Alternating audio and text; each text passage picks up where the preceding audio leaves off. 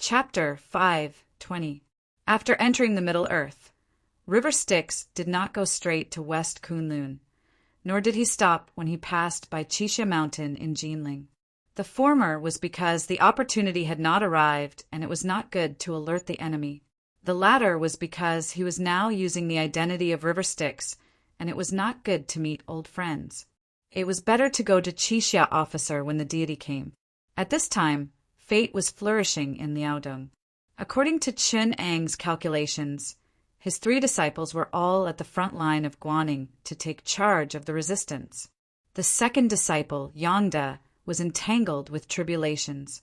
His fate had reached its lowest point and he had encountered a death tribulation. Chun Ang could be considered a tribulation in his life. Before he could pass this tribulation, he was betrayed by the traitors and died tragically. That was why there were only 2 of the 3 elites of Chilu and Chilu left. Although the tribulation had changed due to Chun Ang's intervention and the slim chance of survival had increased, it was still extremely dangerous. According to Chun Ang's calculations, it was probably related to the deaths of Long Fei and Mao Tai. With their current mana, even the unorthodox path could not do anything to them. However, they had not received the teachings of Chenong. It was still dangerous to encounter the unorthodox demons of the rogue immortal level. He went straight to Liaodong. Along the way, he met fellow Taoists who were passing by. He lifted the blood cloud and flew past. He did not look like a good person, no matter how one looked at him. Along the way, he startled many cultivators. Fortunately, his flying light was so fast that others could only see a clue before he passed by. Even if they chased after him, they would not be able to catch up to him in time. Beijing of the Great Ming Dynasty used to be the capital of the previous dynasty. The founding emperor of the current dynasty despised it for being remote and desolate. Originally, the capital was located in Jinling. This was the reason why the ancient capital of Jinling was still called Tian City. However, later on, among the sons of the founding emperor of the Great Ming Dynasty, there was an extremely outstanding character who did not inherit the throne. Later on, there was internal strife and his nephew, the emperor, was ousted from the throne and was called Emperor Chengzu. When Emperor Chengzu looked at Jinling again, he felt that it was too prosperous. As the saying goes, a gentle village is the grave of a hero. It was not good for the country, so he moved the capital here. My great Meng civil officials love money and military officials fear death. It's only been a mere 200 years. Even the ferocious spirit of the people in the capital of the northern borderline can't stop them from abandoning Ming. That Emperor Chengzu really had foresight. If they were still in that beautiful land of Jinling, I'm afraid they would have crippled those bureaucrats 100 years ago. Mingyi pressed the conveyance light to the left of Beijing. He was still dressed as a young man in black clothes. He sighed with emotion as he looked at the majestic country. The capital city is at the northern border, using the power of the entire country to suppress a small Nuzan clan, allowing them to grow. The imperial court's cultural relics, the entire nation's bureaucrats, even the so-called scholars, the Donglin eunuchs clique, they are all worms that eat away at the country. Since the Pre-Qin dynasty, scholars have been the backbone of the Han people. They write with passion and vigor. Only during the Ming and Song dynasties, the scholars' backbone has been castrated. Their blood and qi have lost their vigor. They actually play with their feet and have deformed aesthetics as pride. It's really Confucianism that harmed people. They are a group of hopeless worms. Although their flesh and blood are still there, their spirit is dead. These Confucians are like the ghosts of the true Confucians, rotten and rotten things. He did not use his mana to cover his words. He stood near the city gate, so many people heard him. A group of ordinary people at the city gate had seen all kinds of people, so they did not want to meddle in other people's business. Only a few scholars were angry. They poked their heads out from both sides to see who dared to speak like this. Some people wanted to stand out and scold him, but they were secretly stopped by their friends beside them. although in this world supernatural power had not been revealed, but the cultivators often walked in the human world. There were also many legends about the swordsman, the Wuline swordsman, and the like. Chen Ang's youthful Taoist attire was exactly two of the most difficult characters to deal with in the Jianghu: beggar, Taoist, monk, old woman, and child. The guards at the city gate pretended not to hear him. Among these Confucians, there were many smart people. They did not want to cause trouble. Only one merchant from Jin heard this. His eyes lit up. He was sure that the person who dared to say such words must have some skills. He looked at River Styx's attire, which was simple and unadorned. He had traveled all over the world and even traveled overseas to do business. Therefore, he had some discerning eyes. He recognized that this was made from the rare shark caltrop. He was even more certain that River Styx was not an ordinary person. Therefore, he rushed over and said loudly, "Well said, Taoist! You hit the problem of the Ming dynasty, and your knowledge is extraordinary. I am Qiao Si, a merchant from Zhangjiago. I admire Taoist's extraordinary bones. You are a noble and elegant person. I have come to invite you. I wonder if Taoist would honor me with your presence." If Chen was here, he would have said a few words to him out of respect. However, Mingi knew that this person had a lot of distracting thoughts and was full of demonic thoughts. If not for the many skyscraping demons on the picture of gods and demons who sense the sentient beings of the great Ming dynasty and learned some interesting things from this person's consciousness when they were sharpening themselves among the distracting thoughts of the mortal world, the few feet around him would be a natural moat. Even if he spent hundreds of years, he would not be able to take one step closer to Mingi. Mingi glanced coldly at Qiao Si and left, not bothering to pay any attention to him. Qiao Si was speechless. He thought that even if the Taoist boy did not like him, he should not have been so rude. However, he did not expect that Chen would not give him any face. The servants around him were furious. The Qiao family was a local tyrant in Zhangjiago. Even in the capital city, they did not think that anyone would not give them face. If not for the fact that the Qiao family had offended a powerful enemy, they would have taught the young man a lesson. Qiao Si was initially furious. However, he was an expert in business. After he calmed down, he felt that Chen was not an ordinary person. If he did not have great abilities, how could he have such a big temper? Those who were successful in business in the Ming dynasty would always look down on their juniors. Instead, they felt that this was just a test and quickly followed him. Chen took a step forward. It looked slow, but his servants could only catch up with his shadow. Before Chen entered the city, he walked along the trade route. The road was rugged and remote. Although Qiao Si had ventured overseas when he was young, he had lived in wealth for a long time. Although his body was weak, his foundation was still there. Although he had lost half his life, he did not fall behind. He knew that his family was in trouble, and this young man was a life-saving straw. Hence, he gritted his teeth and used all his strength. Even though Chen was nowhere to be seen, he still managed to survive. It was only when his legs were trembling that he saw a dilapidated temple in the distance. He was overjoyed and used his last bit of determination to follow. When he entered the temple, he saw that Chen had already cleaned up the altar and was meditating on it. Qiao Si did not dare to disturb him. Moreover, he was certain that Chen was the person he was looking for. He immediately led his servants to kneel below the altar. He was very strict with his family. The group of people knelt from afternoon to dusk and then to night. 6 to 8 hours had passed, and there was not a single sound. Even though the small temple was disturbed by insects and the sky was dark, they did not move. It was a sign of great perseverance. Chen Ang's primordial spirit returned from Ningyuan. When he saw them still kneeling, he could not help but sigh. Although these merchants brought disaster to the country and people and were evil, they had great perseverance and willpower. They might be lacking in moral integrity, but they were not lacking in moral integrity. He pointed at his head, and a silver light was released, illuminating the small temple. He said to Qiao Si, "Speak. What do you want from me?" Qiao Si kowtowed to the ground, ignoring his sore and swollen legs and blocked blood vessels. He said urgently, "Immortal, please save my family. Our Qiao family is a wealthy family in Jin. We have done many good deeds, and the imperial court has rewarded us.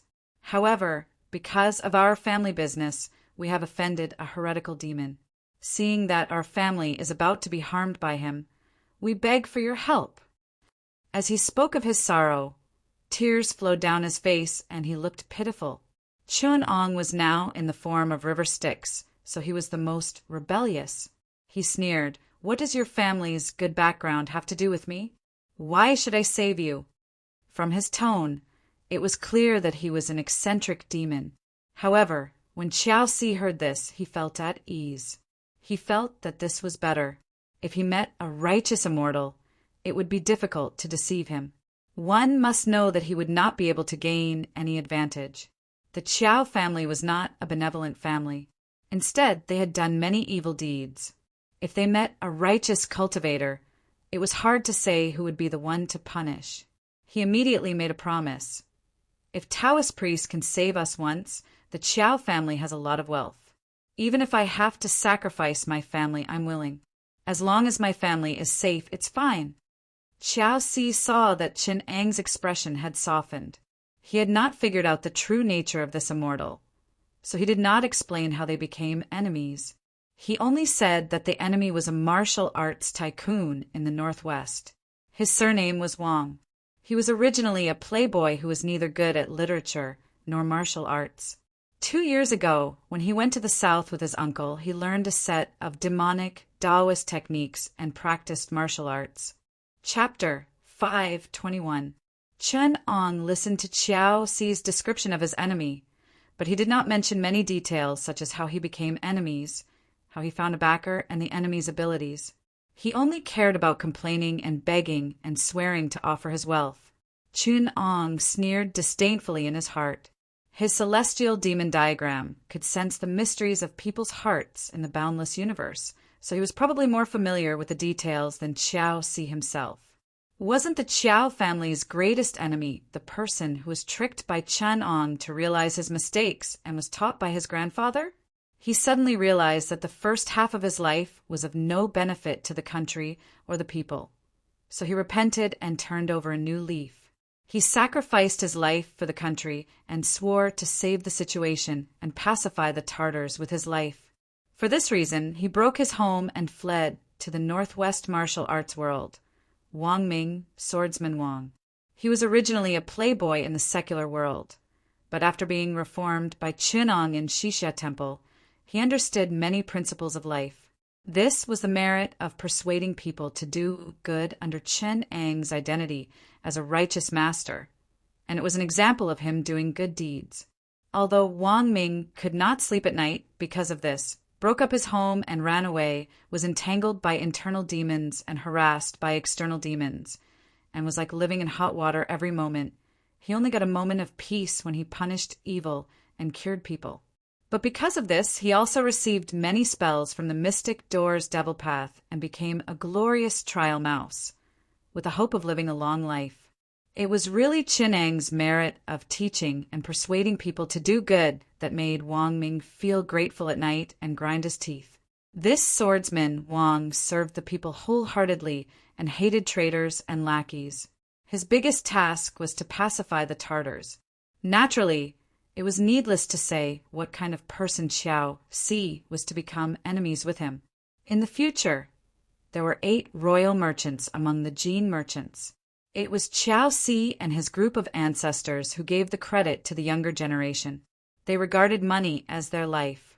Long before the Tartars entered the pass, they often traveled between the pass and the pass to provide material and fodder for their masters. They had made great contributions to the Manchurian Qing in slaughtering their compatriots and conquering the Central Plains. Indeed, the Tartars did not have a good cover to raise the flag. They were loyal and devoted dog slaves. Even to this day, there are still their descendants who are blowing the drum for them, saying that they are benevolent and righteous, pay attention to integrity, maintain the unity of the nation, and have made great contributions to our great Qing. He used the term Jin merchant spirit to praise him. If Qin Ong remembered correctly, the only reason why Qiao Si and the others stood out from their peers and became the wealthiest people in the Qing dynasty was because of their shamelessness and betrayal. Because of this, in the future, Laude even bestowed upon a certain Jin merchant from Zhangjiagou, the property of Zhangjiagou, as the property of the world. He really used the blood of his compatriots to stain his head red. Qin Ong could not help but sigh. Cultivators have their own karma, but the karma of the secular world was fed to the dogs. Based on Chen Eng's character in the past, he should have killed such a person in front of him, then sent his flying sword to Zhangjiagou to bury his entire family.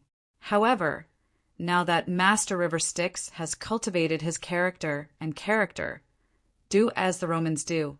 After many years of cultivation, he has also accepted the moral principles of a cultivator and no longer killed mortals. It is not good for him to do such a thing anymore.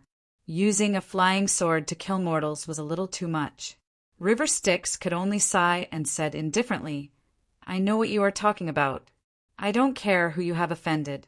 Mortals who are like ants. It has nothing to do with me how many of them die. Therefore, I will not meddle in your affairs." With such a high and mighty indifference, he really played the role of a cold and heartless demon who looked down on mortals perfectly.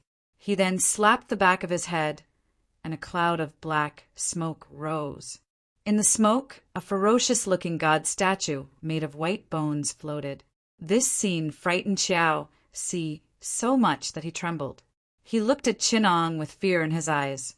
Qiao Si was a resolute and ruthless person. He could usually kill without batting an eyelid. However, he was a mortal after all. Things like ghosts and monsters from hell could still frighten him. How could he not be afraid of such a scene that only appeared in fairy tales? Qin Ong smiled coldly and landed the white bone god statue in front of him. He shouted, "How would I know what your opponent is capable of? You want me to sacrifice my life for you with just a little bit of wealth? I will teach you a method.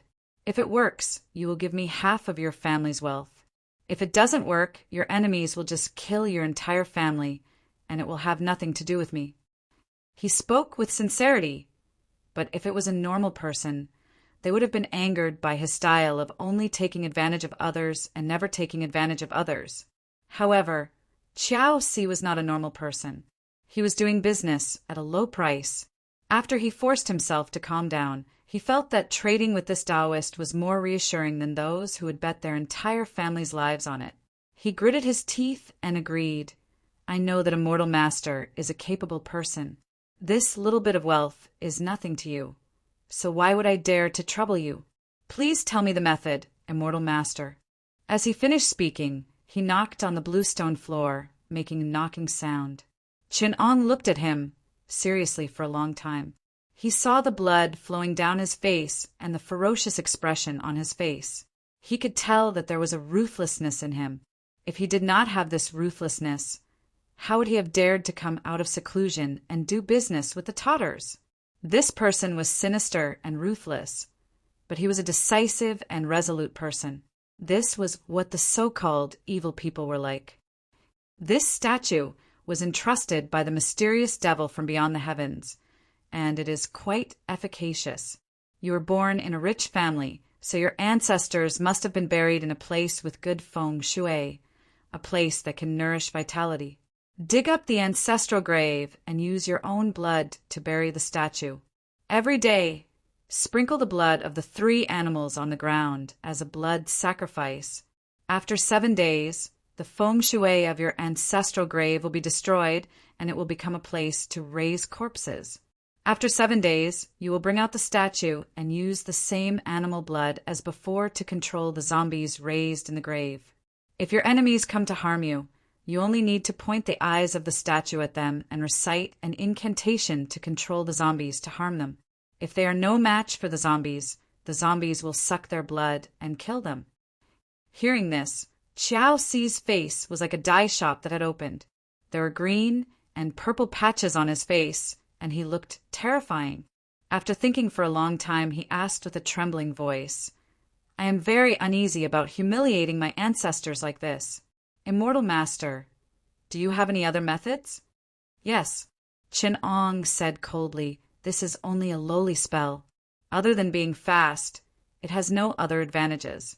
I have countless spells that are more powerful than this, but you cannot afford to pay the price. How can a little money be exchanged for more? Of course, if you are willing to pay a higher price, I will not be stingy in giving you a more powerful spell. What price? Qiao Si swallowed his saliva and asked. Chapter 5:22. Qiao Si was terrified that Chun Ong could say such cruel words so easily. His mind went blank for a while, and only when Chun Ang's shadow appeared in front of him did he regain his senses. There was only one thought in his mind. This is a real devil! He wanted to run away, but he dismissed the thought. If I sell my family's wealth and hide my identity, I may not be found by the enemy. But what's the point of living like this? A real devil must have real skills. If I miss this opportunity, my family's wealth and even the lives of my entire family will be gone in a day. Haven't you heard that a real man can't be ruthless? Many thoughts flashed through Qiao Si's mind, but he finally made up his mind by relying on the ruthlessness in his bones. He gritted his teeth and kowtowed. Immortal Master, I am willing to offer half of my family's wealth to you. From now on, I will continue to offer offerings every year. The Qiao family is also a wealthy family in the land of Jin, with countless floating fortunes. Old ginseng from Changbai Mountain, pearls as big as the eyeballs of the South Sea, fine jade from the Northwest, rare birds and beasts, whatever you want, I will definitely find for you. Even if it's a virgin, it's not a problem. Chen Ong only laughed coldly. I've already told you my conditions. Qiao Si kowtowed again. Immortal Master, I can't be such an unfilial person. I am willing to pay the price. Why do you have to force me? Chen Ong thought to himself, of course it's to make you suffer and seek your own death. But he could not say it out loud, so he only smiled and asked, the worldly wealth you mentioned is the most worthless thing to me. He then shook out his overseas goods from his sleeves. Gold, jades, pearls, and gemstones poured down, burying Qiao Si's body. Qiao Si looked at the cat's eye gemstones and countless gold pearls and jade beside him. His mind went blank, and he looked at Chen Ong again. His eyes were filled with fear and respect. Chen Ong sneered and said, if it wasn't for your perseverance and the fact that you knew how to grasp fate, I wouldn't have been able to find you. Even if you're as rich as a country, don't even think about meeting me. Your so-called wealth is just like dung to me, and you still want more? Initially, Qiao Si did not believe these words.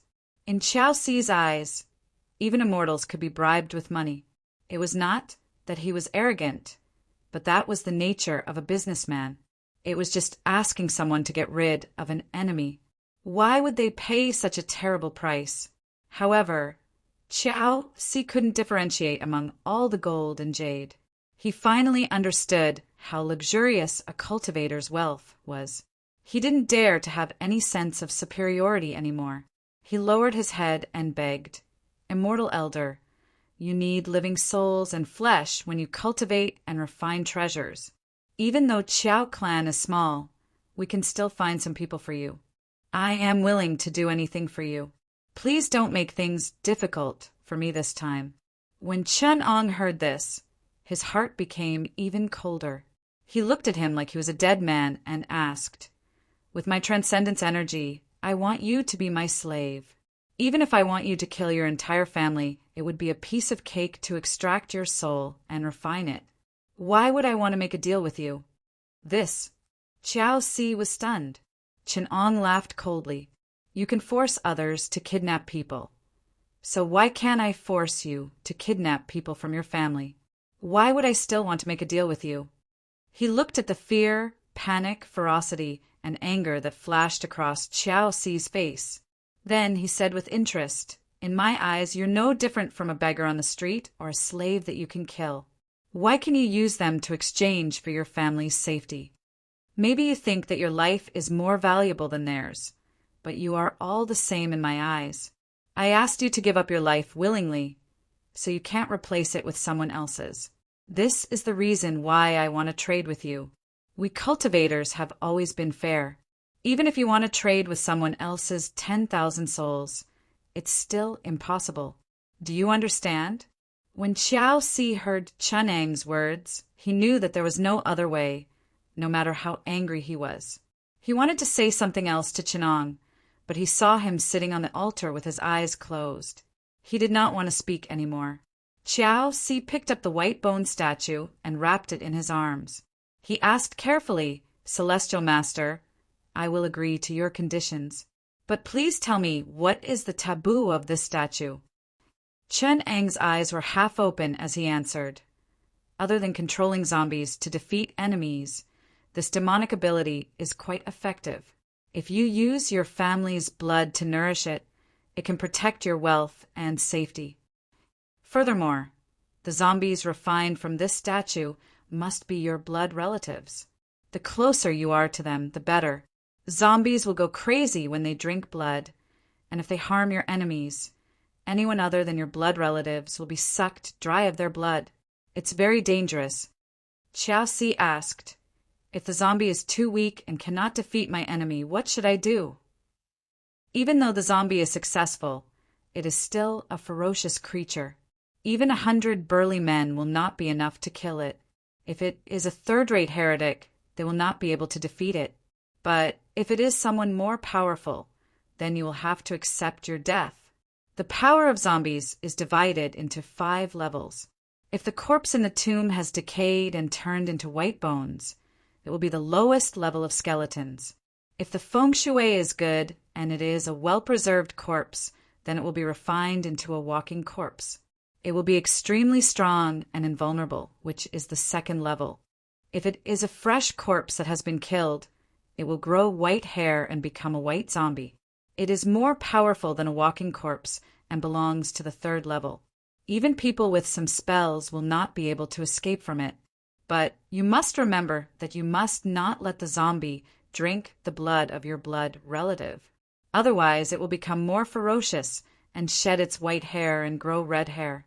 It will be 10 times more dangerous. Chun Ong had explained everything to him, but he did not mention whether the red-haired zombie could be controlled by the white bone statue. Qiao Si wanted to ask about it, but when he saw the faint smile on Cheneng's face, he understood. The devil seemed to be reminding him, but he was actually encouraging him to make a move. He was probably after the zombie that Qiao Si had painstakingly refined. He wanted to use his family's blood to refine a zombie for him. Qiao Si thought to himself, "This devil is so vicious. He does not care about money and only wants to use my family's danger to threaten me to help him refine a powerful zombie." He thought that he had grasped Cheneng's thoughts, so he did not ask any more questions. He made up his mind and thanked Chin Ong repeatedly before leaving. After he was a few miles away, Chin Ong sighed and said, I seem to have forgotten to tell him that the white bone statue can only restrain the white-haired zombie. If it drinks the blood of its blood relative, its madness will be uncontrollable and it will suck his entire family dry. Sigh. He was the one who did not want to ask me, so don't blame me. As for the white bone statue that Qiao Si took away, it was a powerful white bone demon that was invited from the heavenly demon diagram. If Chen Ong wanted to, he could kill 100 Wang Mings. But Chen Ong only wanted to kill Qiao Si, so he did not tell him so much. On the other side, Qiao Si gently examined the white bone statue that was even whiter than the best ivory. He thought to himself, "My great master has not passed away yet, so how can this be a good place? Moreover, there is no trace of the ancestral grave. I have no choice but to inconvenience my father." The guard next to him suddenly interrupted his thoughts and asked, "Master, the Taoist we met today is very evil. Should we tell Great Master?" Chapter 5:23. Chin Ong watched Qiao Si leave and an idea popped up in his mind. He thought, with the millions of Tartar people, I can kill them all in a day if I go all out. If I unfurl the celestial demon painting, it will be even faster. However, I, River Styx, am the leader of the demonic path and the leader of the demonic blood demon branch. It is unreasonable for me to attack them directly.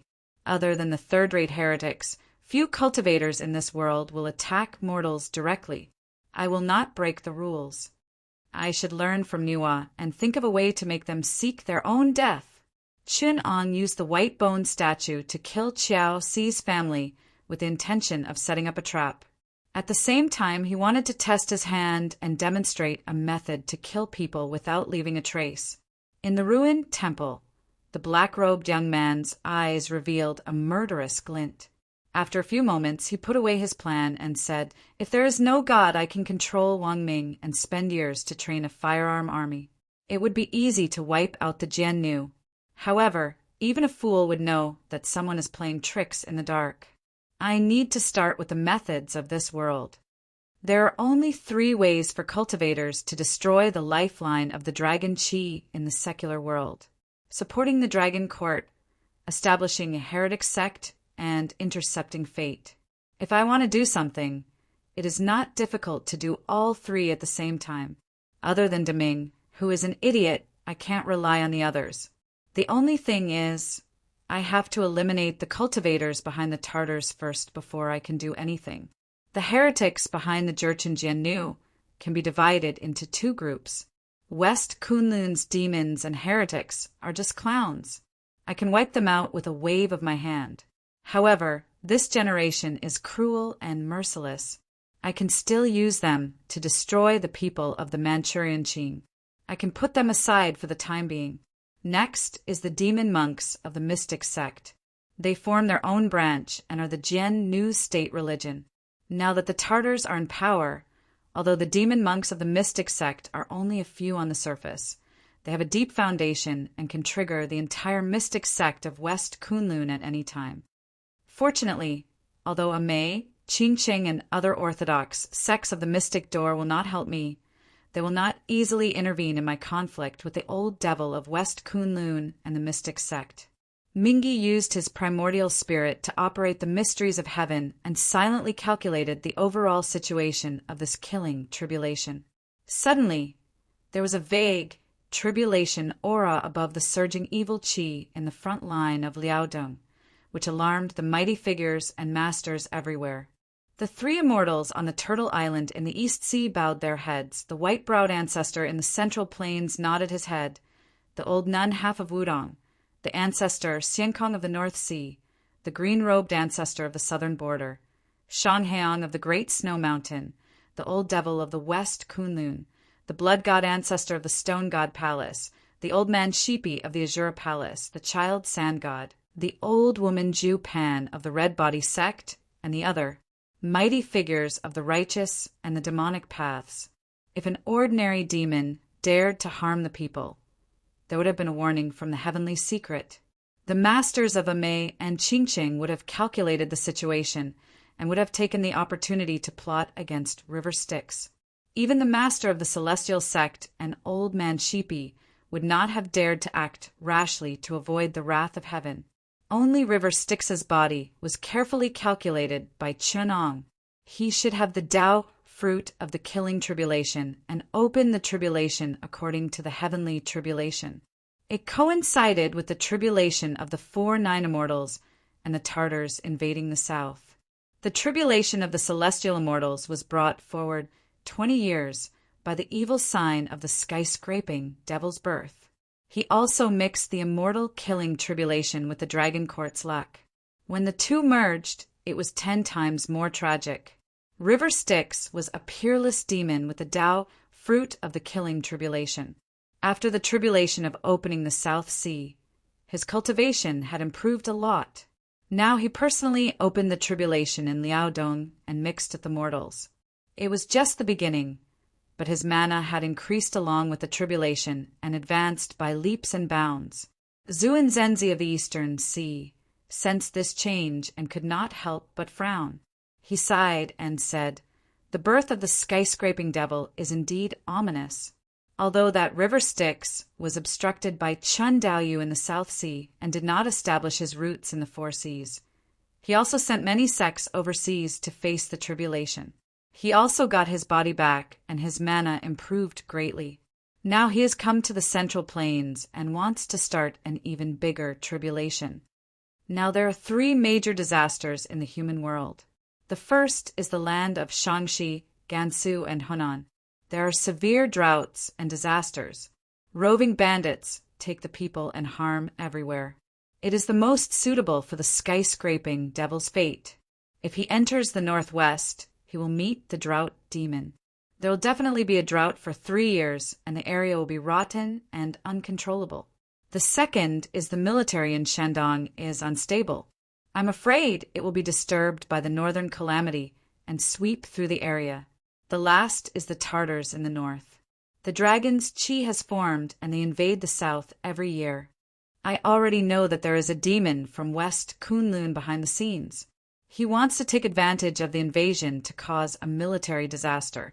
He wants to slaughter the living to obtain blood and souls. He wants to practice countless evil magic in order to improve his mana. According to the calculations of the founder before he ascended, I am afraid the fate of the great Ming dynasty will be cut off from the northwest and cut off from the northern invaders. Now that the skyscraping Liaodong is going to start a massacre in the northern frontier, it will be mixed with the human world's killing tribulation. Although it is not as violent as the one in the northwest, it is more dangerous. If the people in the world are entangled with the fate of the country, I don't know how many will die. Even the calculations of the ancestors will be affected. Ascetic did a listen to his Shixiang and frowned. He could not help but feel uneasy. However, he suddenly had a flash of inspiration. He realized that although Zhuan Zhenzi's face looked sad, there was no deeper worry. He then used his primordial spirit to calculate and found out more inside information. In the end, he relaxed his brows and calmed down. He sighed and said, "Fortunately, the skyscraping disaster is not aimed at the Middle Earth. It is the devil path killing each other to fight for the orthodoxy. The disaster starts in the northern frontier, but it should be in the heart of the Tartars.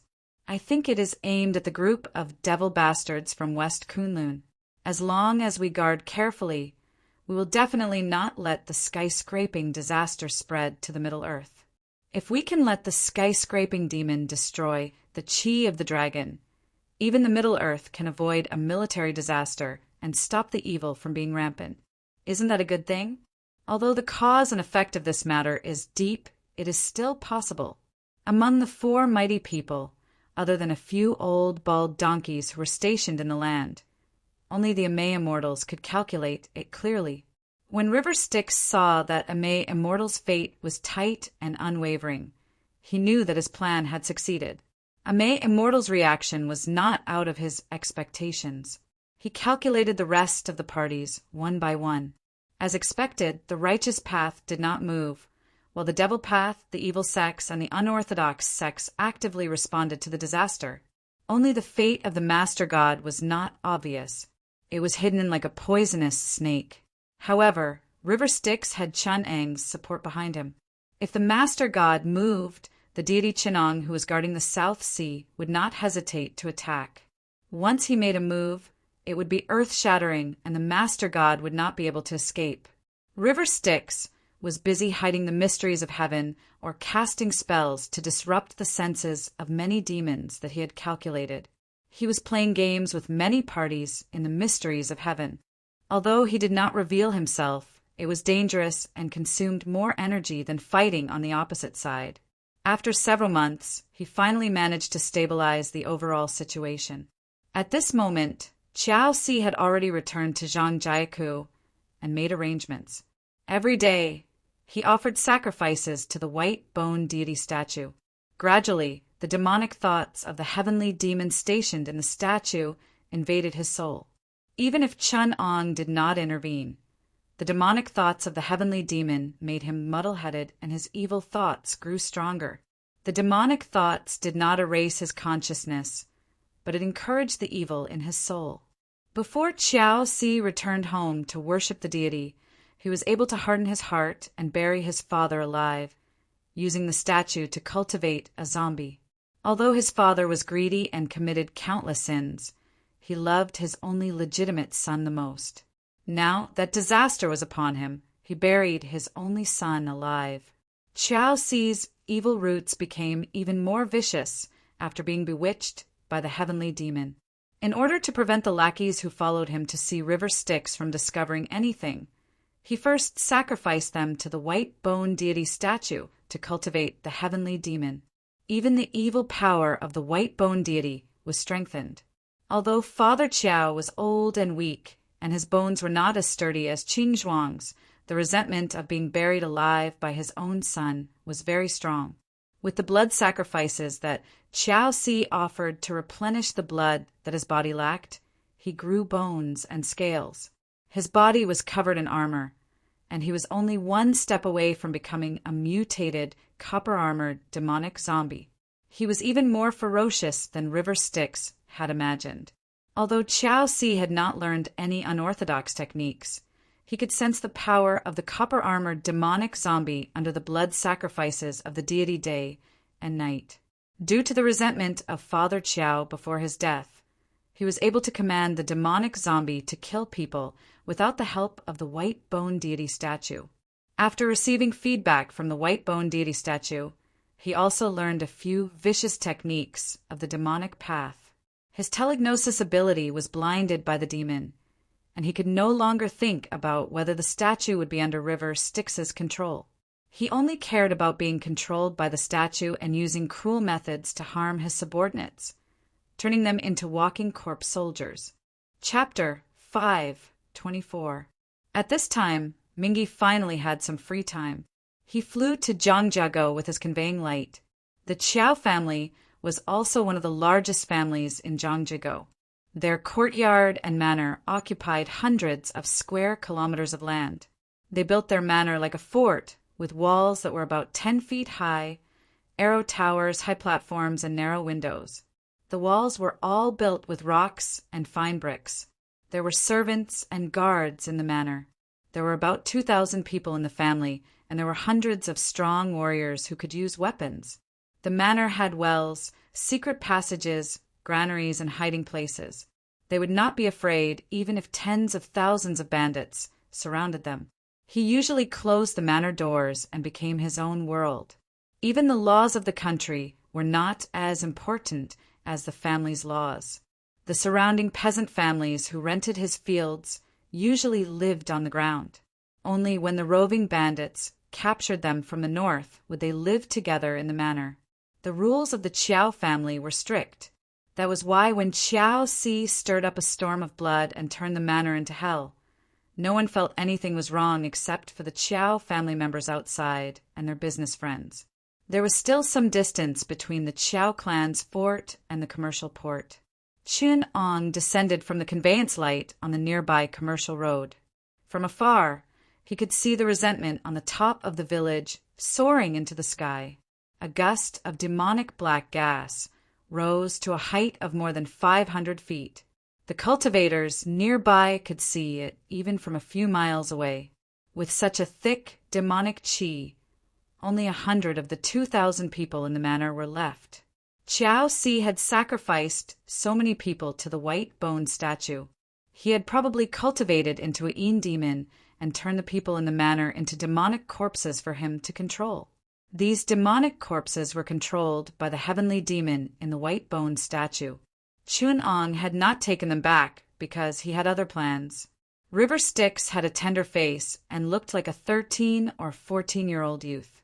He was dressed in black and stood by the side of the road, looking in the direction of the Qiao family. He blinked. 2 figures walked over from the official road that he was on. They seemed to be a grandfather and a grandson. A 16-year-old girl supported an old man as they walked over from the opposite side. They seemed to be surprised to see River Styx. River Styx's gaze swept past them. He was not bothered at all as he continued to sense the many demons and refined corpses in the fort. It was not the first or second day that something had happened to the Qiao family. It was normal for cultivators to come and investigate. Although the spiritual power of the grandfather and granddaughter was not shallow, it was not enough to be taken seriously by Chinong. The old man found a high ground not far from the river Styx. He formed a spell with his right hand and gathered qi in his eyes. He observed the situation of the Qiao family's fort from afar. The more he observed, the heavier his expression became. His left hand couldn't help but grab the girl next to him tightly. He took a deep breath and said, "Ja'er, the demonic aura here is far beyond this old man's expectation. I look over there, the black aura above is about 100 feet tall, and it's as thick as a person's arms. Only the 1,000-year-old iron corpse that I met when I was young can compare to this kind of murderous aura and resentment. Moreover, the color is mixed but not messy, and the smell is fishy but not smelly. Even at noon, the murderous aura is only reduced but not exhausted. You can imagine how troublesome the hidden monster is." The girl heard this and became even more worried. She said uneasily, "Grandfather, if that's the case, you can invite others to eliminate this monster together. You must not take the risk alone." She observed the river Styx from afar for a moment. Although she could not see anything with her Dharma eyes, she still felt that the river Styx should be a fellow cultivator. She came up and said, "Fellow cultivator, I'm the daughter of the Luo family in Qinghe County. I'm passing by with my grandfather, Jinren Luo. I also saw the murderous aura in the fort and felt a little uneasy. It's a pleasure to meet you. The monster hidden in the fort is not a trivial matter. I wonder if you are willing to take care of us?" River Styx smiled and cupped his hands. "Of course." He invited the two of them to sit down at a tea stall and explained, "I know some of this family's background. They are also a big family in Zhangjiakou. Their surname is Qiao and they do business. Their family secretly had an affair with the northern frontier Jiannu and earned a lot of family property. Recently, I heard that they provoked an enemy, so they closed their doors. I didn't expect such a disaster to happen." Jinren Luo did not know about this. He pondered for a moment and asked doubtfully, "Then do you know the background of his enemy?" Qin Ong shook his head and said, "I don't know about this." As they were talking, a group of knights suddenly passed by on the road. The one in the lead was none other than Wang Ming, swordsman Wang Ong, whom Qin Ong had personally trained for several years.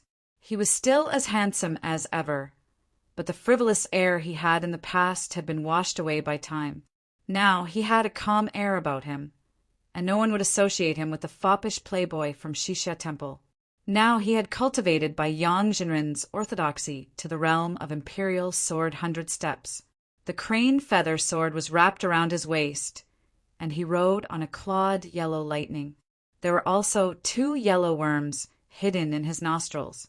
He could summon them with a snort and use them to protect himself. Normal magic flying swords could not get close to him. If he summoned them to harm people, he would only need a breath's time before a stream of yellow qi would automatically fly out to kill the enemy. This kind of magic power was not inferior to normal unorthodox sections. In the past, Mao Tai practiced a flying sword for 20 years, but it was not much. Many of the unorthodox sects that Chen Ong killed overseas were defeated by him in a fight of magic power. This time, the great enemy that the Qiao family had attracted was precisely this person. Ever since Wang Ming had been enlightened by Chinong, he had deeply realized his own ignorance and shallowness. He had realized the truth of devoting his limited life to serving Emperor Tianqi limitlessly. For the sake of Chen Ang's little obsession, he had worked conscientiously and diligently on the righteous path of fighting against the Tatars and suppressing the bandits.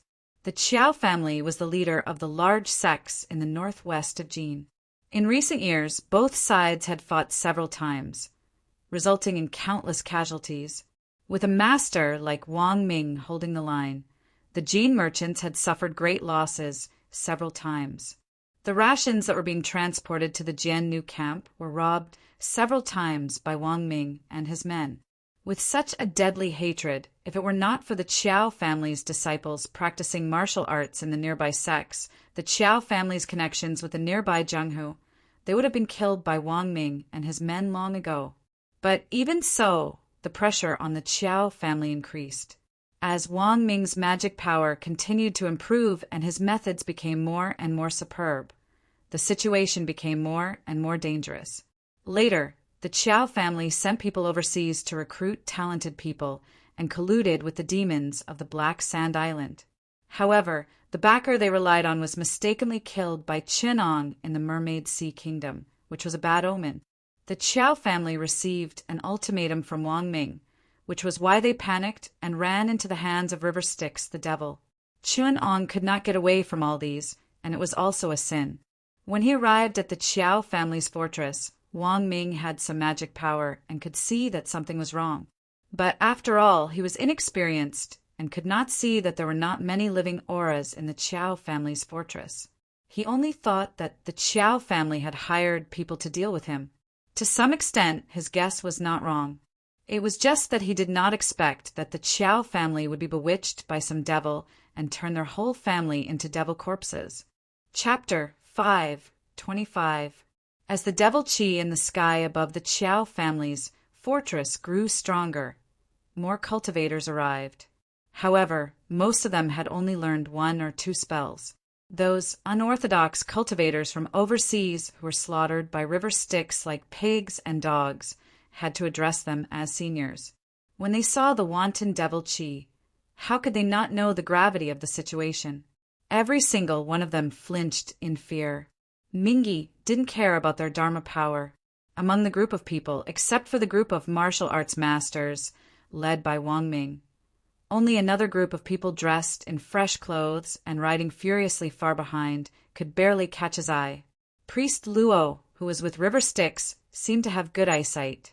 He immediately sized up Wang Ming and thought to himself, "This young man seems to have some mana, but I wonder why he's mingling with those mortals." As soon as Chinong heard this, he knew that this was a cultivator who secluded himself from the world to cultivate. This kind of cultivator's main purpose was to seclude themselves from the world. They would not easily appear in front of mortals. Even if they were to live in the world, they would not show their mana. In the secular world, there were many cultivators who had the same idea. Even the loose immortals only appeared as swordsmen. Bai Gai, one of the 2 elders of Mount Song, was a famous elder in the martial arts world. Therefore, River Styx did not find it strange, but he was more concerned about the Qiao family situation. At that moment, Qiao Ci's sacrificial refining of the devil Qi in the Qiao family's fortress had reached a critical juncture. He absorbed the devil Qi of the corpse soldiers under his command and mixed it into one, turning it into a mysterious Yin corpse formation that was 1,000 feet long.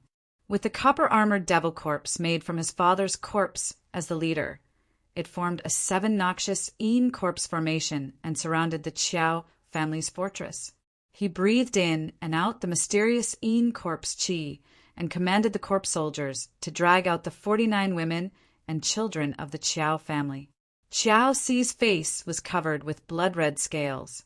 2 fangs pierced through his upper lip. His eyes were completely black, and there were 3 bone spurs on his head. His 10 fingernails were about 7 inches long, and each of them was as hard as iron. It was a demonic creature that no longer had a human form and was reduced to a half-human, half-demon corpse. It opened its mouth full of fangs and grinned, looking at its family members with the eyes of a ferocious beast. Ignoring their pleas and cries, it was afraid that these 49 people would push down the white bone statue and wait until noon, when the blazing Qi was at its strongest, then order the corpse soldiers to sacrifice them alive. Immediately, the bloody Qi soared into the sky, smearing the white bone statue like a red jade. Qiao Ci opened his bloody mouth and spat out a mouthful of corpse Qi, absorbing the Qi of blood and the violent Qi of the sun at noon to form a Qi of evil. As the corpse Qi was inhaled and exhaled, the movements inside were gradually made known to the people outside. Jinren Luo took advantage of the opening of the 7 evils in corpse formation to attract the Qi of the sun to peek at the situation inside. His expression changed greatly. Not good. That evildoer seems to be cultivating a powerful spell. He turned around and shouted, "Fellow Taoists, we can't hesitate any longer. While the devil hasn't mastered this kind of magic, and the yang energy is at its peak at noon, let's attack together and save the people inside. Otherwise, this time has passed, and the devil will be even more ferocious at night. If we wait until tomorrow, will the people inside still be alive?" Even though Jinren Luo's mana was weak, he had a righteous spirit. Chin Ong saw that the anxiety on his face did not seem to be fake. However, the others here might not be as kind as him. River Styx stood beside him. His position was self-evident. A young swordsman behind Wang Ming heard this and could not help but sneer. "The people inside are our great enemies. It's better if they all die. We originally came to kill him, but now you want us to save him? How can there be such a logic in this world?" Another person next to him took over and said with a smile, "Of course. We often subdue demons and devils in the Northwest, eradicate zombies and malicious spirits, and pacify the area. If Taoist Master wants to eradicate the demons in the Chiao family fort, we will not refuse. However, if you want to save the people of the Chiao family, I'm sorry, when the family is all dead, we will go and help Taoist Master." Hearing this, Jinren Luo's face turned ugly. He said in a low voice, looking at this demonic aura, "I'm afraid the young men inside are already in trouble. Most of the people left are women and children, old and young, innocent. Even if it's a life and death feud, it's time for retribution." The young swordsman behind Wang Ming said quickly, "They are rich and powerful. Their clothes and food are made of the blood and tears of the people. Since they share the wealth, they have to bear the responsibility of the consequences together. How can they be innocent, since the gold, silver, and treasures that slave Jian plundered during the invasion have fallen into their hands and turned into wealth and splendor? They should also have a share of the blood and tears of retribution."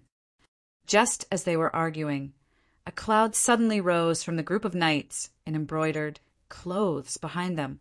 On it was a bed that was covered by a cloud-like curtain. It flew toward them from afar and stopped on top of Jinren Luo's head. A young man's voice came from inside. "Are you Jinren Luo of Qinghe? 3 years ago, I met Jinren Luo at my grandfather's birthday banquet. Today I see you again. You are as elegant as before." Jinren Luo thought for a while and suddenly said, "So it's nephew Lu. I heard that you have made great progress in Tao under Jinren Luo of Great Min. You were once praised by Jinren Luo of Great Min as the most outstanding talent in Middle Earth in recent years. Why didn't you serve Jinren Luo in Minnan? Why did you come to such a remote place?" The cloud bed slowly descended, and a young man in yellow clothes pulled the curtain aside and came out. He first glanced coldly at Wang Ming before answering Jinren Luo's question with a smile. Other than that, he did not look at anyone else. It was obvious that he was extremely arrogant. He said, "Someone asked me to be under Jinren Luo's tutelage. They said that in recent years there has been a group of demons running amok in the Northwest. They use some spells to indiscriminately kill the good and run amok. Jinren Luo wanted to personally punish them, but I took into account that Jinren Luo is old and that there is no need for him to personally deal with this kind of unorthodox demons.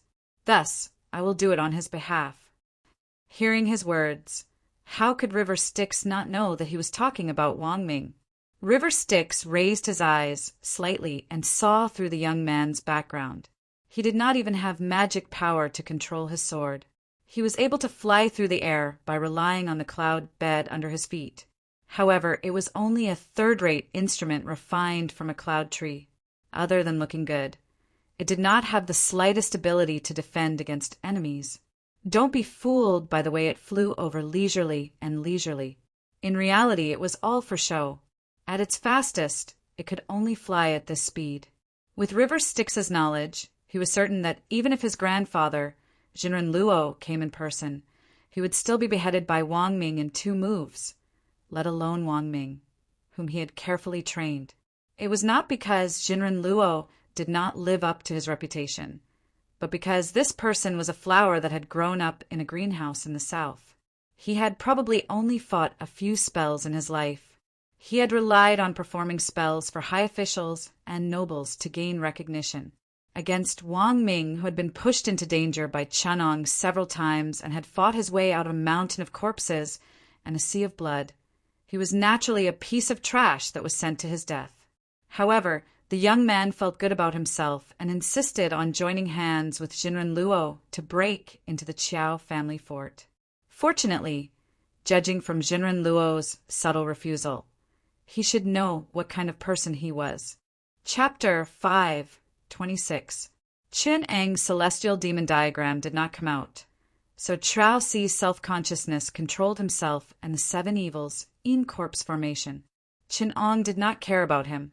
As long as his corpse qi reached a certain level, he would be able to obtain the corresponding evil technique from the white bone statue. If the celestial demon was pleased with the blood sacrifice, he would be able to grant it extra. These techniques were techniques that the celestial demon had comprehended himself. Aside from being restrained by the fundamental technique of the celestial demon diagram, these techniques were considered superior in the demonic school. The initiation of the demonic school's techniques was smooth, and it was easy for one to advance by leaps and bounds. However, Chao Ci was controlled by the demon, so he did not care about this. In addition, his self-consciousness had long been distorted by the celestial demon. In his frenzy, his mana increased. As noon approached, the corpse qi and devil qi in the Qiao's fort surged. Vaguely, a hideous demon statue with 4 heads and 8 faces condensed in the sky. If the servants who were killed by Chao Ci were still here, they would definitely recognize this demon statue as the white bone statue that River Styx had given to Chao Ci. The faces were almost the same, but the 4 faces were happy, angry, sad, and joyful. Jinren Luo was very worried. He wanted to test the Qiao family several times, but Qinong had kindly advised him not to rush to his death and disrupt River Styx's plan. According to Mingi's calculation, since the Qiao family had such a big event, all parties related to the Qiao family would come to test them. Now the Qiao family's archenemy, Wang Ming and the others, had arrived. The giant smuggling merchants, who were like the Qiao family to the north of Jindi, had also invited the yellow-clothed youth and immortal Luo, who unexpectedly came to the righteous faction.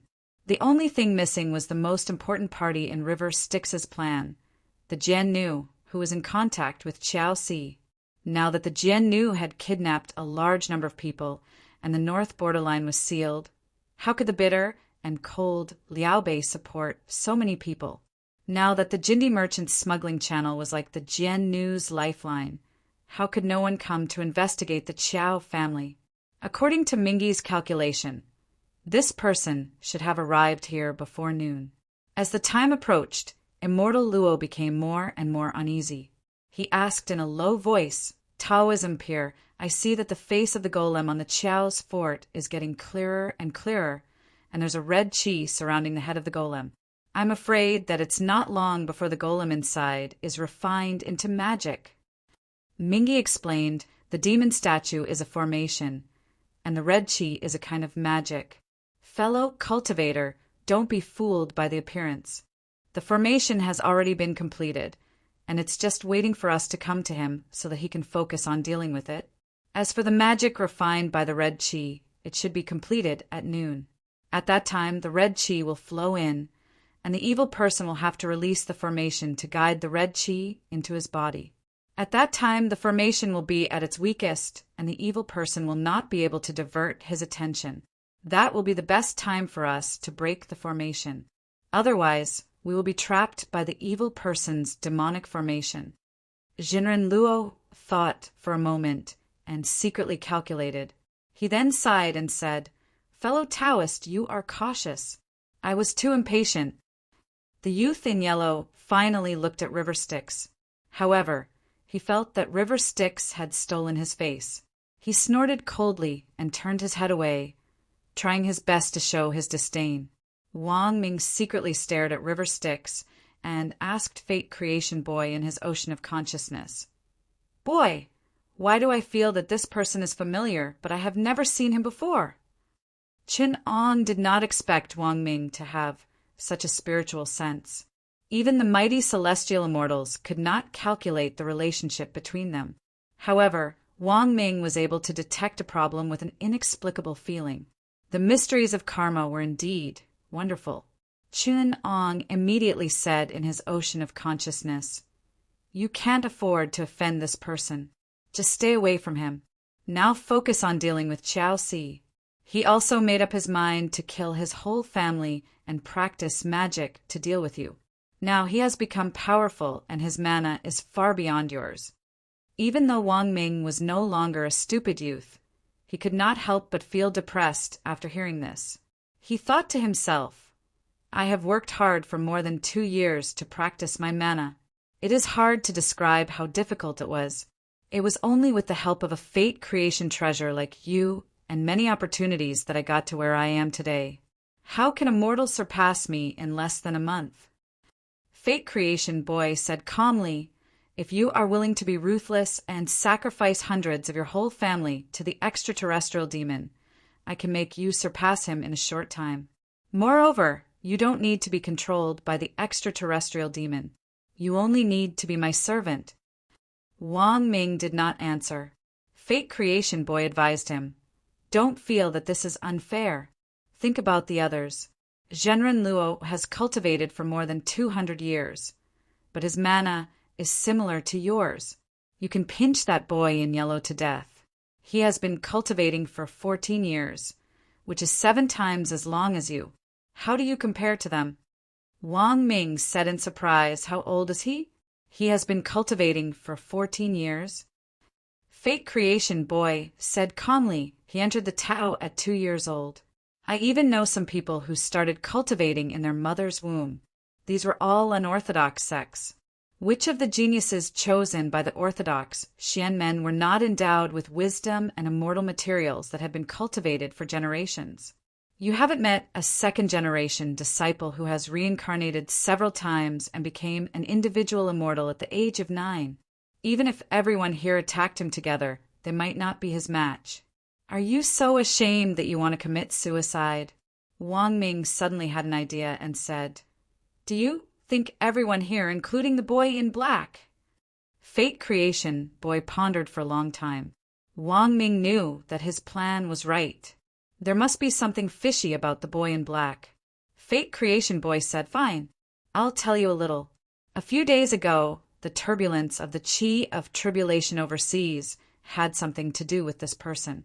He is one of the 2 main characters of the Sea-I opening tribulation of the 4 seas. He is the leader of the demonic path, the blood demon, and the extraterrestrial demon. I'm afraid that the demon in the Qiao family fort is just a chess piece. I wonder who he is plotting against." Wang Ming frowned and said, "We'd better not get involved in this old demon's mess. I'm not afraid of Qiao Si, but I'm afraid that he will plot against me secretly. I won't even be able to escape." When River Styx heard the words "old demon," he had already made up his mind. The devil Qi released by the skeletal demon increased by 30%. He gave Qiao Si a spell that could make Wang Ming suffer. River Styx had always been generous and not a narrow-minded person. He just wanted to train Wang Ming. Fate Creation Boy smiled faintly and warned him, "Qiao Si's fate is linked to yours. If he doesn't die this time, you will be able to kill him. If he doesn't die this time, his fate will definitely increase. Correspondingly, your fate will decline. You will be defeated by him several times. I'm afraid you will die in his hands. You know the path of the main character. You can advance, but not retreat. You can be arrogant, but you can't be afraid. If you want to help Qiao Si, the son of destiny, to endure humiliation and take revenge, you can let him go." Hearing this, Wang Ming no longer hid the murderous intent in his eyes. He said fiercely, "My fate still needs to hide from my family. How can I let him go? I'm a lone star, a lone star. Ha ha ha. In order to pursue Taoism, I lost 5 things and 3 things. If you didn't use your fate to hide the influence of my fate, I'm afraid my fate would be terrible. I still don't know, is it worth it? Ciao, si must die. Chapter 5:27. These two people were only the vanguard. Behind them came a dozen more knights, led by a young man wearing armor, Jian Nu. He sat on a red dragon steed. He did not go near Jinren Luo and the others, but stopped a few miles away. The young man Jian Nu did not seem to practice spells, but he was skilled in martial arts. Looking at them from afar, his eyes were bright, and it was obvious that he was close to mastering martial arts. The few people following behind him seemed to be his attendants, and they were also martial artists.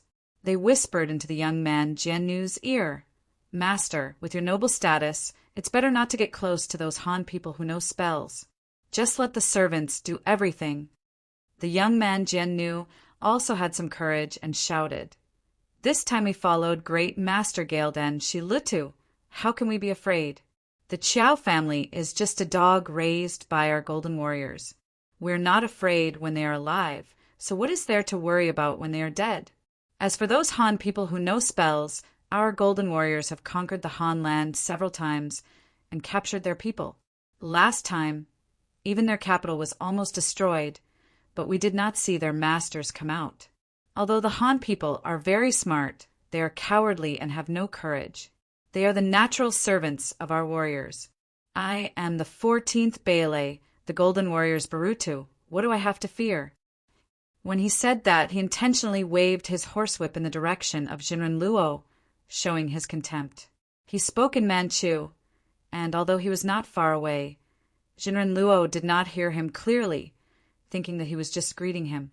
In a humble manner, he slightly bowed, which was considered a half salute, and the knights following behind him laughed wildly.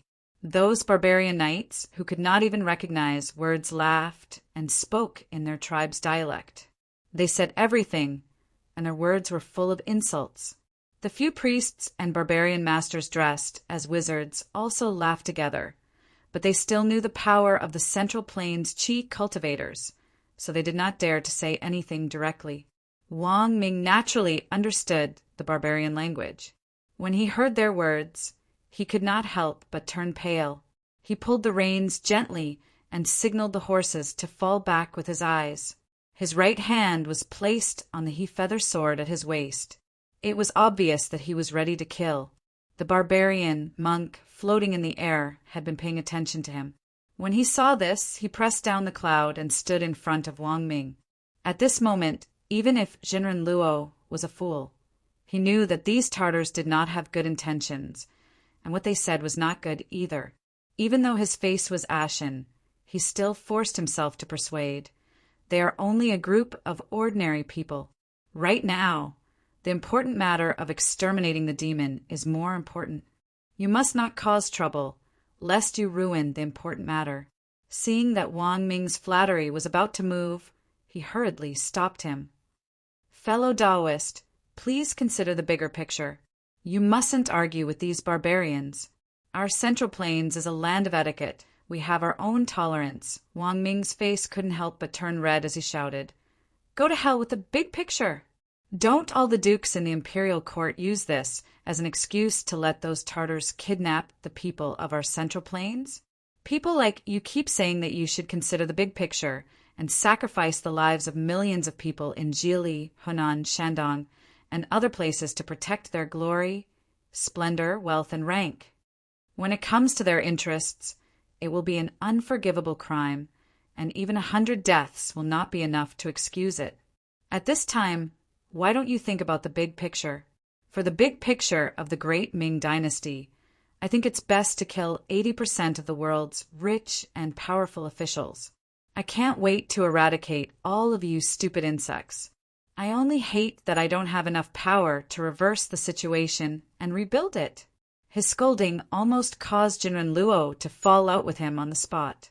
Even though Jinren Luo had a good temper, he couldn't help but blush with shame and anger. He glared fiercely at Wang Ming and said, "Boy!"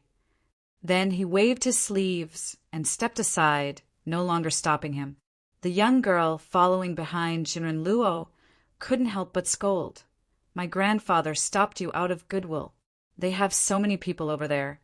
You're just going to die if you go alone. You really don't know what's good for you." At this time, Wang Ming had already galloped away on his horse.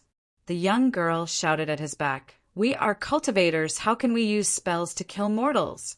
Before he could finish his sentence, one of the Tuchuo descended a dark cloud and threw out a cloud of Yin fire, which covered the sky and covered the earth towards Wang Ming. With a loud hum, a ray of yellow light came out from Wang Ming's aperture of nostrils. With just one light, the barbarian monk lost his balance on the cloud and almost fell down. The Yin fire burned towards Wang Ming, but it was taken away by a gourd on his body. In a flash, he was already close to the barbarian monk. A white light shot out from his waist. He wielded the crane feather sword and controlled the sword light to attack the barbarian monk. At this time, the barbarian monk was affected by the desolate divine light released by the mysterious yellow worm. He felt dizzy and felt his temples swelling, and his heart was filled with warning. He quickly shouted, "Bo, Jean, save me!" The demon beside him raised his demon banner, and a gust of evil wind blew towards Wang Ming with black sand. Wherever it went, the vegetation turned black and the insects turned into pus. It was obvious that it was all so highly poisonous. Wang Ming wielded the mysterious yellow worm and made it hover above his head. The yellow light came down to protect him, and he continued to attack the barbarian monk. At this time, the other demons also reacted. The barbarians behind the 14th Baile shouted, "How dare you? You're courting death." They also slapped the gourd on their waist, and either spat out a black fork or released a poisonous smoke, all of them attacking Wang Ming. At the side, River Styx had been watching the battle for a long time. He wanted to test Wang Ming's ability a little, and when he saw this situation, he secretly activated Demon Corpse Qiao Ci's murderous nature. A circle of bloodlight also appeared behind his head, and it followed the force of the netherworld in the void to attack. At this time, the demon god statue in the sky above Qiao Fortress suddenly solidified and turned into a black cloud that covered the sky and earth. Qiao Ci's resentful roar came from inside. "Wang Ming, you've caused me to be like this. I'm going to refine you into a living corpse, and you'll never be able to reincarnate." He didn't distinguish between friend and foe, and he sucked all the people around him into the formation. He laughed madly. "All of you, turn into my blood food." River Styx used this chance to use the black gas to cover himself, using it to fall into the Qiao Fortress. The other people couldn't stand still, and were covered by the 7 fiend Yin corpse formations: Yin, death; cold, Yang, blood; demon, and ghost Qi. Endless demonic thoughts appeared in front of them, and when they were hooked by the evil Qi, their souls wanted to leave their bodies. When they breathed in, there was a fishy and fragrant smell. Just smelling it made their souls feel dizzy and their bodies almost stiffen to death. They had no choice but to be wrapped up in the 7 fiend Yin corpse formation. The group of Jiannu knights received the most attention from Chenong, and they directly fell into the encirclement of the several hundred Yin corpses. After 2 rounds, several people were torn to pieces, and the Yin corpses chewed on their guts and brains. Only the 14th Baile was protected by 2 demons with magic power. Although he was scared to the point of going crazy, he was still able to hold on. River Styx divided a bit of his attention to manage the situation in Qiao Fortress, but most of his attention was focused on Yuan-Tu and Avicii's 2 swords flying 1,000 miles away. He followed the spirit energy that was protecting the 14th Baile's group to kill them. Chapter 5:28. In the blink of an eye, Yuan-Tu and Avicii traveled 100 miles. Following the guidance of River Styx's divine sense, they turned into a waterfall and landed in a big city 1,000 miles away. The city was built on the black soil, and its style was different from that of the Han Dynasty. The people in the city all had pigtails that resembled a golden rat's tail. River Styx's flying sword fell, and with just one strike, a house that was decorated like a mansion was crushed into pieces. The nobles and servants inside were all killed by this strike. The Jian Nu nearby were terrified and they all ran away. Although River Styx's strike was only a small test, its power was not to be underestimated. In such a big mansion, even the green stones on the steps were chopped into fist-sized pieces. In the whole mansion, only the main hall was protected by a layer of Buddha's aura. A barbarian language was heard from inside. "Junior, from the Central Plains, how dare you do this to me? How dare you assassinate the Lord? I will not let you do as you wish." When River Styx heard his words, he vaguely denied that he was the one who attracted the 2 flying swords. He knew that he had failed in his duty. If the Lord knew that he was the one who attracted River Styx, he would probably lose trust in him. Many of the wives and children of the Jian Nu's royal family were in the destroyed mansion.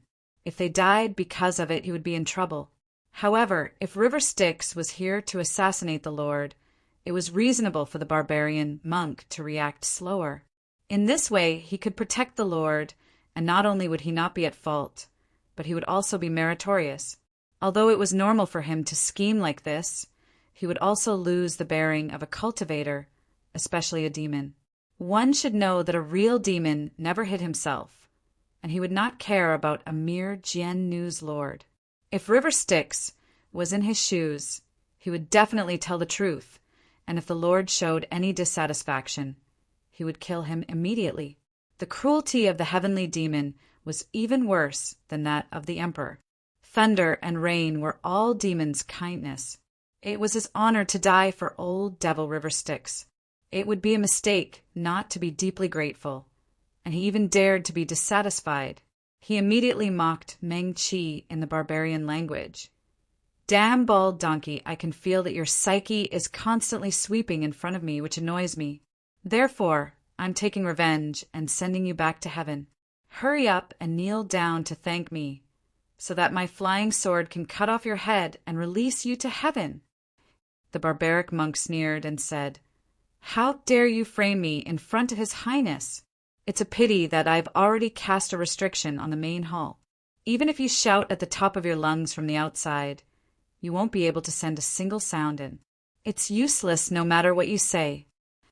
After saying that, a Buddhist staff turned into a flood dragon and flew out of the hall, fighting with the 2 swords in the air.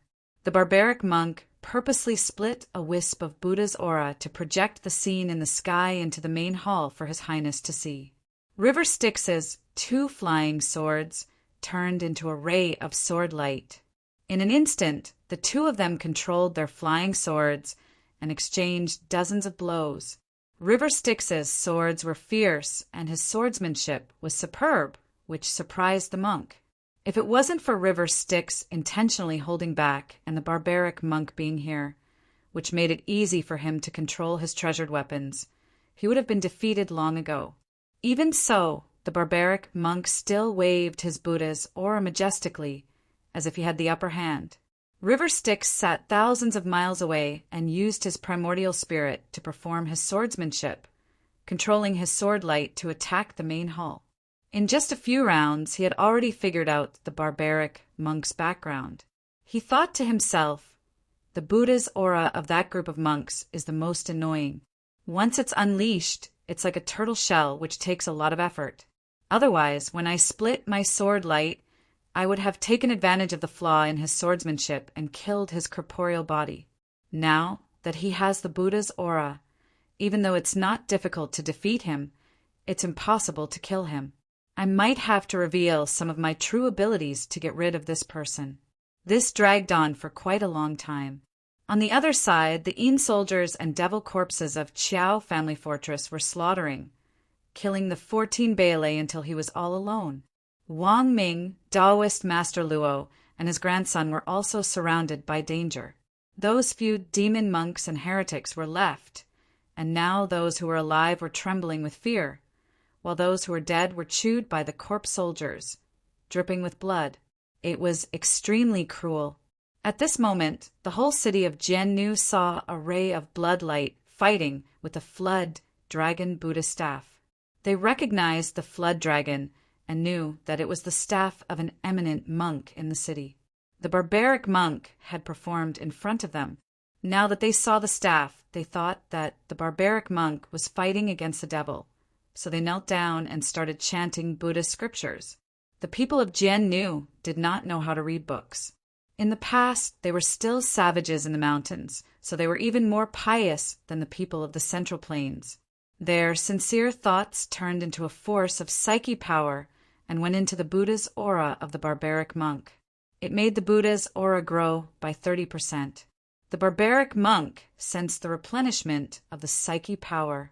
He suddenly felt that his mana was not as strong as before, and his cultivation experience had improved. He knew that it was the help of the people in the city with an unknown force of psyche power. Therefore, he did not hesitate to use his mana to release the Buddha's aura, creating many illusions such as Sanskrit chanting, heavenly flowers falling from the sky, golden lotuses emerging from the ground, and many other illusions. There was even a Buddha statue that looked exactly the same as him standing up and singing all kinds of scriptures.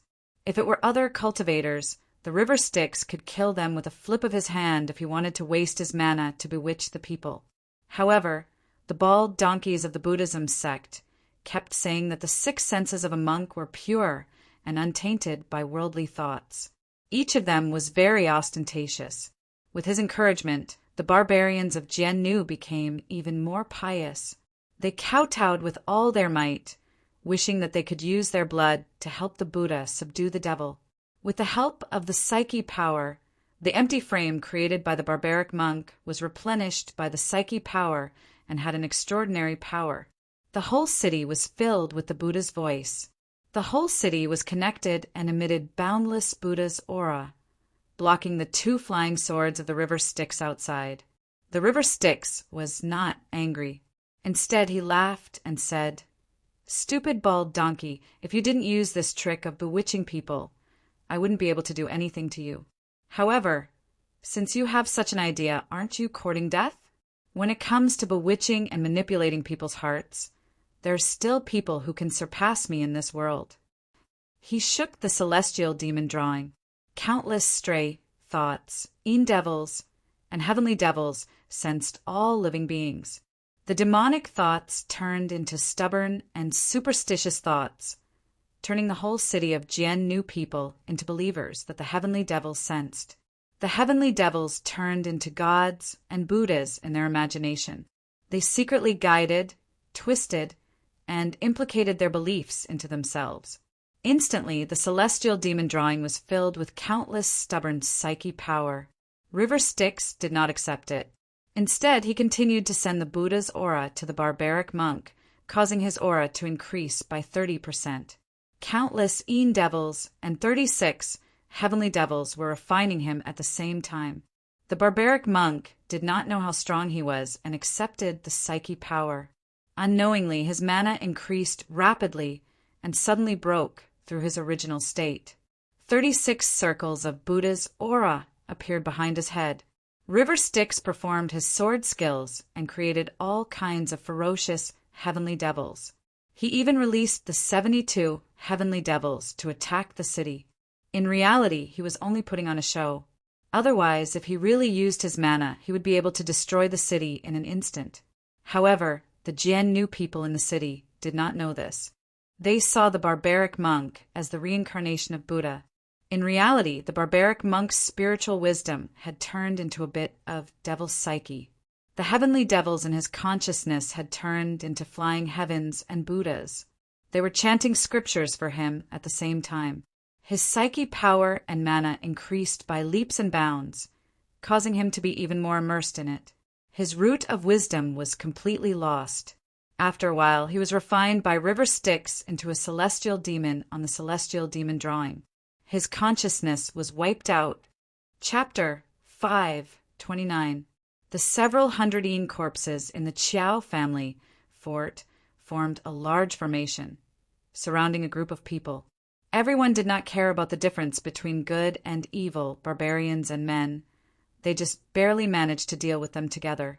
From time to time, there would be shamans and demons with weaker magic power being caught by the corpses and being torn into pieces and eaten. They looked at the 9-foot-tall Qiao Si behind the Yin corpses with his body covered in scales, a green face and fangs. That 14 Baile loudly shouted, "Qiao Si, you really dare to kill me?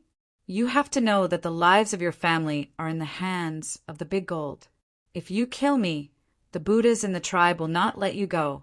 If you pledge allegiance to the Big Gold and help me with your skills, I will guarantee your family's wealth.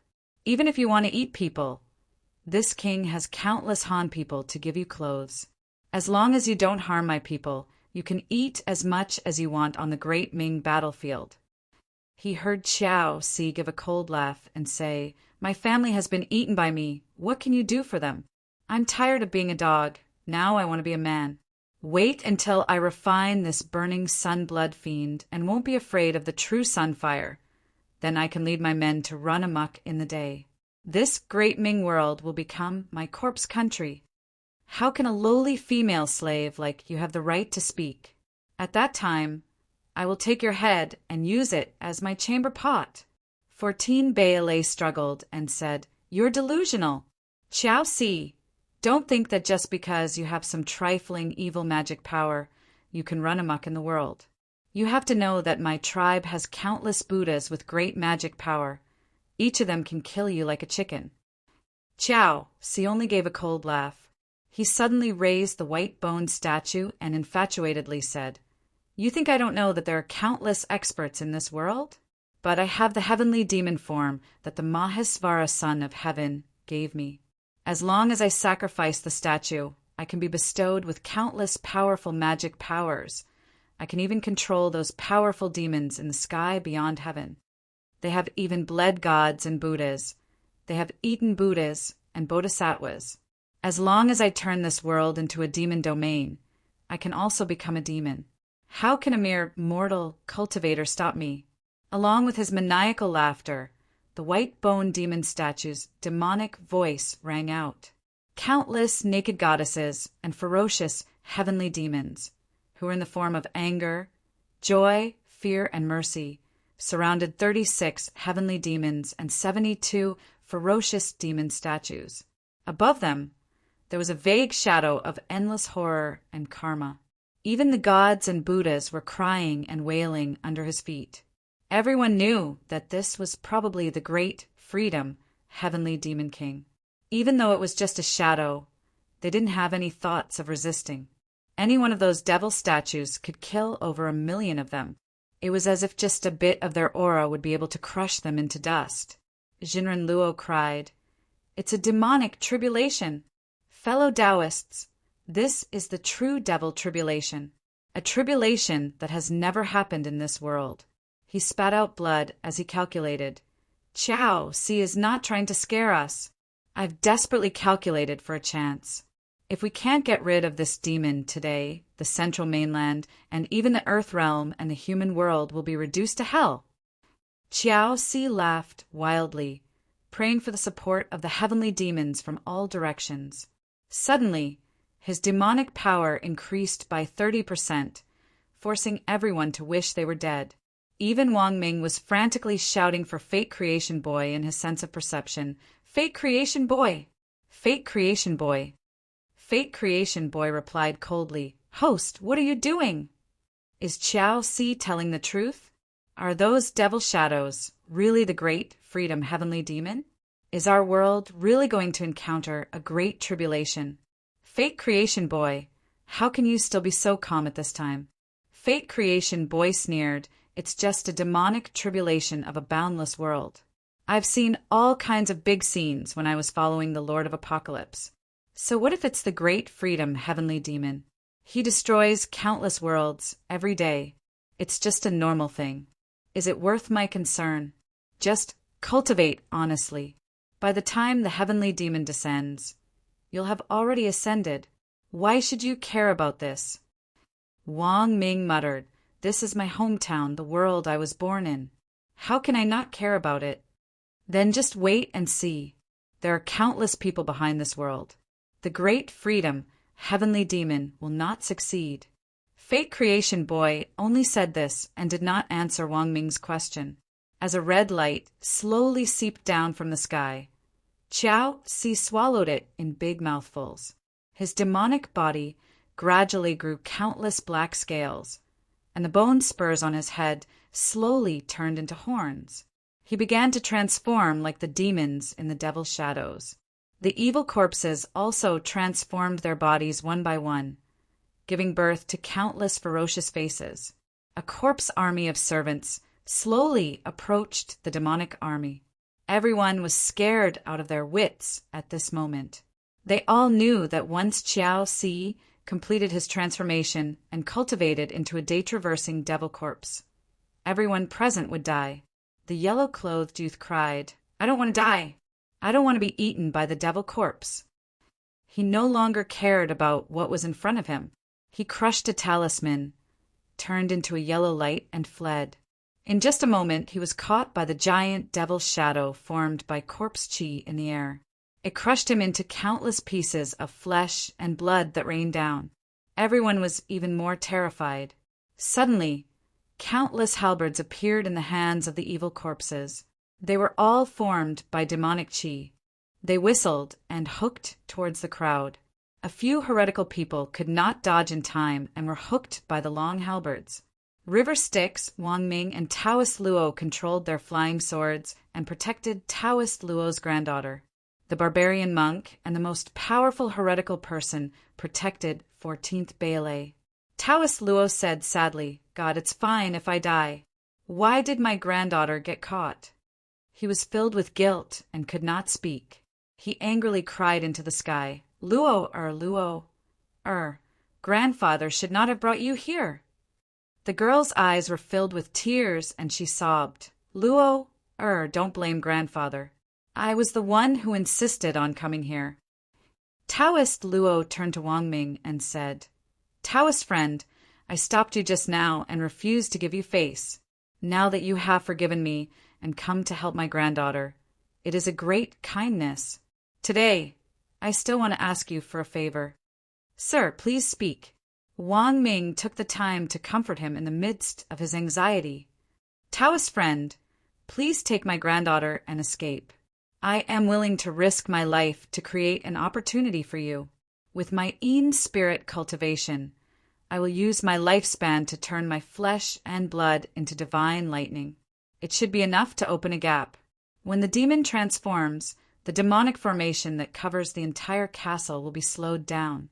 At that time, I will open a path for you and you can take her away." Wang Ming nodded. "I will not disappoint you." Just as the two sides reached an agreement, Qiao Si had already swallowed the red energy. Suddenly, his body swelled up and his eyes turned red. The moment that Taoist Luo had been waiting for was about to appear. Everyone was desperately accumulating energy. At this moment, Qiao Si suddenly laughed. "You are waiting for me to transform? Unfortunately, I have already completed my transformation.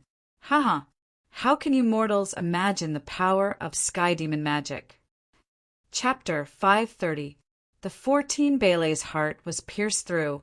He should have died 10 times out of 10 times. But in this 7 baleful Yin corpse formation, besides the 7 kinds of baleful energy, the corpse energy was the most abundant. This Jin Kingdom prince's chest was pierced by the halberd made of demon energy, and large amounts of corpse energy entered his chest, corroding his heart. It seemed to be a coincidence that the Yin corpse holding the halberd did not pull out the halberd, but just happened to pause for a few breaths. When the morale turned into white hair and wrapped around the 14 Balei's body, he pulled out the halberd and threw his corpse to the side. Seeing the 14 Balei's ashen face and the unwilling spiritual sense that remained on the corpse, River Styx nodded slightly. He secretly controlled the 7 baleful Yin corpse formation to pour the baleful energy and corpse energy into his body, slowly cleansing his body. Even his soul that had left his body was invaded by the heavenly demon clone that descended from the demon god diagram, silently merging with it. At this time, Qiao Si's face became even redder. The red hair on his body was like a raging fire. His height increased by a large amount. On his spine, 13 bone spikes pierced through his skin, sticking to his back. The corpse energy and baleful energy gathered by the in corpse formation were controlled by him like they were his arms, adding to his body, the demon energy rising. At this time, River Styx's plan had mostly succeeded. After Qiao Ci's experiments, Dorgan, who had fused with the heavenly demon detection, was even more cruel than him. Not only would his intelligence not decrease after being refined into a demon corpse, but because he fused with the heavenly demon, he would become even more vicious and cunning. The heavenly demon clone in the 9 heavens, 10 earths, formless demon, God diagram, was hundreds of millions, infecting most of the central plains, the billions of people in the Great Ming Dynasty, and the surrounding small countries. The hearts of these treacherous people were sensed by the heavenly demon day and night. The 36 demon consciousnesses inside had long been trained to be as sinister as demons. Even the most vicious and cunning person in the world was not as powerful as them. Dorgan's true self was usurped by such a demon. The shrewdness in his treacherous heart instantly increased by who knows how many times.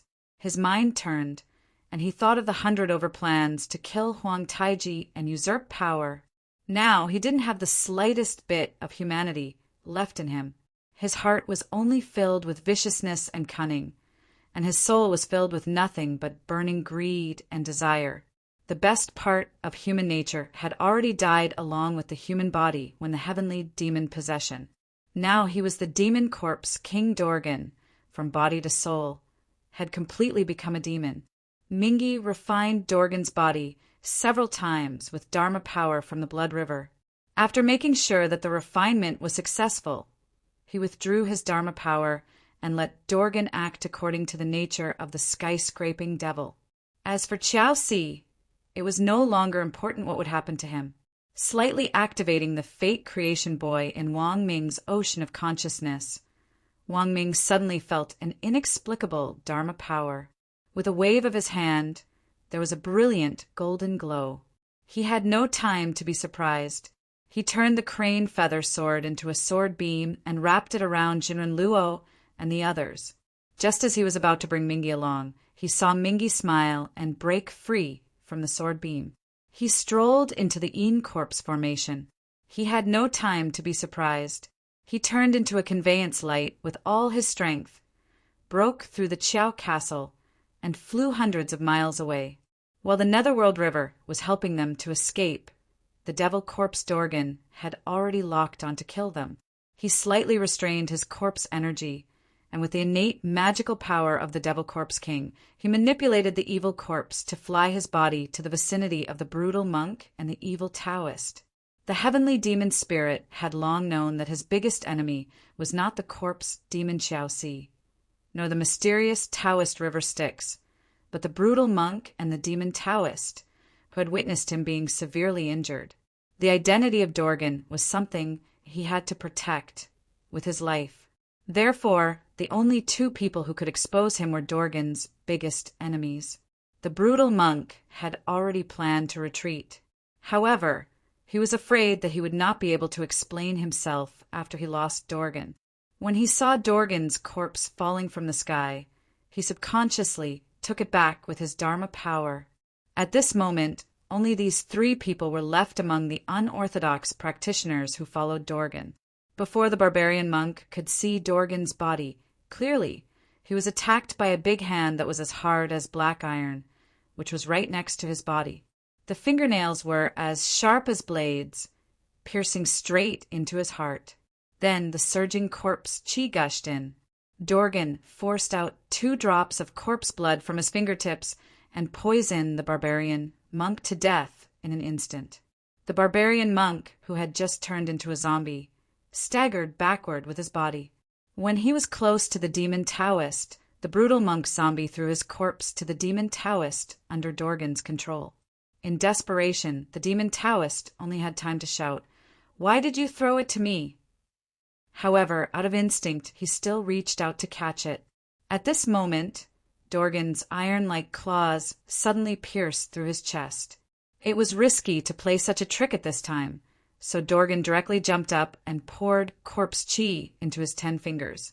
He used his palm like a knife and stabbed straight at the last person. The man was surrounded by corpses from the outside and Dorgan from the inside. After a few rounds, he was hit by Dorgan's claws and fell into the group of corpses, where he was eaten. River Styx watched as he rose and fell, and saw that he had killed 3 people. He could not help but secretly nod and think, "This is a good person." Then, the great responsibility of destroying the Genu clan will be yours.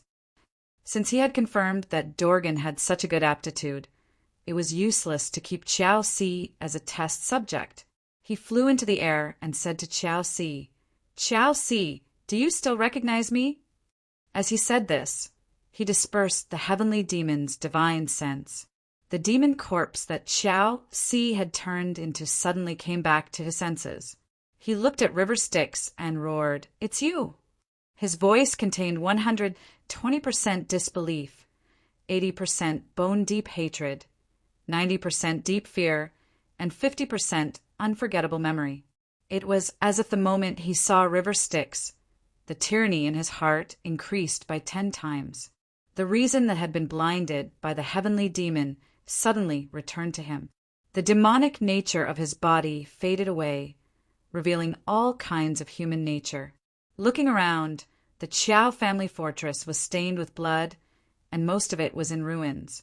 His lovely wife, filial son, brothers, parents, and even the family business, the great ambition in his heart, and the dream of reviving the family had all been turned into white bones and ashes in his hands. Looking at himself, his body was covered with scales and horns, and his face was ferocious. Although he had a lot of power, he did not look like a human or a ghost. Thinking back to the past, Qiao Si still did not understand.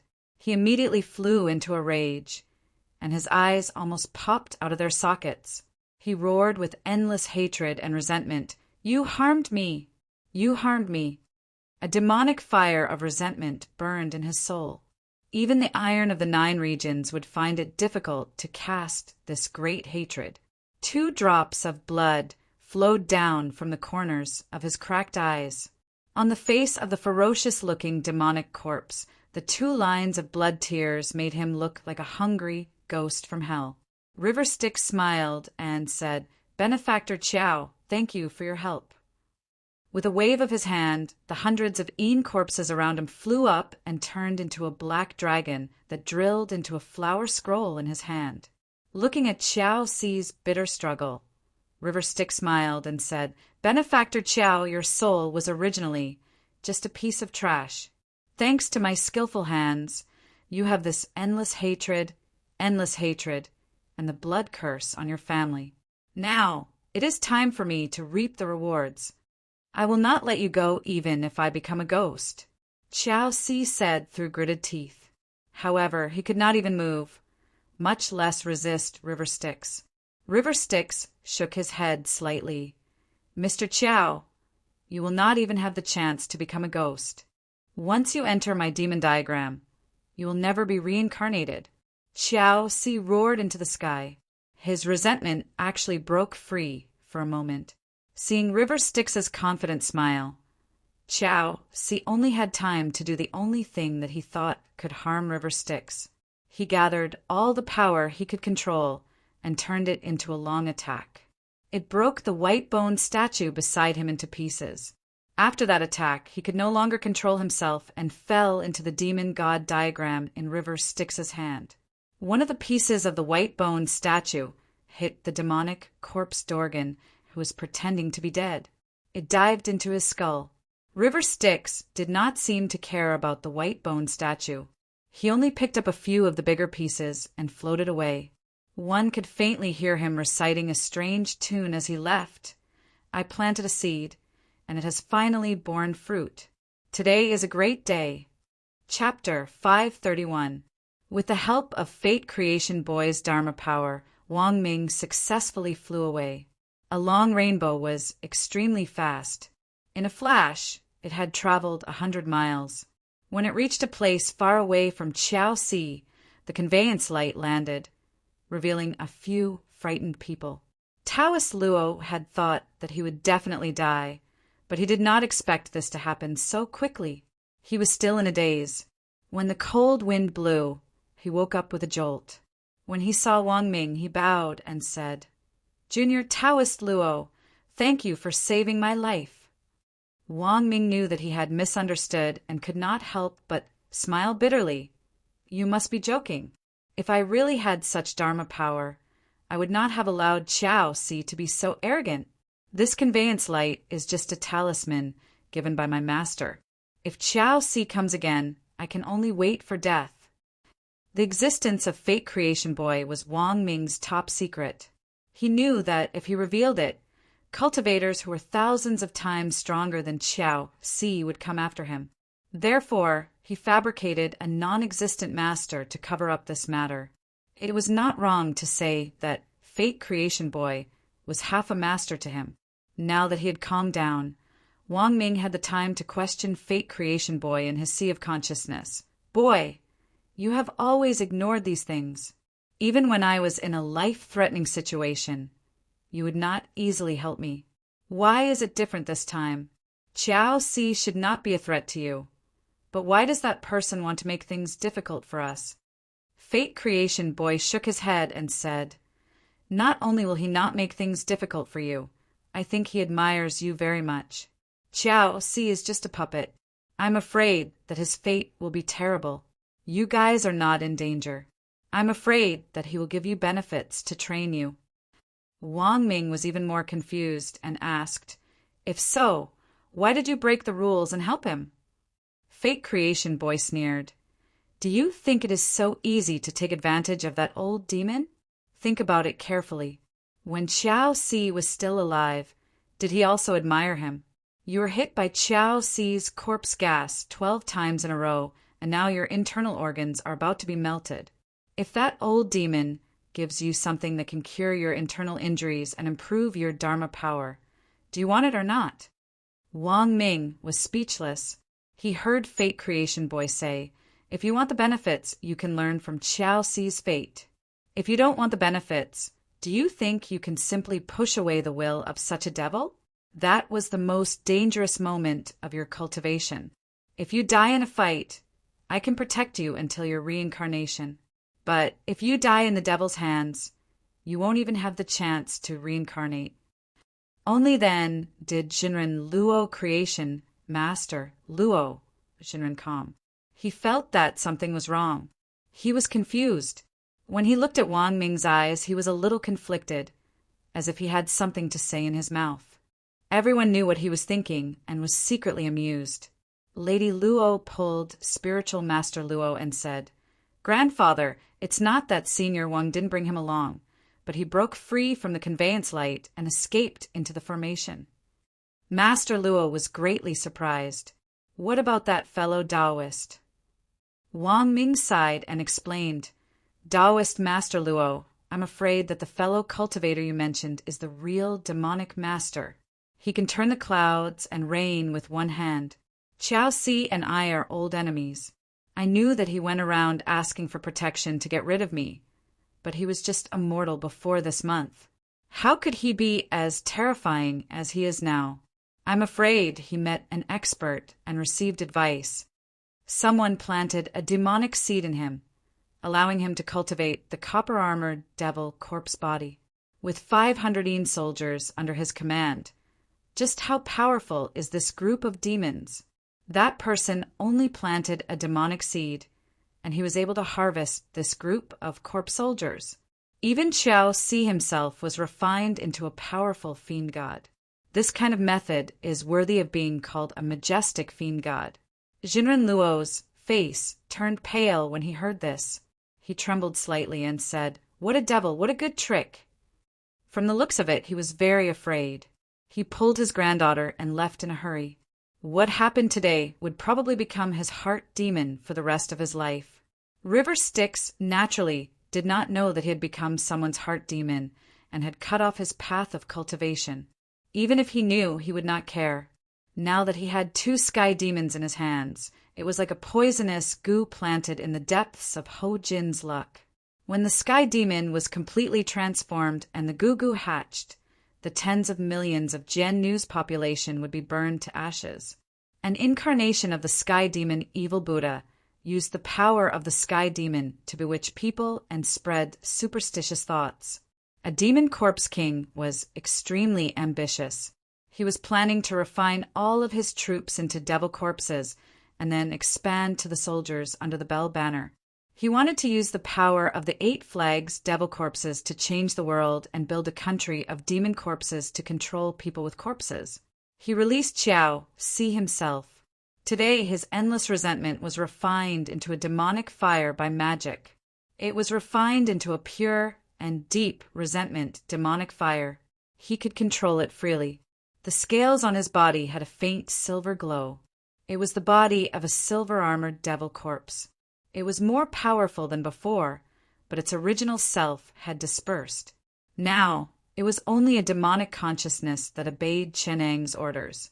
Such a powerful devil corpse, which ordinary demonic cultivator did not spend countless spiritual medicine and painstakingly refine it for decades. Now that Chanang had done it in an instant, he did not need to spend much effort. Qiao Si brought his own dry rations to be a devil corpse. He even completed the refining of the spiritual medicine and the inland to raise the corpse by himself. He was really cute. River Styx ordered, "Go, kill all the people who colluded with you and sold provisions to the Jian Nu. Then come and see me." He ordered him to take 200 soldiers and go into hiding. He continued to fly towards Liaodong. Along the way, he could see the bones of the common people. The laborers carried the rations on their backs. Under the custody of the Ming army, they pushed carts and horses towards Liaodong. Along the way, the fertile fields were abandoned. The white bones left behind by the Tartars were not buried and were scattered among the ruins. Many bustling towns were deserted. It was like the end of the dynasty. He thought of the prosperous scene of Jiangnan when he went out to sea in the past. River Styx's eyes were indescribable. The city of Jinzhou was surrounded by soldiers and armor. Other than the merchants who came and went, the security was very strict. This place was adjacent to the front line, and the military ruled over the people. Hence, the security was rather strict. However, there were still streets, restaurants, and places where merchants gathered. Moreover, the people who came and went had bright eyes, and their temples were bulging. It was obvious that they had extraordinary martial arts skills. It was a gathering place for chivalrous Jianghu warriors. River Styx showed a little of his martial arts skills, and not many people came to disturb him. However, the soldiers nearby were still in charge of surveillance. River Styx was so eye-catching that he quickly attracted the attention of some people. After a while, a young general led a patrolling army to block River Styx's path. He bowed to River Styx and said, "Taoist priest, my general invites you." "Oh." River Styx seemed surprised and said, "I am but a wandering Taoist priest. Why does the general invite me?" Chapter 532. River Styx heard this and was slightly stunned. He smiled and said, "The Guanning Iron Cavalry is indeed extraordinary. May I know who your esteemed general is?" The young general cupped his fists and said, "It is Sir Wu Xiang, the regimental commander. He received my report and ordered me to invite you. He is waiting at the regimental commander's residence. I hope that you will not decline." River Styx's primordial spirit was stealthily manipulating the heavenly secrets, leaving only one thought to respond. All the sky demon senses and heavenly secrets calculations were understood by the primordial spirit. This thought was only for communication and did not have many supernatural powers. That was why he still looked at the young general. He saw that he was in his early 20s and had a heroic bearing. He suddenly smiled and said, "I have only been here for a short while, and you have already reported to General Wu. It shows that you are trusted. May I know your name?" The young general was neither arrogant nor impatient. He still cupped his fists and said, "I am Wu Sangui. My courtesy name is Chong Bo. General Wu is my father." It was already the 4th year of Chongjin, and it was the eve of the Battle of Daling River. Zhu Dasho was probably already guarding against the Jinnu at Daling River. No wonder the Jinzhou army was heavily guarded. A large amount of rations and fodder had been mobilized. Wu Xiang should have received orders to be ready to help Zhu Dasho at any time. In history, in this battle of besieging the enemy and attacking the reinforcements, the Ming army suffered many defeats. When Wu Xiang led 40,000 horse infantry to help Daling River to help Zhu Dasho, he deserted at the last minute and was punished with demotion. Now the father and son must have felt the pressure. No wonder they used their position as the regimental commander to rope in cultivators. Under normal circumstances, they would avoid it. Using the position of an official to make friends with people outside of the secular world would easily cause people to think of feng shui and qi of fortune. This would then lead to rumors of the dragon vein and the qi of the emperor. This would be taboo for the civil officials in the court and even the emperor. Only when the arrow was knocked on the bowstring would they make such a bad decision. River Styx did not have a hobby of collecting historical figures. With his current level of cultivation, killing the Emperor of Beijing was just a taboo. Even if Wu Sangui was in front of him, it was just a little strange. He did not think much of him at all. After thinking about it, River Styx smiled and said, "In that case, please lead the way, young general." Wu Sangui had seen a few cultivators along with his father. All of them were heartless and did not care about human etiquette. Initially, he had prepared a lot of words, but he did not expect River Styx to be so understanding. He was slightly disappointed. In his opinion, the greater the ability, the greater the temper. This black-clothed youth didn't have a temper, so he probably didn't have much ability. The father and son did not want to make friends with any immortals, nor did they covet the golden pill to live forever. This time, they invited someone because they had a request. If they invited someone without any ability, it would be in vain. Fortunately, he was experienced. No matter what he thought, he did not show it on his face. He continued to lead the way, respectfully. After walking for a short distance, they arrived at Wu Zhuan's military headquarters. When they entered the main hall, there were already a few Jianghu heroes inside. 2 heretical men were waiting. River Styx saw his 3 disciples at first glance. Li Ning sat in a corner and calmly observed the many strange people in the main hall. When he saw River Styx walk over, his gaze froze and he felt a faint sense of fear. He committed River Styx's appearance to memory, but his 2 sworn brothers beside him did not notice. River Styx's gaze swept over them, and he could tell that the 2 heretical men were only third-rate heretical men. The sharpest thing they had was the fine iron flying sword in their pouch. At most, they had the ability to control a sword for 100 steps. Even Li Ning did not think much of them. With the 3 brothers' unparalleled martial arts skills, they were not afraid of these heretical skills. The other martial arts masters were arrogant and disdainful. Other than being very respectful to the people of the military headquarters, they fought to curry favor with the 2 heretical men.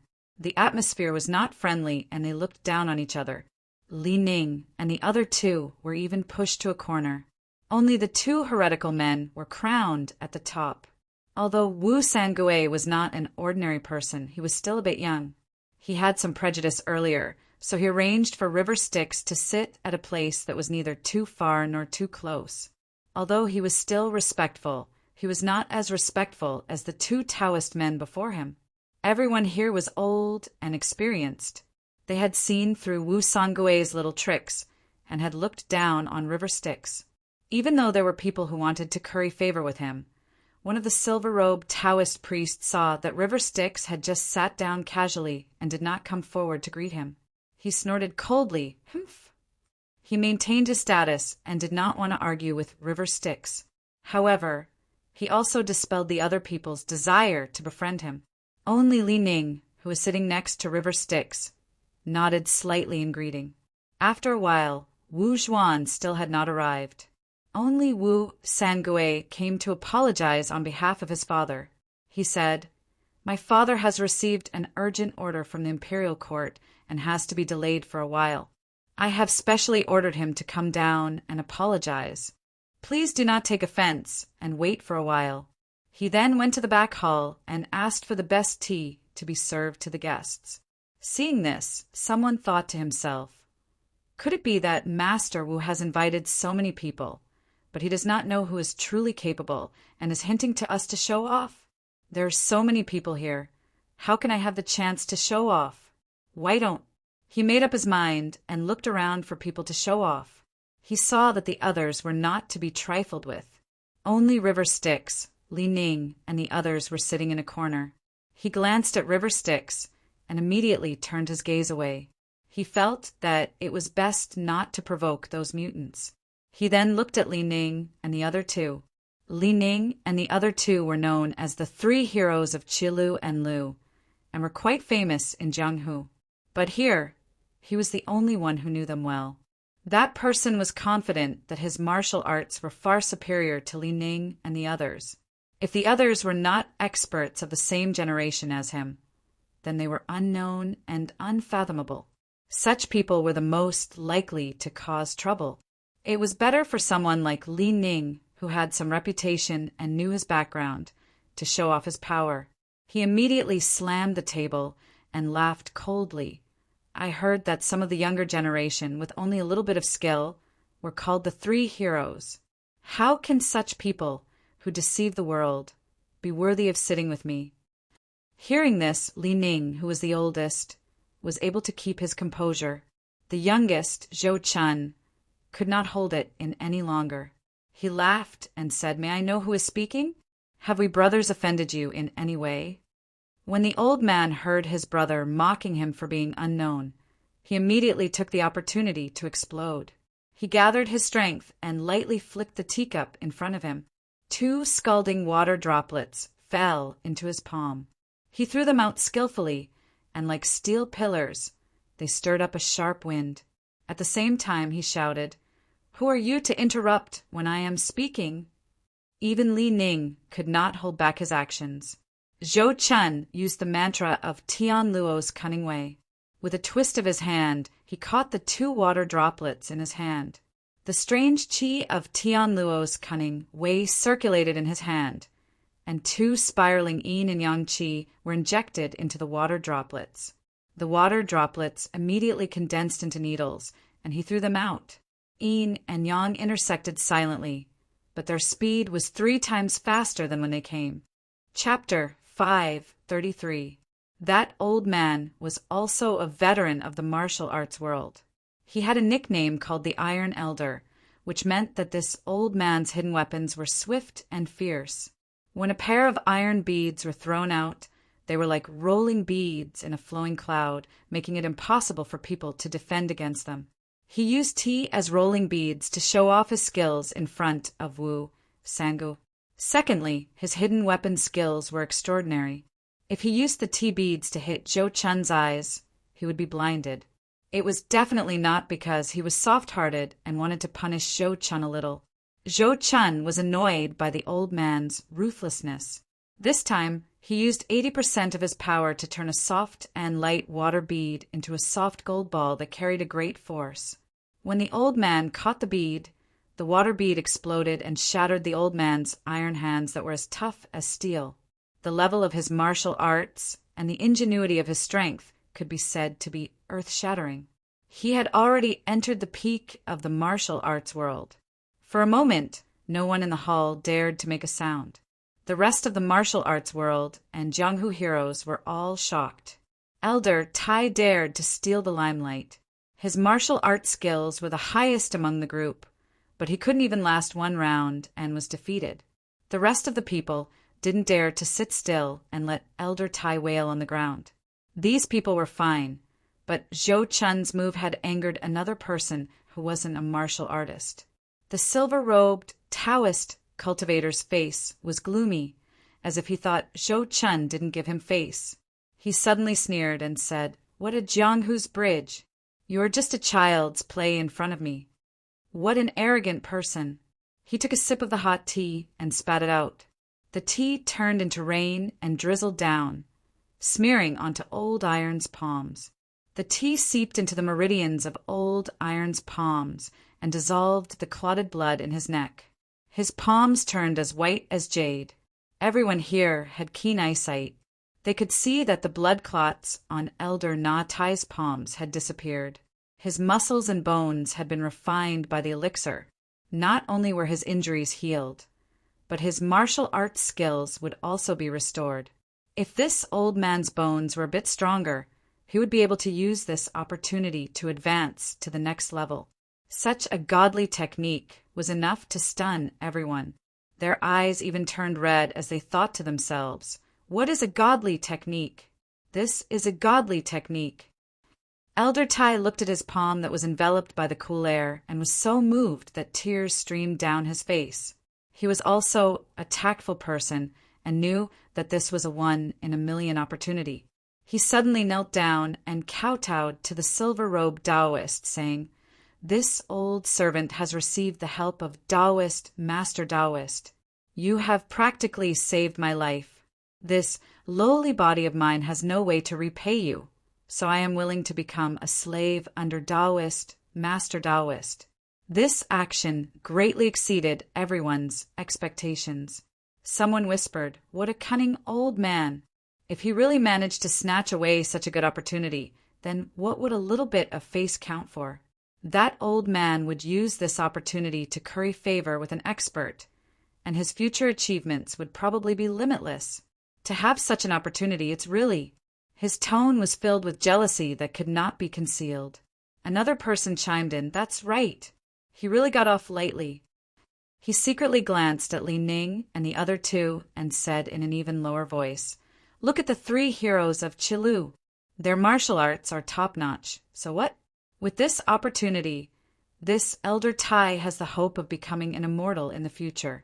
I'm just afraid that when he returns to the mortal world after 180 years, the three heroes of Qilu would have already died so much that even their bones would have melted. Look at how he offended the Taoist, Master Taoist. I'm afraid that he won't have a good life in the future. It's not too late to beg for forgiveness now." Another person whispered. In the blink of an eye, the situation had changed. Elder Tai, who had originally humiliated himself, had suddenly become rich.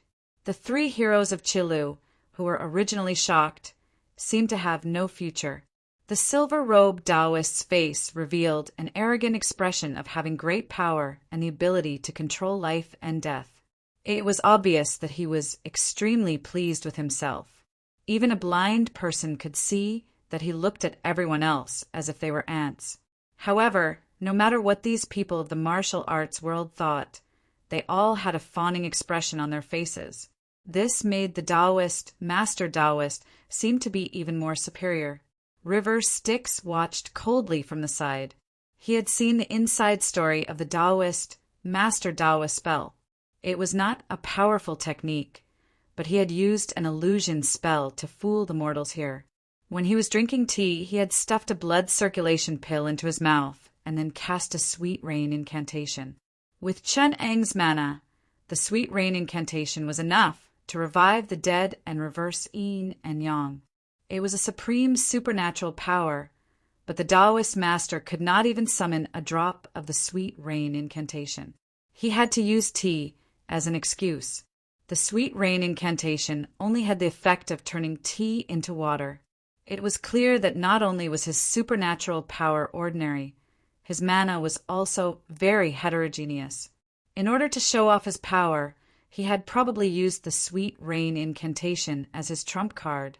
However, it was not a loss to gain a servant who was highly skilled in martial arts. 70 to 80% of the people at the table were trying to please the Taoist master. People like River Styx, the 3 gallons of qi, and Lu were particularly eye-catching. The silver-robed Taoist, Master Taoist, was very displeased. He took out a scroll and shouted at the 3 gallons of qi, Lu, and Lu coldly. "I cannot tolerate juniors like you who do not know the severity of the situation and act so viciously. I have a picture of all beings and phenomena. I will use it to test you. If you know how to repent and come to your senses, It will be fine. If you continue to be stubborn, don't blame me for enforcing justice on behalf of heaven and crippling your martial arts." Zhou Chun and the other two were Qin Ang's disciples. What kind of tricks had they not seen? When they killed Mao Tai and Long Fei, Little and Chun Ang's tricks were more than 1,000 times better than this Taoist master's. Even the sweet rain incantation pill that Chun Ang gave them and Little and gave them later on could kill this Taoist master in 2 rounds. Where did he get his arrogance from? When River Styx heard this, he thought to himself, "Does an ant like you have the right to teach my disciple a lesson?" Fortunately, River Styx had always been magnanimous. He would never fuss over such a small matter. Those who offended River Styx had always died in the blink of an eye, and he had never purposely sought revenge. It was just that they were unlucky and got into a bloody disaster. Such was the fate of the world, and there was nothing they could do about it. The silver-robed Taoist master unfurled the picture of all beings and phenomena. River Styx laughed when he saw it. He thought to himself, "What an arrogant tone. I thought it was an incredible talisman that could control the reincarnation of all living beings and transform the mortal world. So it's just the along the river during the Qingming festival, painting with some rough illusions. My 9 heavens and 10 earths forms and formless celestial demon painting doesn't even dare to call itself the picture of all beings of the heavenly demon, picture of all beings of the hell, or picture of all beings of the heavenly palace. I'm afraid even a martial artist with a bit of determination wouldn't be able to bewitch him with just a little bit of illusions." What a yawn from a toad! Chapter 534. Only then did they understand that the painting had been smeared with knockout powder. As the Taoist priest lightly flicked the powder in his fingernail, the knockout powder would be released. This kind of despicable method was really a disgrace to cultivators. Looking at his expression again, it was obvious that he was extremely pleased. Although the fellow Taoist priest who was familiar with him disdained to talk to mortals, he also revealed a gratified expression. The silver-robed Taoist seemed to have thought of something. He turned the painting and tilted it towards River Styx. River Styx felt a weak wave of a spell coming towards him. This illusion spell could not even touch his hair. Using his mana, he analyzed it and found out that it was an illusion of countless beautiful women taking off their clothes. It seemed like the Taoist wanted him to take revenge. River Styx did not know how brave this person was. There was a saying that there would never be a good banquet. How dare he hold a banquet in front of Chenong? The Mermaid King's guests were all dead, and he was chased off the throne. Elder Bai Yan's entire family was bathed in the celestial light and was sent to become immortals by River Styx. Unfortunately, the 5 lascivists met River Styx's clone. The heretical cultivators who attended the banquet were thrown into the celestial demon painting to suffer. Putting aside how unwise the father and son of the Wu family were to provoke such a calamity, the silver-robed Taoist priest was also a first-rate hero. He actually dared to challenge the old demon Styx River, who had killed countless people and was known for his demonic prowess, to make him take off his clothes and fight. Just this point alone was enough to prove that the calamity was upon him and he could not be saved. The 3 elites of Qilu had also consumed Qin Ang's spiritual pills. Their wisdom and mana were many times stronger than the silver-robed Taoist. Not to mention this knockout powder. Even if it was the demon sect's knockout powder or normal heretical illusions, as long as it was not the heart demon technique, the 3 of them would not be afraid of the mystic orthodox sect. As for River Styx, he was the ancestor of this technique. He was in charge of the Sky Demon technique and was the leader of the mystic orthodox sect, which was even more powerful than the Red Body sect and Shura Palace. Only someone who had the guts to cast an illusion on him would be tired of living. As a result, most of the guests in the hall were in a daze and only snapped out of it after a while. While they were sighing at the boundless power of the immortals and their remarkable abilities, the 4 of them were calm and collected as they looked at the silver-robed Taoist with a smile. He could only force out his magic power. Even though he was sweating profusely, it was useless. Boundless, supernatural power and remarkable abilities were quite suitable to be used on Chinong of the underworld river. However, this third-rate heretical person was actually able to use it. He was really blind, a foolish and laughable person. At this time, some people had already sensed that something was wrong. They looked at the Taoist priest in their hearts, who was sweating profusely and panicking, while the 4 people on the other side were all calm and relaxed. How could they not understand that something had gone wrong with the Taoist priest's magic? After a short while, the silver-robed Taoist saw that he still couldn't deal with it. He couldn't help but fly into a rage out of humiliation and shouted, "Demon! How dare you fool your grandfather?" He patted the sword pouch on his waist, and a sharp sword gleam flew out. This sword gleam was different from the flying sword gleam of a sword celestial like Chinong. It was a divine weapon from the mortal world that was polished and reflected a cold gleam. In other words, the sword that was shot out from the Taoist's waist was a bag of treasured swords. Such a swordsmanship could not even be considered as third-rate Taoist swordsmanship. It could only be said to be controlling objects and using telekinesis to control a treasured sword. It was not like flying swords that were purified and spiritualized. How could this kind of method of using flying swords as hidden weapons threaten Zhou Chun? Moreover, the silver-robed Taoist intentionally used his swordsmanship to make it look more powerful in order to win back the people's hearts. Zhou Chun was someone who had faced Longfei's 99 Yin spirit sword before. When he saw these 2 different sword gleams, he couldn't help but sneer. The hidden weapons in his hands shot out like a string of thunderbolts. The thunderbolts were made of firefly magnetic stones, and they quickly attached to the flying swords. He then took out a magnetic mirror with the opposite of yin and yang to shine it on the flying swords. The flying swords were forced by the magnetic force and couldn't even get close. 2 of the stone beads that didn't have magnetic force struck the silver-robed Taoist's body with a strong wind, breaking his elbows. This time, it was the silver-robed Taoist's turn to roll on the ground and wail in pain. He was even more miserable than Elder Natai. Everyone was shocked and only regained their senses after a few breaths. At this moment, someone said, "Where's Elder Natai?" Elder Natai ran away. It turned out that at some point, Elder Natai saw that something was wrong and sneaked away while no one was paying attention. The silver-robed Taoist was embarrassed and angry. In addition to the pain in his arms, he couldn't take out any medicinal pills. He was so angry that he fainted. Another Taoist at the side saw this and panicked. He shouted, "Junior brother!" He went up to feed him spiritual pills and set his bones back in place. Then he looked at River Styx and the others and shouted, "How dare you hurt my junior brother? No one in the 9 heavens and 10 earths can save you. Die for me." The flying sword on his back came out of its scabbard.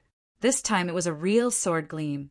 Even though it was mixed and dim, it was not ordinary. It was obvious that his magic power was far stronger than his junior brother's. His junior brother came back to his senses and endured the pain. He said fiercely, "Senior brother, don't leave their bodies intact. The 3 elites of Chilu and Lu, right? When I find your family, I'll make them suffer 100 times more. Your children will wait for me to break their limbs and make them beg for death." At this time, even someone as calm as Li Ning could not help but be furious. He had a daughter who was only 2 or 3 years old. She was Amei's Longbrow Jinren's former mistress, the reincarnation of the 9 heavens demoness Chen Zichin. She was also River Styx and Chen Ang's disciple's grand disciple, and the future leader of Amei's 3 heroes and 2 clouds. With a single sentence, this person had offended the 2 strongest powers in this realm. He was even more tyrannical than those devils from West Kunlun. He was ignorant and fearless to the extreme. River Styx almost laughed when he heard this. He took out a scroll from his sleeve and placed it in front of them again. He slowly unfolded it and said, "You showed me the nature picture of all beings. It's impolite not to reciprocate. Why don't you take a look at my nature picture of hell? Evaluate me. How could the two unorthodox disciples listen to these words? They were bent on killing the three heroes of Chilu. They only hated that they did not die too early and that they would be tortured. However, as River Styx's celestial demon picture slowly unfolded, the two of them suddenly fell into a world of countless celestial demons. They fell into the 9 heavens and 10 earths, falling into the 10 hells. In the eyes of the bystanders, they were stunned for a moment. Then, their essence chi slowly dissipated. Their flesh and blood fell off their bodies, turning them into dried corpses and white bones. Slowly, even the white bones melted away. In the outside world, it was only a moment. In the celestial demon picture, they had been tortured for countless years, and their souls had become crazy. A Taoist body had used up all its essence chi and withered into mud. At this time, the crowd realized that there was such a terrifying person in the hall. They were all inexplicably terrified.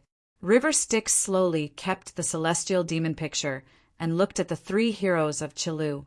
He sighed and said, "Back then, your master and I were old acquaintances. We talked about Taoism, and it was a kind of friendship. In this way, you are all my martial nephews."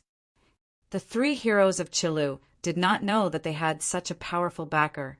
The eldest, Li Ning, looked at the 2 brothers and cupped his fists. He asked, "Greetings, Uncle Master. May I know your name? What kind of relationship do you have with my master? The 3 of us are only the master's disciples in name. Please inform the master." River Styx smiled and said, well said. "My Taoist name is River Styx. Among the immortals of the 4 seas, I'm known as Patriarch River Styx. Your master, Chinong, is an overseas itinerant immortal. His master inherited the ancient water immortals' orthodoxy. He is now the master of the 4 seas and the leader of the overseas immortals. When he first opened his abode in the South Sea, I was the incarnation of the heavenly demon. He was the pillar of the righteous path. I wanted to massacre the South Sea and suppress the Tao with the devil. He wanted to open the calamity of the 4 seas and control the sea eye of the 4 poles." At this point, the 3 heroes of Chilu felt that something was not right. As expected, River Styx continued, "After that, my demonic body was filled in the sea eye. I wanted to trick him into letting me out. In the end, he sealed my demonic body and chased me for 3 months. I had to run hundreds of thousands of miles from the South Sea to the East Sea before I managed to escape. After that, I mastered my demonic arts and fought him to the death in the sea eye. I killed countless immortals of the 4 seas, but he was the only one who defeated me. I was chased to Middle-earth. Really, fate is not shallow." At this point, Li Ning could no longer maintain his smile. The 3 heroes of Chilu were trembling. They cried out in their hearts, "Bitter! Master, if you don't remove the roots when you cut the grass, you're still a disciple." River Styx was in a daze for a while. He then turned back and smiled at the 3 heroes of Chilu. "I can't believe I still have the chance to meet Brother Chen's 3 disciples today. I'm really lucky, really lucky." His smile was exceptionally kind and benevolent. If one did not know that he was the old demon River Styx who had slaughtered the 4 seas, they would have thought that he was the uncle master of the 3 heroes of Chilu and Chilu. "I'm good friends with my 3 apprentice nephews. If they bully you, it means that they're not giving face to me, the great ancestor River Styx." River Styx said plainly. With just a few words, one could hear the arrogance and recklessness in his words. He had earned his reputation through killing. There was no pretense at all. River Styx glanced at everyone in the hall. They were so scared that they did not even dare to breathe. Chapter 535. Naturally, there were people watching in the hall. When Zhou Chun broke Na Tai's palm bone, someone had already gone to report it. However, Wu Sangui told them not to pay attention to it and secretly wanted to investigate. Now that the 2 most powerful immortals had been refined into bones, they knew that something big had happened. Even Wu Sangui did not dare to make a decision on his own and went to find Wu Xuan. Not long after, the great Ming dynasty's Jianzhou, Xuan, brought Wu Sangui into the hall. Wu Sangui was fine, as Wu Xuan was the great Ming dynasty's Xuan. Although these martial artists seemed to be of virtue and prestige, looking down on nobles and officials when faced with the great Ming dynasty's Xuan who controlled tens of thousands of soldiers and horses. These lowly Jianghu people had to be humble. At the end of the day, the martial artists were still not presentable. In the great Ming dynasty, even a proper scholar who took the imperial examinations could look down on them. Of course, these martial artists all had their own families and businesses. Their lives were far more comfortable than those poor scholars. It was just that they did not have any political status. Everyone came forward to pay their respects to the great Ming dynasty's Xuan. Only River Styx did not move. He sat at the side, as if waiting for Wu Xuan to come forward and pay his respects. If River Styx really did pay his respects, it would be a joke. Even the two ghosts trapped in the celestial devil diagram would look down on Wu Xuan. He was merely a great Ming dynasty's Xuan, a mere mortal who was only 100 years old and had some power. Even the most modest of cultivators would have the bearing of despising the nobles and the arrogant marquis in their bones. Even those in the world who didn't know much about alchemy and fire only respected him on the surface. There was no need to talk about how much they looked down on him. They tricked the emperors of the world into concocting pills and medicines. Not to mention that they took the opportunity to collect heavenly minerals and earthly treasures. They most likely refined some lead-mercury medicine to poison those emperors to death. It was hard to say how much of it was intentional. The Qin Emperor Han Wu had been tricked by Su Fu into giving him 500 young boys and girls and countless treasures. The other had even tricked his own daughter. It could be said that he had been tricked by Li Shaojun and Luan. The Emperor Taizong of Tang died after taking alchemy, and Emperor Taizu of Song conferred Miao Sun the title of Minister of Honor. These were only unorthodox methods of drawing pills and taking medicine, yet they were able to fool the emperor like this. It could be seen just how valuable imperial power was to cultivators, not to mention the countless kingdoms outside of Middle-earth. The Great Wilderness and the Four Extremities Wilderness were the lands of cultivators. The land of Xiankong Island's ancestor Xiankong in the Northern Sea was even more vast than Middle-earth. There were countless hermit cultivators in the Great Eastern Wilderness. Each of them had their own territories. The old devil in West Kunlun was like the emperor of the land there. Even River Styx's original self was a figure who commanded the four seas and led the immortals. Although Chanong had only recently suppressed the South Sea itinerant immortals, it was not impossible for him to conquer the vast land overseas in the future and become the Four Seas sect master. There were countless sea nations under his command. The territory of Mount Shu was vast. It was a huge planet, thousands of times larger than the Earth. The population of the great Ming dynasty was only 10 times larger than that of Chun Eng's hometown. The vast land was a paradise for cultivators. In comparison, a mere great Ming dynasty's commander-in-chief? Even if the people of Middle-earth perished and China sank, how many people would even bother to look at it? This was the reason why the barbarians could steal the fate of the country and enjoy the country for hundreds of years.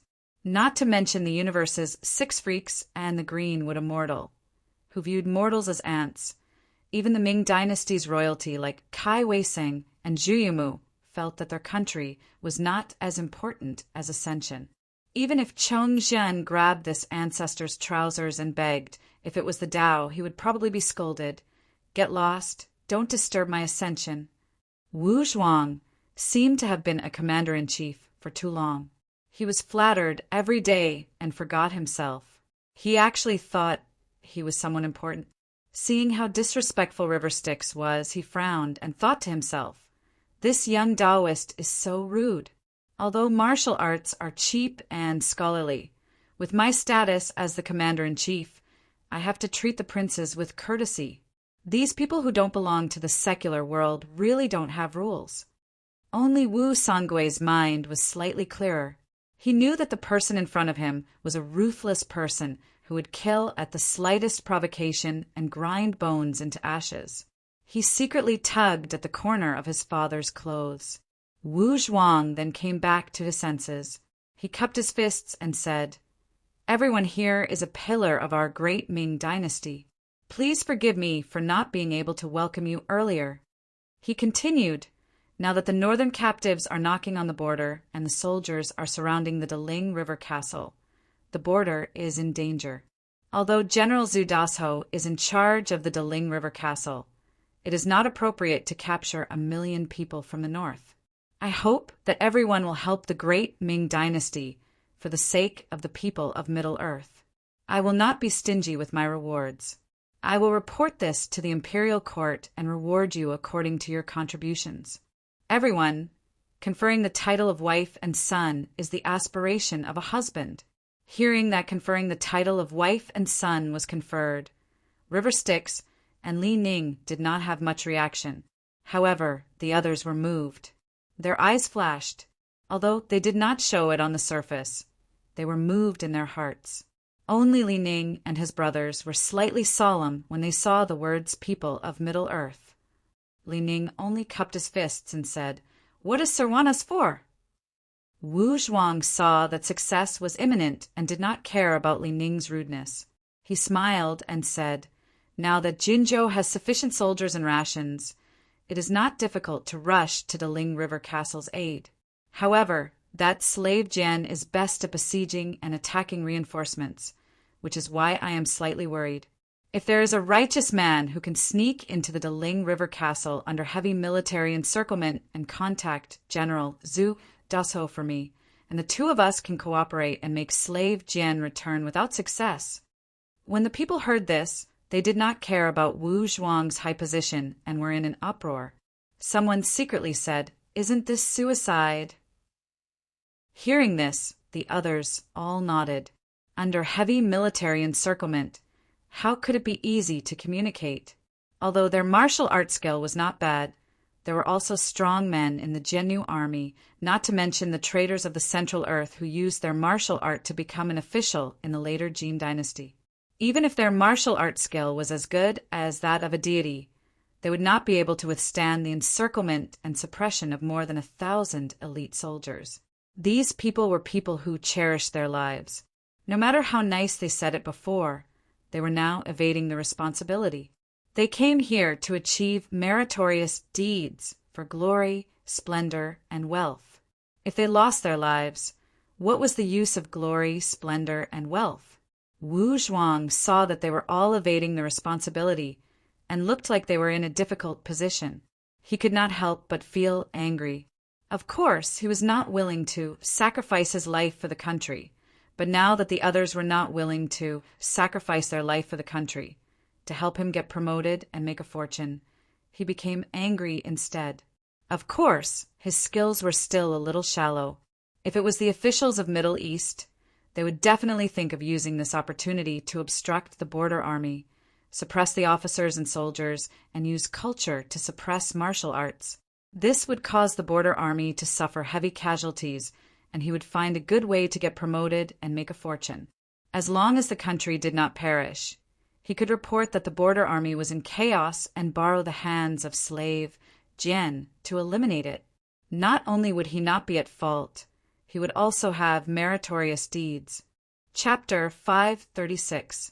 River Styx smiled and raised his hand. "You flatter me, you flatter me." He pointed at Lin Ning and the rest and said, "These 3 martial nephews of mine are all skilled in both literature and martial arts. To them, a mere Daling River Castle is as easy as walking on flat ground. I think the general is still underestimating them. These 3 martial nephews are so talented. How can they bear such a small burden?" Wu Zhuang heard River Styx say this and was shocked. He looked at the 3 elites of Qilu and thought that they were indeed extraordinary. However, when he heard what River Styx said next, he was puzzled. River Styx continued, "Once the military situation at the borders arises, the people will have to suffer. There is a saying, With great power comes great responsibility. As the people of the great Ming dynasty, they should share the burden of the country and have the heart to serve the country. How about this? I will make the decision for them and send an invitation to let the chief Huang Taiji know that they are going to scout the camp. I will tell them the time and place to enter Deling River Castle and let them enter the city under the eyes of everyone. This will definitely dampen the morale of the people of the Jian dynasty and let the chief know the power of the men of the great Ming dynasty. These words were spoken openly and righteously.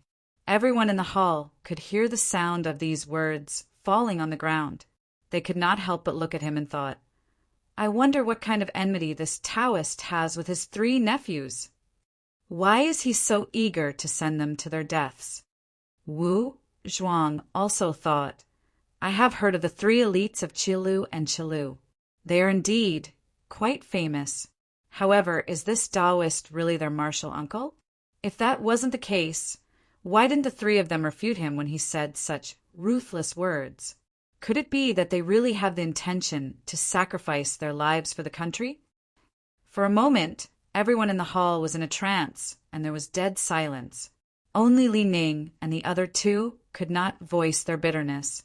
They had not done this willingly. It was clear that they had been forced by this martial uncle. Their master had chased this person for hundreds of thousands of miles across the South Sea. Now they were getting their comeuppance. Originally, Li Ning had been thinking of other ways, but just now his master's soft voice rang in his ears. He said, Lin Ning, I am still in the South Sea. I am using heaven's perception to send you a message. Although Taoist River Styx has a grudge against me, he has always been ambitious and has extraordinary spirit. He will not make things difficult for you juniors. No matter what he said, he would agree to it. I think he most likely wants to take you as his disciples and tempt you to betray the sect and embarrass me. I have no time to spare right now, so I'll take it as a test for all of you. If all of you remain unmoved and would rather die than submit, I'll officially take you in as my disciples in the future. If you really betray the sect, you should know that although the old demon Nether River is fierce, I've chased him for hundreds of thousands of miles. After I come out of seclusion, I'll definitely clean up the sect. In the South Sea immortal abode, Qin Ong retracted his divine sense and looked in the direction of the north. He nodded with a smile. Wu Zhuang didn't even have time to consider when he saw Mingi waving his hand and saying boldly, You don't have to think about it anymore. I will make the decision for you. Then he released a bright light. A thunderclap came from Jinzhou City, and a voice echoed for dozens of miles. It could be heard from Jinzhou all the way to Deling River, like rolling thunder.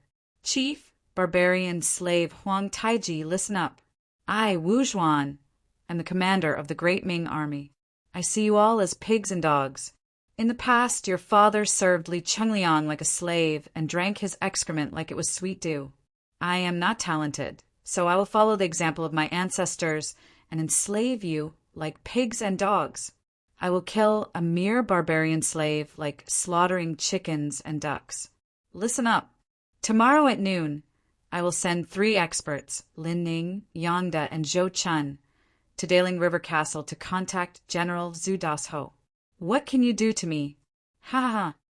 A wild laugh ended. Wu Zhuan and his son recognized that it was their own voice. These words were like a bolt of lightning that pierced through their bodies, causing them to freeze on the spot. They could almost see Huang Taiji's rage and madness when he heard these words. This was such a great humiliation. If he couldn't put the heads of the father and son on the table, then he, Huang Taiji, would no longer be the chief of the Jurchen people. No one would be willing to submit to him. Lin Ning, Zhou Chun, and Yangda were not any better. Lin Ning laughed bitterly in his heart. Master, is this what you meant by having an extraordinary spirit and an expert who will not bother with us juniors? Was I under an illusion? Did that person fabricate Master's voice? However, there was no turning back now. From what they heard of River Styx, they knew that he was many times more terrifying than slave Jian's army. There was still a way out if they went to Daling River, but if they did not listen to him, they would definitely die. River Styx patted their shoulders and said with a smile, "When heaven is about to bestow a great responsibility on a man, he must first torture his will and work his muscles and bones. I see that you all have potential, which is why I did not hesitate to accept this karma and train you well. Of course, this path is not to send you to your deaths." He still wanted to say something, but he was interrupted by Wu Zhuan. "Taoist! Do you know the majesty of the imperial law? You are just an outsider, and yet you dare to pass down my order without permission. The Great Light Empire's law will not tolerate you." River Styx said plainly, "General Wu, please wake up, or else I will have to change a general." Nowadays, many people outside the world fear karma.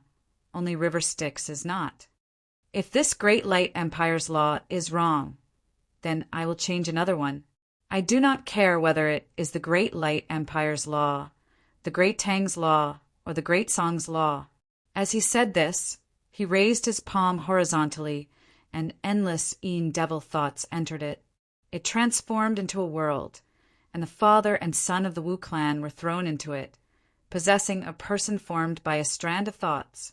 It was an ancient continent of barons, where martial arts were respected, and there were trillions of people.